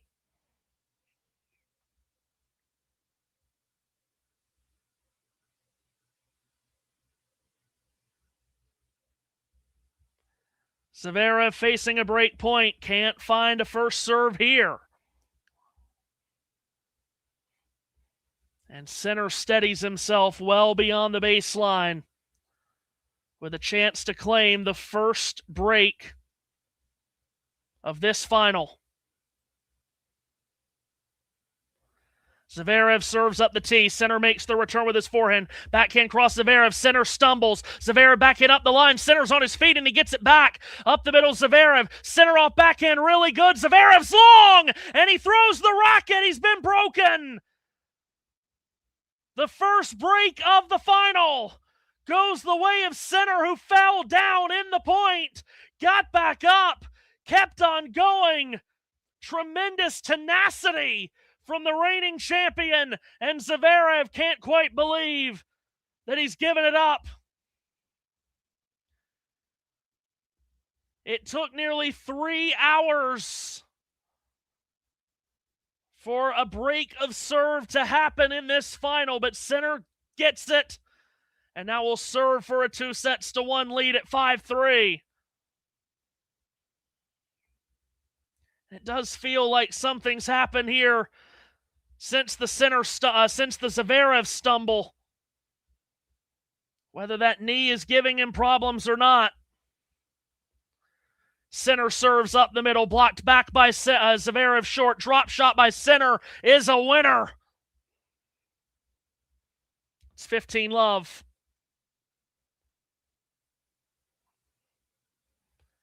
81 consecutive holds of serve against Zverev for Sinner. If he makes it 82 in this game, he'll lead the Wimbledon final 2-1. Sinner serves. Zverev's forehand return is into the net. It's 30-love, and this feels like it's about to come unglued for Alexander Zverev now.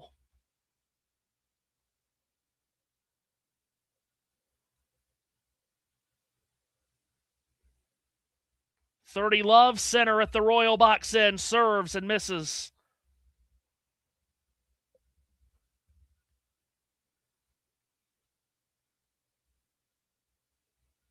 Second serve from Sinner, it's there. The backhand return is not. It's into the net from Zverev. And for Jannik Sinner, 3 set points to come from behind and grab the lead in this Wimbledon final. Each of the first 2 sets each took over an hour. We're only into the 44th minute of this set, but can Sinner finish it? Yes, he can! Ace up the middle to seal it, and Jannik Sinner is 1 set away from defending his Wimbledon crown. He takes the third set 6-3, and Alexander Zverev will have to come from behind himself to claim the Wimbledon title. On we go to the fourth set. We'll step away, return in a moment. Jannik Sinner takes the lead in the Wimbledon final.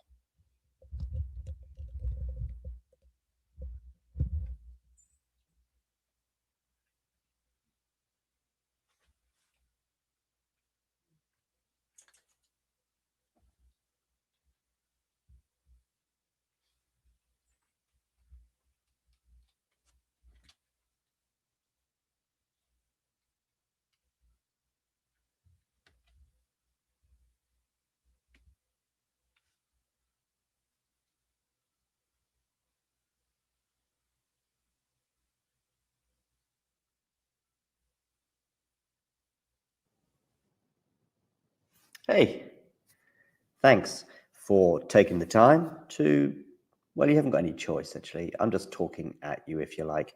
But I'm here also to present to you why I think it's not a bad idea and not that expensive as well if you become a member. And this is how you can do it, and this is what you can gain. So if we look here at the Talking Tennis sort of homepage, if you like, on YouTube, we can see this little button here which says join. It is also pinned in the live chat as well, and you can also, I think, see it just below most of our videos, certainly the live ones and so on.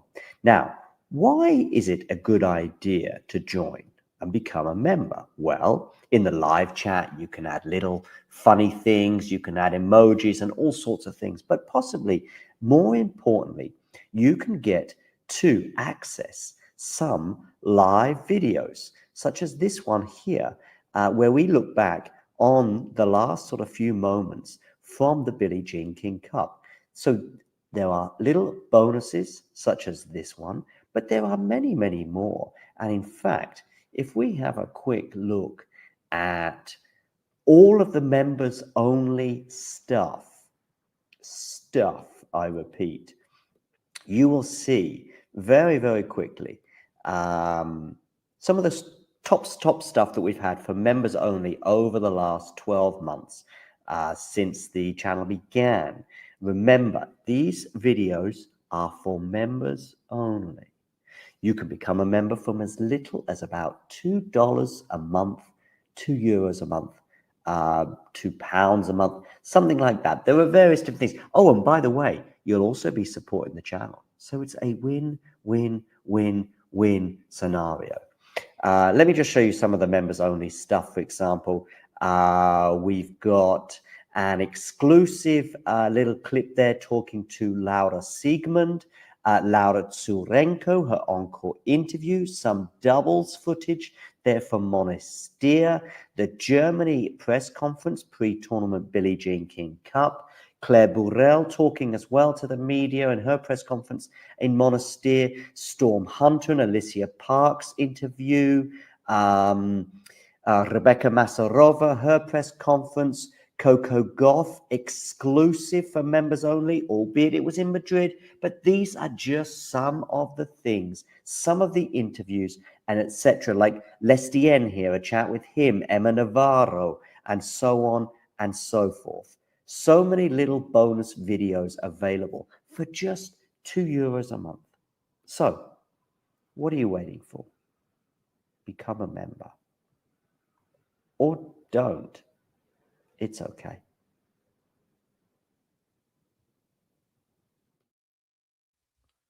Fourth set of the Wimbledon final underway, and Alex Zverev serving to start this set up 30-love as Sinner just batted a backhand wide.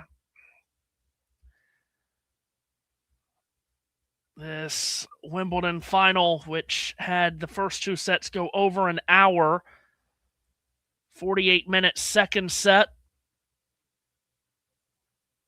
as Zverev serves out wide here and misses at 30-love.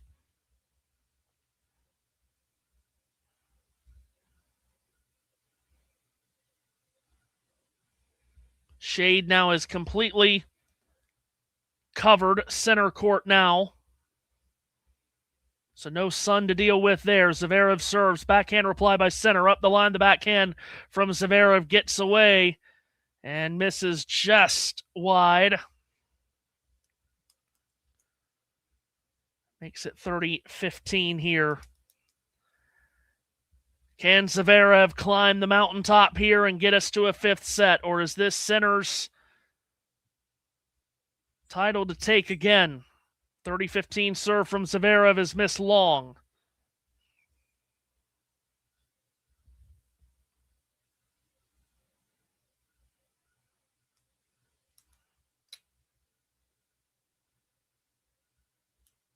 Second serve from Sasha into the forehand of Sinner, who lifts it up the middle. Zverev gets it back off forehand from Sinner. Backhand cross Zverev, shoveled up the middle from Sinner, guided up by Zverev, and Sinner's forehand is into the net. 40-15.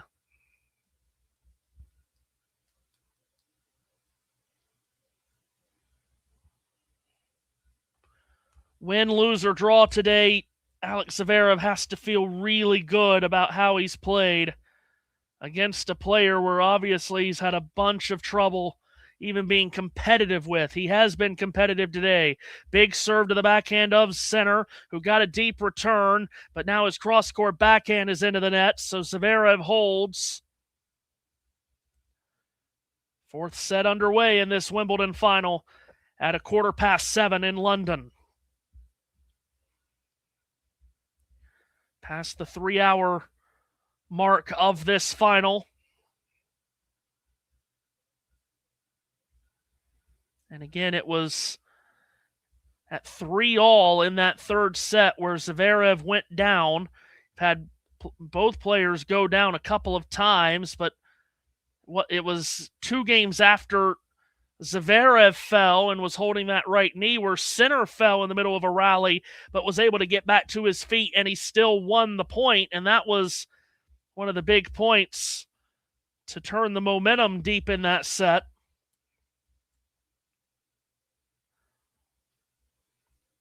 Again, a lot of bruising on these courts and not the rain that we're used to through the fortnight of Wimbledon, so these are very hard courts right now, especially at the baseline. They've been baking. It's basically all dirt.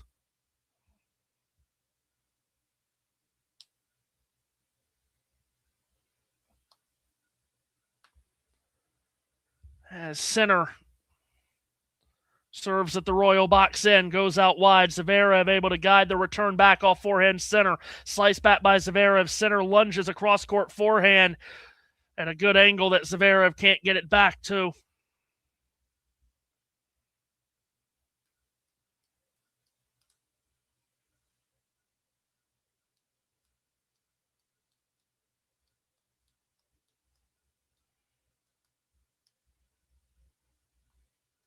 $15 here. As Sinner serves to the backhand of Zverev, who's launched that return long.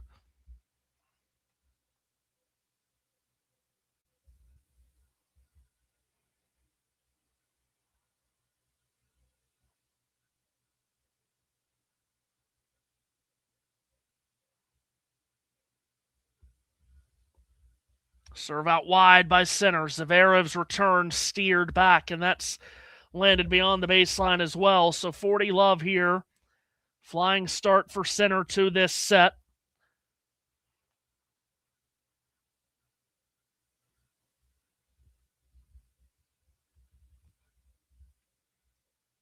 And trying to hold for 1 game all to start the fourth. Big serve. Zverev somehow got it back. Guided cross-court by Sinner up the middle from Zverev, who now goes with an off-forehand stash back deep, too deep from Sinner as the forehand misses long.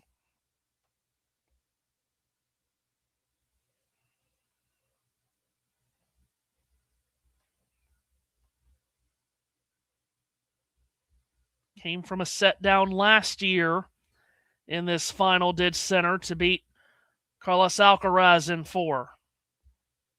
Can he do it again? 40-15, Sinner serves into the net. He was the first Italian to make the Wimbledon final, first Italian man to make the Wimbledon final last year since Matteo Berrettini. Served to the backhand of Zverev, ripped up the middle by Sinner, and Zverev scoops up mid-court ball and puts it away. Forehand winner to the deuce side. And it's 40-30. Berrettini, who took the first set of his final in 21 against Djokovic, who then won the next three.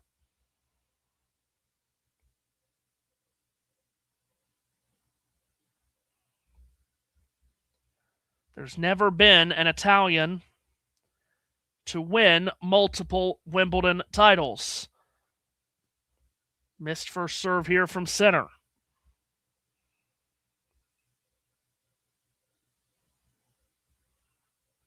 In fact, Sinner was is the only Italian to win this title. Zverev with a backhand return, now turns to his forehand up the line. Sinner gets it back. Zverev aggressive with the forehand, and he has put that away into the ad court corner, and suddenly we're at deuce.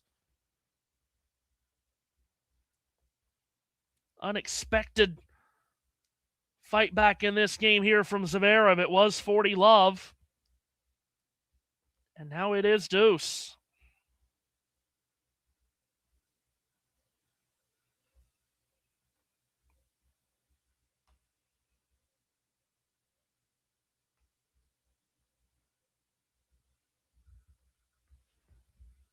Sinner serves. Zverev gets a short ball back. Cross-court backhand by Sinner. And Zverev thought he had the passing shot winner. It's into the net. He thought he had the angle. Just didn't quite get it over the net. And when I say, by the way, that Sinner, the first Italian to win Wimbledon last year, that's man or woman. There's never been an Italian woman win this title. Game point again for Sinner. And this time he wraps it up as the return by Zverev is into the middle of the net. So it's a game all in the fourth. Of course, yesterday we had the sixth player from Czechia, sixth woman from Czechia win the Wimbledon title. They are now, Czechia now even with Australia in ladies champions here at Wimbledon, 6 apiece, just behind France and Germany, and then well ahead of those two, Great Britain and the United States. Most of those from Great Britain in the amateur era, not in the open era.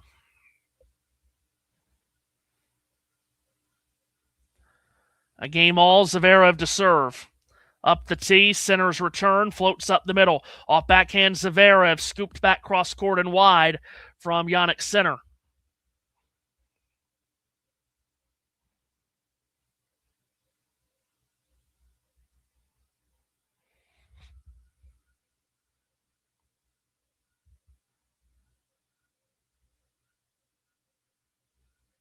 Zverev at the near end. Again, full court, shaded over now as Zverev serves into the net. 20 past 7 in London, 20 past 2 on the east coast of the United States. Been going for 3 hours, 10 minutes in this final, which has been hard fought. A lot of conversation of whether it's been good, but it has been hard fought.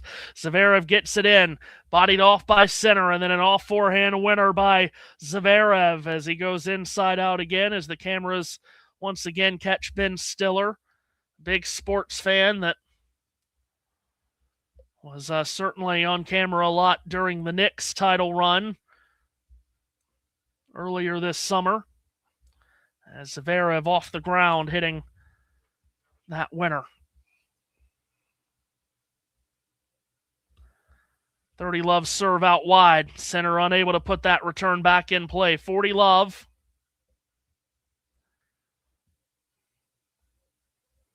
Perhaps the knee is okay.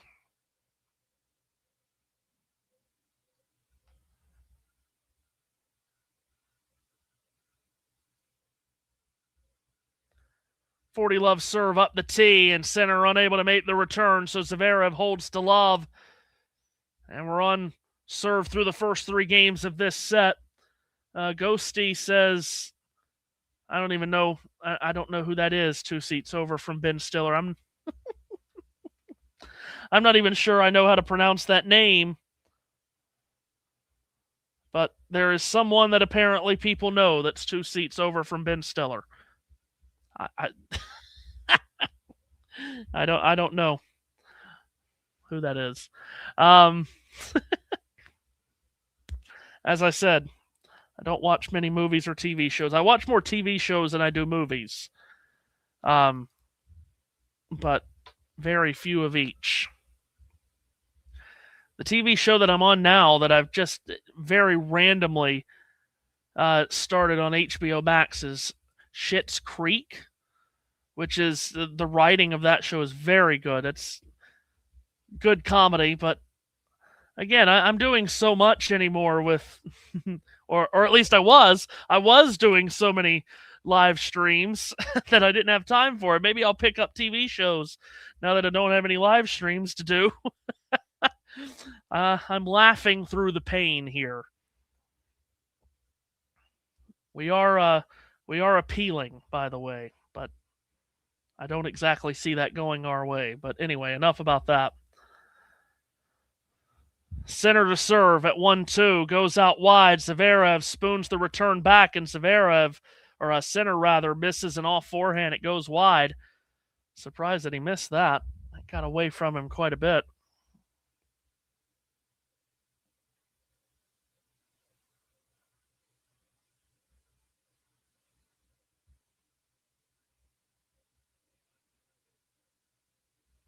Left 15, Sinner, toss up, serve down, up the tee, misses.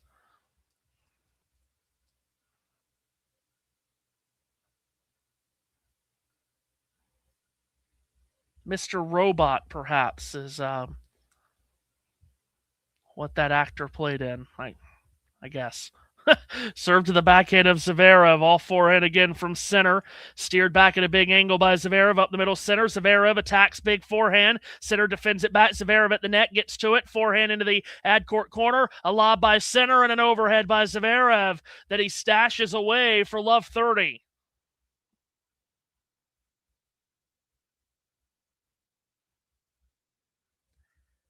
'83 consecutive service holds for Jannik Sinner against Alex Zverev. We keep updating you on that number. It's 83 straight, but it's love 30 right now.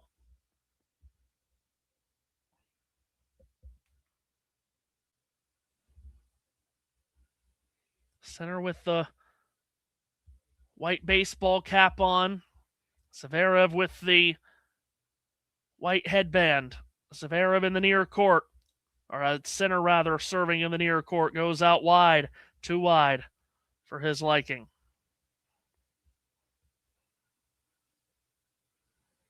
Second serve to the forehand of Zverev. Cross court from Sinner. Slice back by Zverev. Cross court forehand by Sinner. Trying to go back door. Zverev has it covered. Big bodied backhand by Sinner is a winner. Threw his body into that two-fisted backhand. Nice sharp angle. Zverev has had love 30 a number of times today. He just can't get it to love 40 or even 15-40.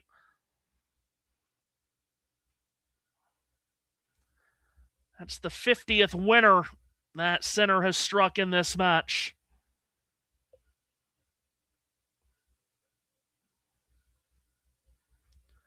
Still has 15-30 to climb out of.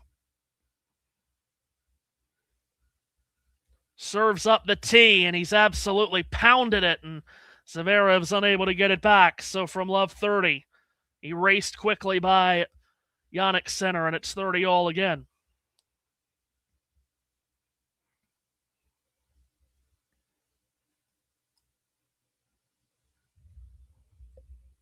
Coming into these championships, Jannik Sinner was just an enormous favorite. You would have been absolutely stunned had anyone beaten him.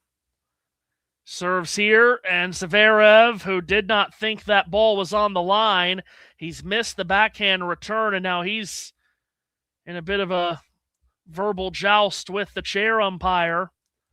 He doesn't believe that was on the line. Again, it's all Hawkeye. I don't think you're going to win a battle with Hawkeye, and it does show up on the screens around the court that it was on the back of the line. So 40-30 in Sinner with a point for 2-all. Zverev just frustrated that he had love 30 again.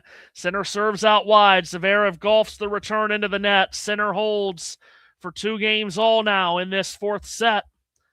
But as I was saying, you really would have been shell-shocked had anyone beaten Sinner without Alcaraz here. And on this court, Sinner was just a heavy, heavy favorite. And that's why so many of us were like, what is going on? When he was 2-1 down against Kecmanovic on that opening Monday here on this court. Rallied back and won 17 straight sets. That was snapped earlier today in the first set of this final. As Zverev serves at 2-all into the net. Talked about how the court is covered now completely in shade. Temperature has dropped pretty drastically. We started the match, it was 84 degrees Fahrenheit. It's now 75. Low humidity.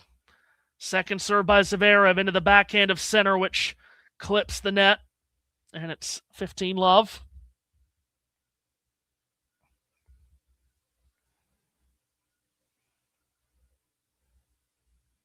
Are we going to go again all the way to a tiebreak in this set? Looked like that's how the third set was going as well, to follow the script of the first 2. Late break, though, from Sinner got him some breathing space as Zverev fires an ace up the tee for 30-love. Victor said it would be good for the fans if Zverev breaks. Jane says it would be good for the fans if Zverev plays hockey. I do love hockey around here now. Let me tell you, I do really love the hockey. Zverev misses that first serve. And I really loved the way it ended this past season. Carolina Hurricanes taking home the Stanley Cup.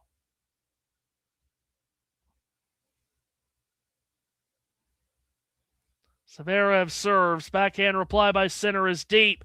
And the backhand into the net from Zverev. As Sinner got that return right to the baseline and onto the shoelaces of the German.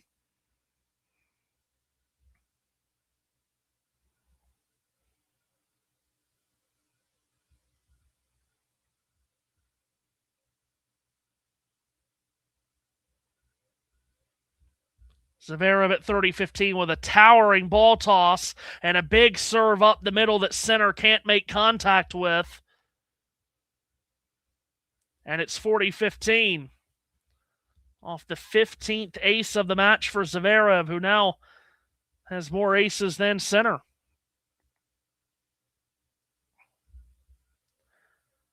And serves here to the Sinner swinging forehand, sliced back short by Zverev. Picked up by Sinner on a deep approach shot. He's at the net, but Zverev thought he had hit a passing shot winner with a backhand up the line. It's been called out, and it was just out a millimeter.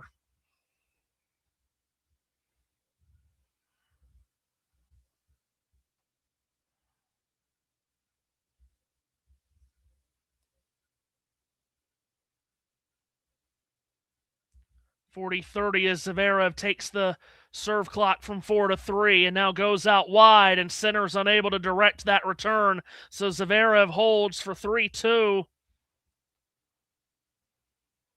And the serving dominance of this match continues.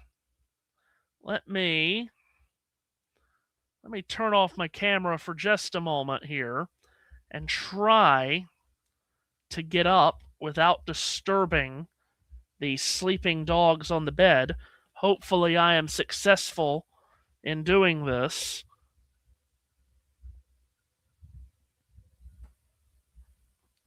Very good. Okay.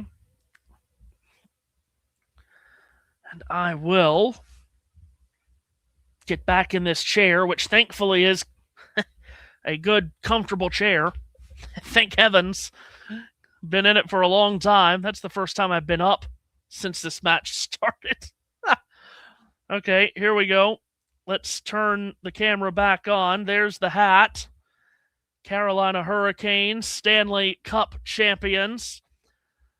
That was an amazing dream. Can I put it on over the headset? No. Just there we go. What a dream that was, that I got to call the Hurricanes to winning the Stanley Cup. Again, on that YouTube channel that no longer exists. Yay. But it lives forever on my TikTok, don't you know? On the TikTok. Sinner serves to the backhand of Zverev. Short ball on the return. Big cross-court backhand. Sinner. Zverev gets it back deep. Guided back by Sinner and thrusted wide by Zverev. Should I wear it like this the rest of the way? I'm afraid it'll fall. It'll mess up my headset. Yeah, sleeping dogs and a cuddle puddle. That's exactly right. Got 2 of them on the bed over there. They've been great all match, which, listen, needs to be appreciated. It does make me look quite a bit taller. Yeah, it does. Sinner at the Royal box end serves to the backhand of Zverev, and he has lashed a backhand winner on the return. Sets it up the line in the deuce court. 15-all. It does look quite strange, doesn't it? Over the top of the headset. Yeah. I call everything that I call unbiased. But now that I'm not calling it, I can tell you that it was very fun calling the Hurricanes to the Stanley Cup. Here's a big serve up the tee. Zverev gets it back somehow. Cross-court forehand center. Zverev's there. Center again. Forehand cross as it's knifed back by Zverev. Up the middle from center. Picked up by Zverev. Center with a drop shot. And Zverev won't get to that. 30-15. I will say, if this channel existed and I was on this channel in the time where Maria Sharapova was playing, perhaps I would not have called those matches quite down the middle. That would have been very difficult. Although, on my old platform, I did call the match where she returned to the U.S. Open and beat Simona Halep. Here's a serve out wide. Zverev hacks the return cross-court and misses it wide into the doubles alley. Oh, yeah, I've been to Raleigh to a good number of games. I started going to games kind of like that 2012, 2013. They were terrible. There are all the talks about them possibly relocating because they were so terrible. As Sinner serves up the tee, that's an ace, and he holds for 3 games all. As I try to get my screen back centered. It just looks better that way, doesn't it? Where you don't see this door over here. I'm all about presentation, don't you know?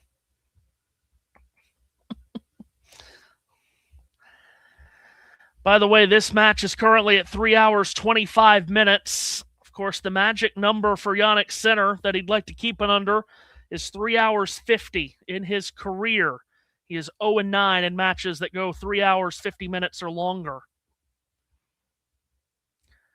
Can he wrap it up in the next 25 minutes, or will he change that narrative here as Zverev misses the first serve?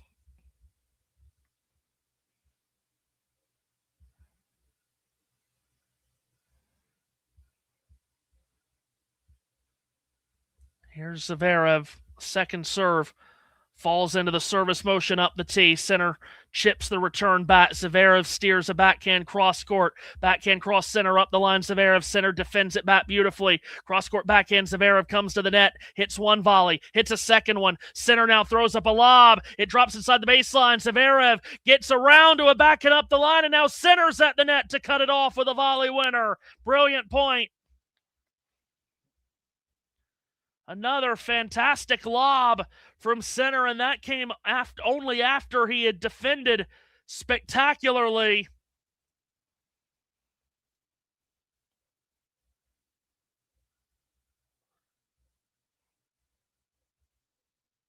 That was a terrific lob from Sinner. Zverev did well to get back to it and twist and contort his body to get what was a pretty good backhand on it, and then Sinner was there to cut it off.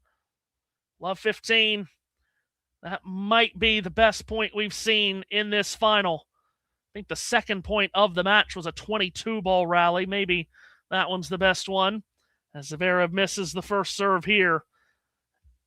After both players gasping for air after that point. Second serve into the backhand of Sinner, which loops back, backpedaling off forehand. Zverev up the line, Sinner, big backhand. Zverev cuts it off cross court. Big angled forehand by Sinner, and Zverev is into the net. It's love 30.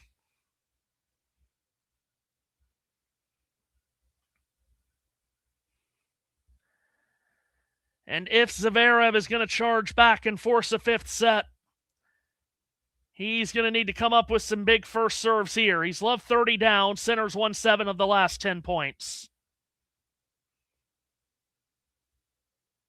And the wind has just picked up. That's the heaviest we've seen a breeze pick up. Zverev just pauses and now gets ready to serve at 30 love. Does so out wide. Great angle on it. And only into the net goes the return of Jannik Sinner.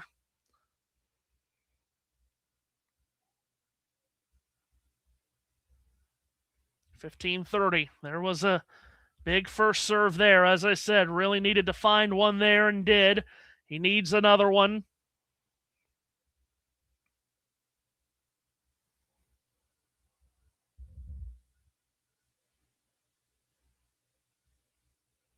All right, Jannik Sinner with a backhand return, looped back cross court, and then the backhand by Zverev gets away from him, and it's 15-40. 2 break points for Jannik Sinner here, and a chance to take complete control of this Wimbledon final. And maybe it will end before that 3-hour 50 mark.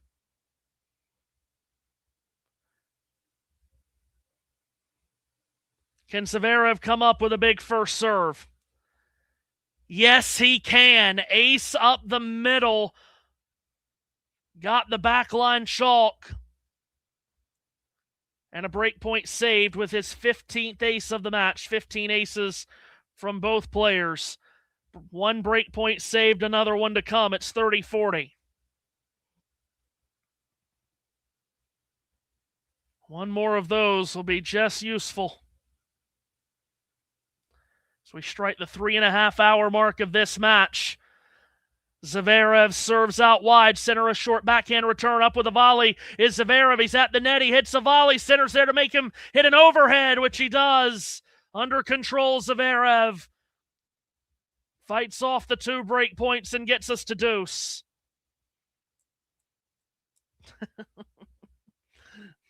Yeah, when the clock goes beyond 3:49, Sinner just, bippity boppity boop, into a pumpkin he goes.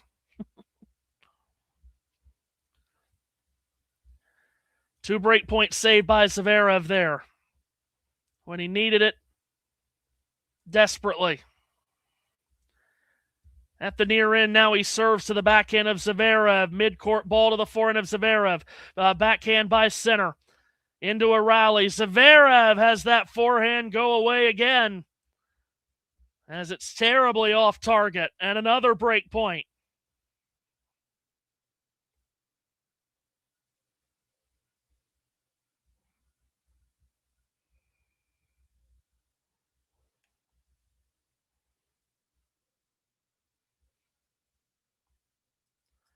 High drama here on center court Wimbledon, the world's greatest tennis court. Can Zverev fight off another one here? Serves to the forehand of Sinner. It's a good return. Backpedaling forehand by Zverev. Sinner explodes! A forehand winner! He detonates it into the deuce court. Claims his second break of the Zverev serve in this final. And Jannik Sinner has one hand on the trophy. The trophy he's looking to defend. The finish line becomes clearer in his eyesight. It's 4-3. And the resistance from Zverev has been broken. And so is his serve.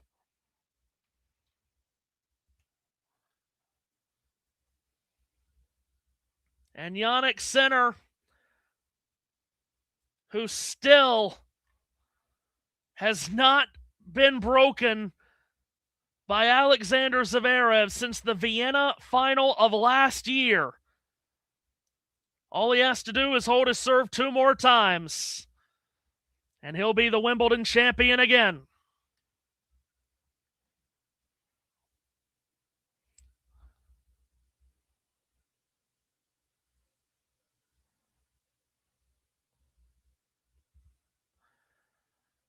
So perhaps closing in on the finish line here is the world's #1 player.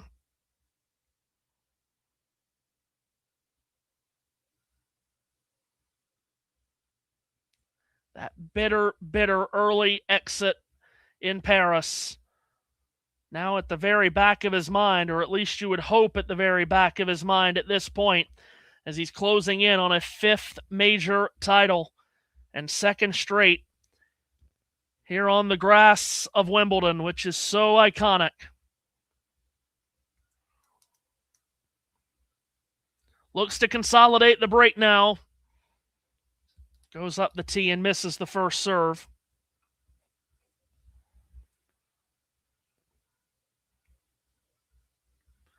Second serve is there. Zverev on the backhand return, steered back by Sinner, guided up the middle by Zverev, stashed deep by Sinner, forehand Zverev up the middle from Sinner. They go straight up the middle here. Zverev now tries to change direction a bit. That backpedaling forehand, though, goes long, and now some frustrated looks up to the box from Zverev, whose attitude and whose facial expressions has been mostly positive this entire match, but he can tell, as we all can, that it's starting to get away.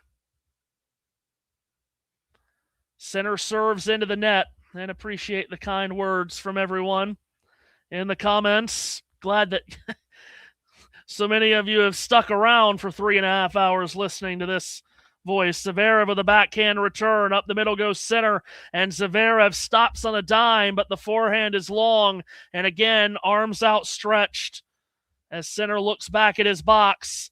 He's running out of answers. He's running out of time.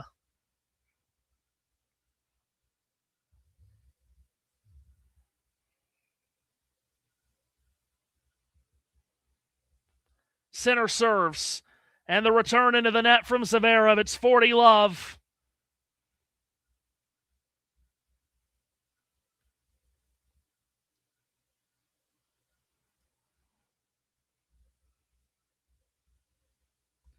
This would be a 87th consecutive hold of serve against Zverev for Sinner. Into the net goes the first.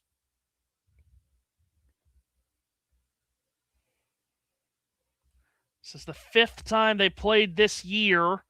Second serve is there. Zverev lunges at the backhand return. The deuce court is wide open, and that's where Sinner sends it.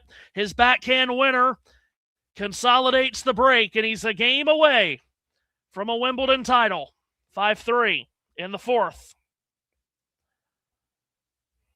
And that is the 87th hold of serve in a row that he's had against Zverev. See how many more times they play this year. Could he get it to 100 straight? Which we would have to get someone in the stat book just needs to figure out if that's ever even come close to happening. One opponent against a certain opposition. I can't imagine that that's something that's happened all that often. Zverev now at 3-5, serves to stay in the final. Goes up the middle and misses. Ghosty, as he rightly says, didn't need to lunge, just needed to move his feet. That's becoming a harder and harder proposition at this point for him. As the Roland Garros champion serves to the reigning Wimbledon champion, and it's Sinner's backhand reply that goes up the middle and long. 15-love. If you haven't already voted in the poll, I think we might be able to end that poll now, because now everyone that hasn't voted Does feel like the end is near. Zverev rises up and then falls into a service motion. Misses it out wide.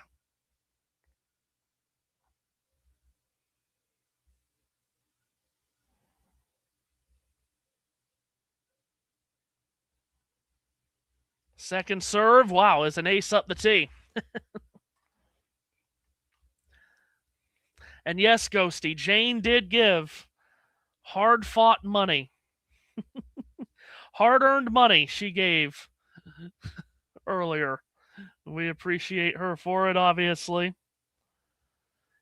If you have not already, certainly hit the like and subscribe button. Hit the notification bell as Zverev pounds out another ace out wide for 40 love.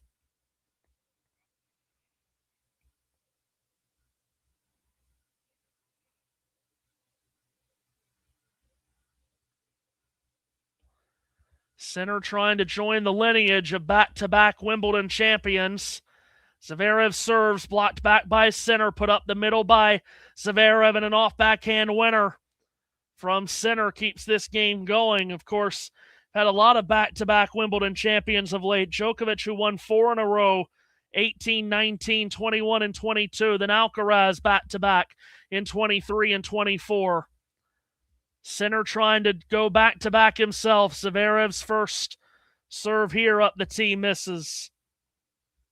Of course, Djokovic back-to-back in 14 and 15. We know about Federer's 5 in a row from 03 to 07. Serve by Zverev. Forehand reply by Sinner. Put up the middle and deep by Zverev. And actually, it's gone long with the backhand of Zverev. So it's 40-30. Before that, Sampras 4 in a row from 97 to 2000. That was just off the back of his 3 straight from 93 to 95. Boris Becker, of course, with back-to-back titles in the 80s. McEnroe as well. Borg winning his 5 straight. Served by Zverev out wide. Short return by Sinner. Backhand up the line. Guided perfectly into the deuce court corner for a winner by Zverev, who keeps this final going. He holds for 5-4. But now Sinner will serve for the title, as he'll try to add his name to that big list of back-to-back champions. The only other one in the Open era that's won it in back-to-back years, Rod Laver in 68 and 69. Those are some all-time legendary names. Jannik Sinner is a game away from adding his name to that list.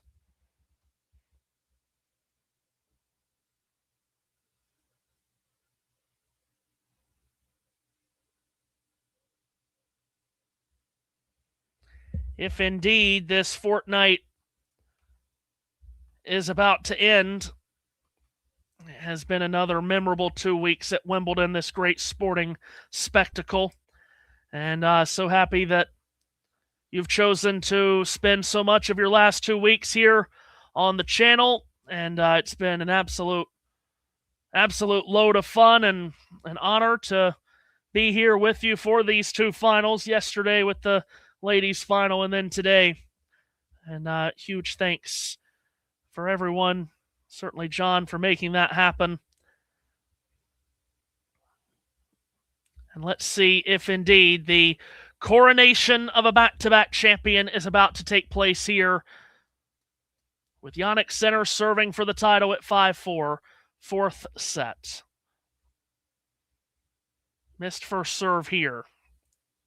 An 18-inch tall trophy waiting in the background for Sinner to grab again. Serve to the forehand of Zverev. Sinner goes cross-court, up the line. Forehand misses from Zverev. It's 15 love, and Ghosty.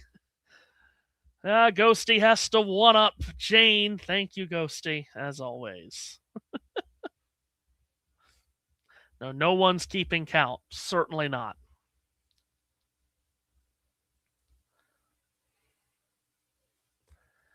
15-love serve from Sinner out wide. Zverev hacks at the return. The serve just missed. Freddie watching from New York City.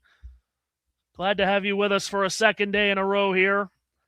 As Sinner's second serve kicked into the backhand of Zverev, middle of the court. Big forehand by Zverev, steered back by Sinner, and now a drop shot from Sinner, and Zverev gets up to that one with plenty of time to spare. Puts the forehand away. It's 15-all.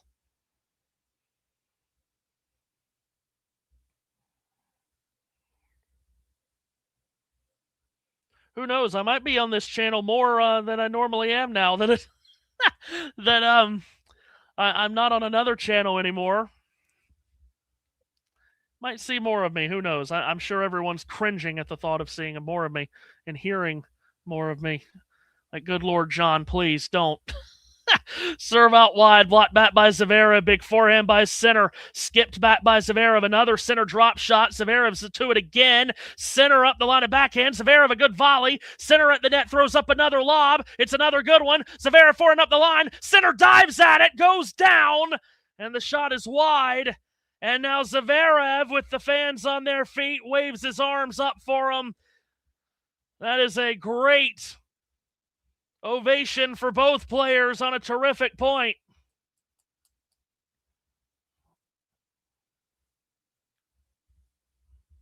Well, Sinner going all the way down to the ground right there.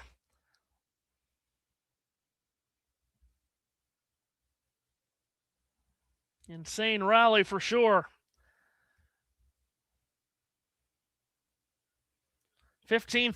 Zverev's not giving up the fight quite yet. He's going to keep fighting the good fight. Sinner, huge serve up the middle. Zverev makes the return, but he's not going to get that second ball back from Sinner, who pounds a forehand winner away again. 30-all and 2 points away. And how many times did we say 2 points away yesterday for Linda Noskova?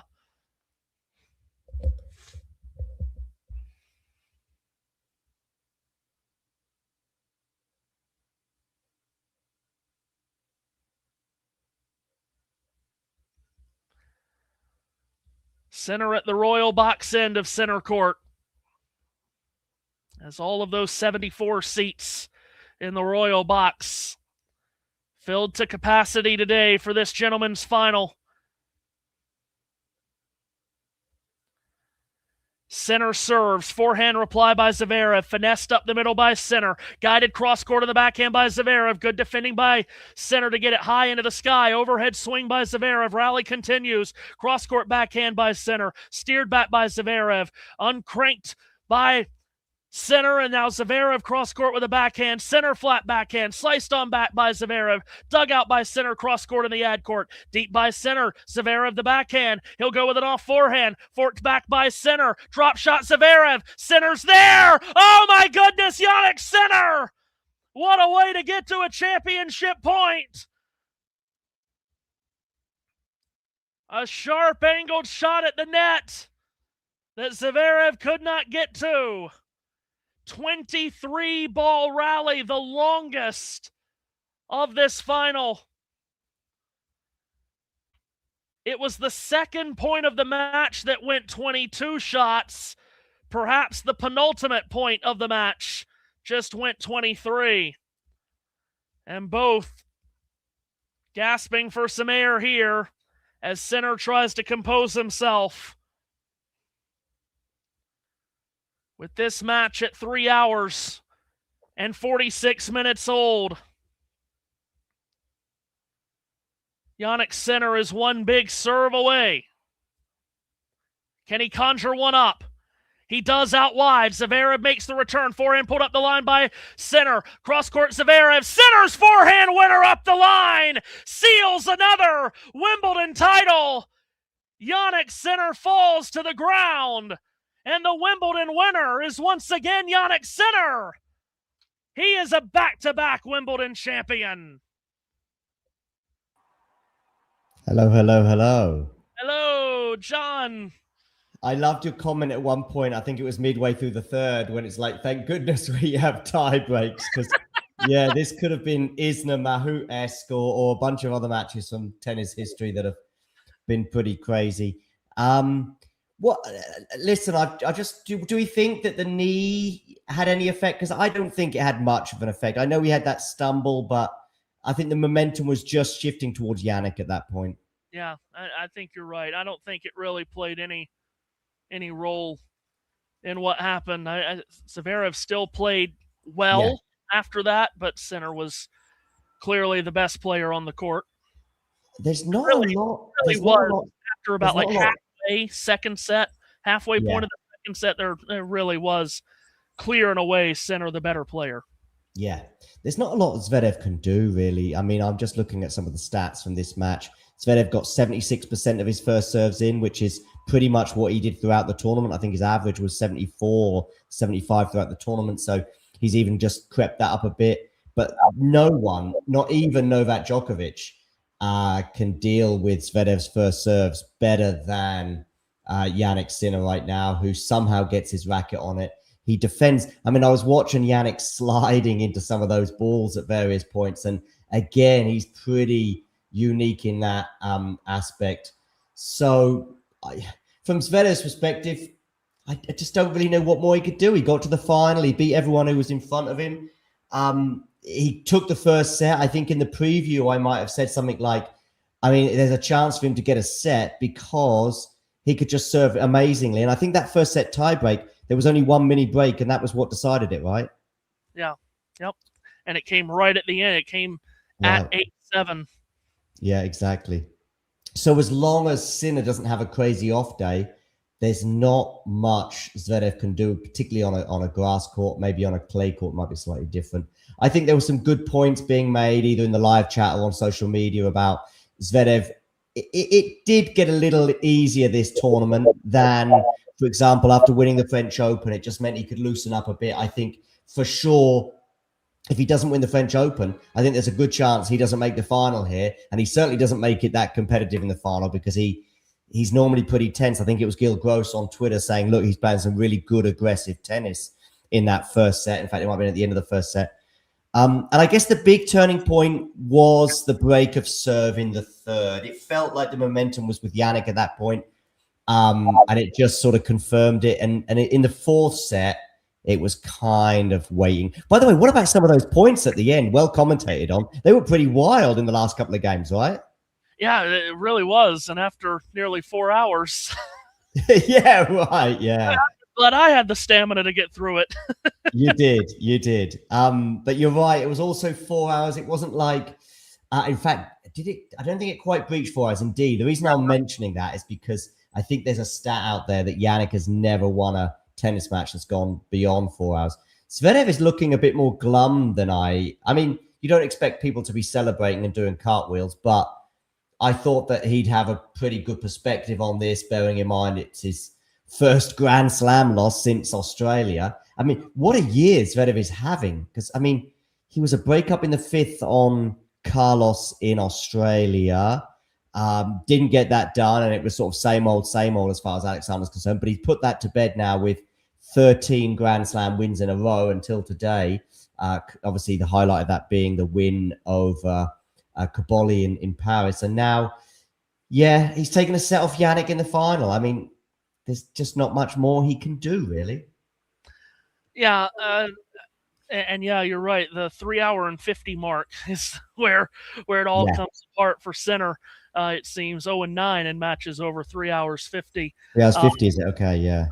What was it today? 3:48. So he just got yeah, something like that. Yeah, so he just got snuck in. And by the way, you know, Zverev, I think, got 15-30. There was a chance that could have unnerved lesser players for sure than Jannik Sinner, but having been here, seen it and done it and worn the T-shirt before, that probably helped him get from 15. If that was Yannick's first Grand Slam title or first Wimbledon title, maybe from 15-30 he could have had a more sort of Linda Noskova-esque wobble, and then we'd have seen what had happened in the fifth. But yeah, Jannik not really troubled. You mentioned the Kecmanovic match when he was 2-1 down. Funny enough, it was probably a bit like Paris, going to be those first couple of matches. And the Borges match as well could easily have been a 4-setter rather than a straight setter, because Borges was really the dominant player in the second set and probably should have won that set, but didn't. And I saw the cobwebs gradually come off until the Novak performance was elite Sinner. And I think even today, even though he lost the first set, he's serving just sublime. Yeah, there's no beating him when he serves like this. I mean, what did he face? One break point, maybe the whole match? That's ridiculous. Oh, no, hang on. Yeah, one break point and he didn't get broken, right? Yeah. And I mean, what is it now? 88 consecutive service holds against Zverev, which is ridiculous. And that might be the number that might stick with Zverev the most until he finally breaks the center serves. Like, what do I have to do? And like you said, he had plenty, and I thought we talked about it quite a bit during the match. He had quite a bit of love 30s and 15 30s. Yeah. Never get to love 40, 15 40. Yeah.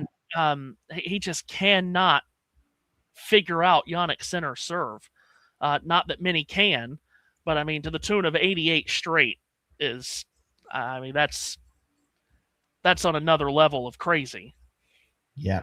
As Vanch highlights here, Sinner was pushed in this final, but he elevated himself and he needed to win this title. I think it was important for him to get back on the horse, even if, getting to the final wouldn't have been enough to dispel some of those doubts. I just hope that we can have Carlos Alcaraz back as soon as possible. There's seem to be a few doubts. I think you mentioned the Cincinnati player list that's going to come out, I guess, in the next week or so. That'll tell us a lot. Because I know he's not on the Canada list. And I just thought, okay, I saw him practicing a bit, saw him posting some stuff on social media that tends to suggest he's in a good place. And I just thought, okay, we'll see him for Canada and he'll push on from there. But it looks like he's not going to play Canada. And, well, we just got to hope he plays Cincinnati, because I think if he's not on that Cincinnati list, then suddenly you're looking at, 75% probably chance he doesn't play US, because for him to just go cold into a best of 5 Grand Slam would be somewhat surprising. All right, listen, Matthew, big thanks for both today and yesterday, where we had 4, 5, 6, 7 sets and probably about 8 hours of streaming between the 2 days, something like that. So big thanks for that. Oh, big thanks for having me. I absolutely love getting the chance to come on here. Great. I will have you on again as soon as possible, I know. Yeah, I love being around people that love tennis as well, because I don't get that very much in life. I know that my thoughts for the next 7 days, I mean, they've been on the football, but a little bit more firmly now in the next 7 days as we reach a crescendo at the World Cup and no Wimbledon on. I actually do think, I wonder if they could play with the idea of putting Wimbledon back another week or two, just so that way Wimbledon could have a week of not competing with a major tournament. But that's a discussion for another day. Matthew, thanks very much. Thank you. Thank you so much. We will have an ATP Weekly coming up in an hour or so with Amanda and Fergus. But in the meantime, thanks for joining, and you know the drill. If you enjoyed this video, make sure you hit that like button. Don't forget to subscribe and click that notification bell so you don't miss out on all things tennis.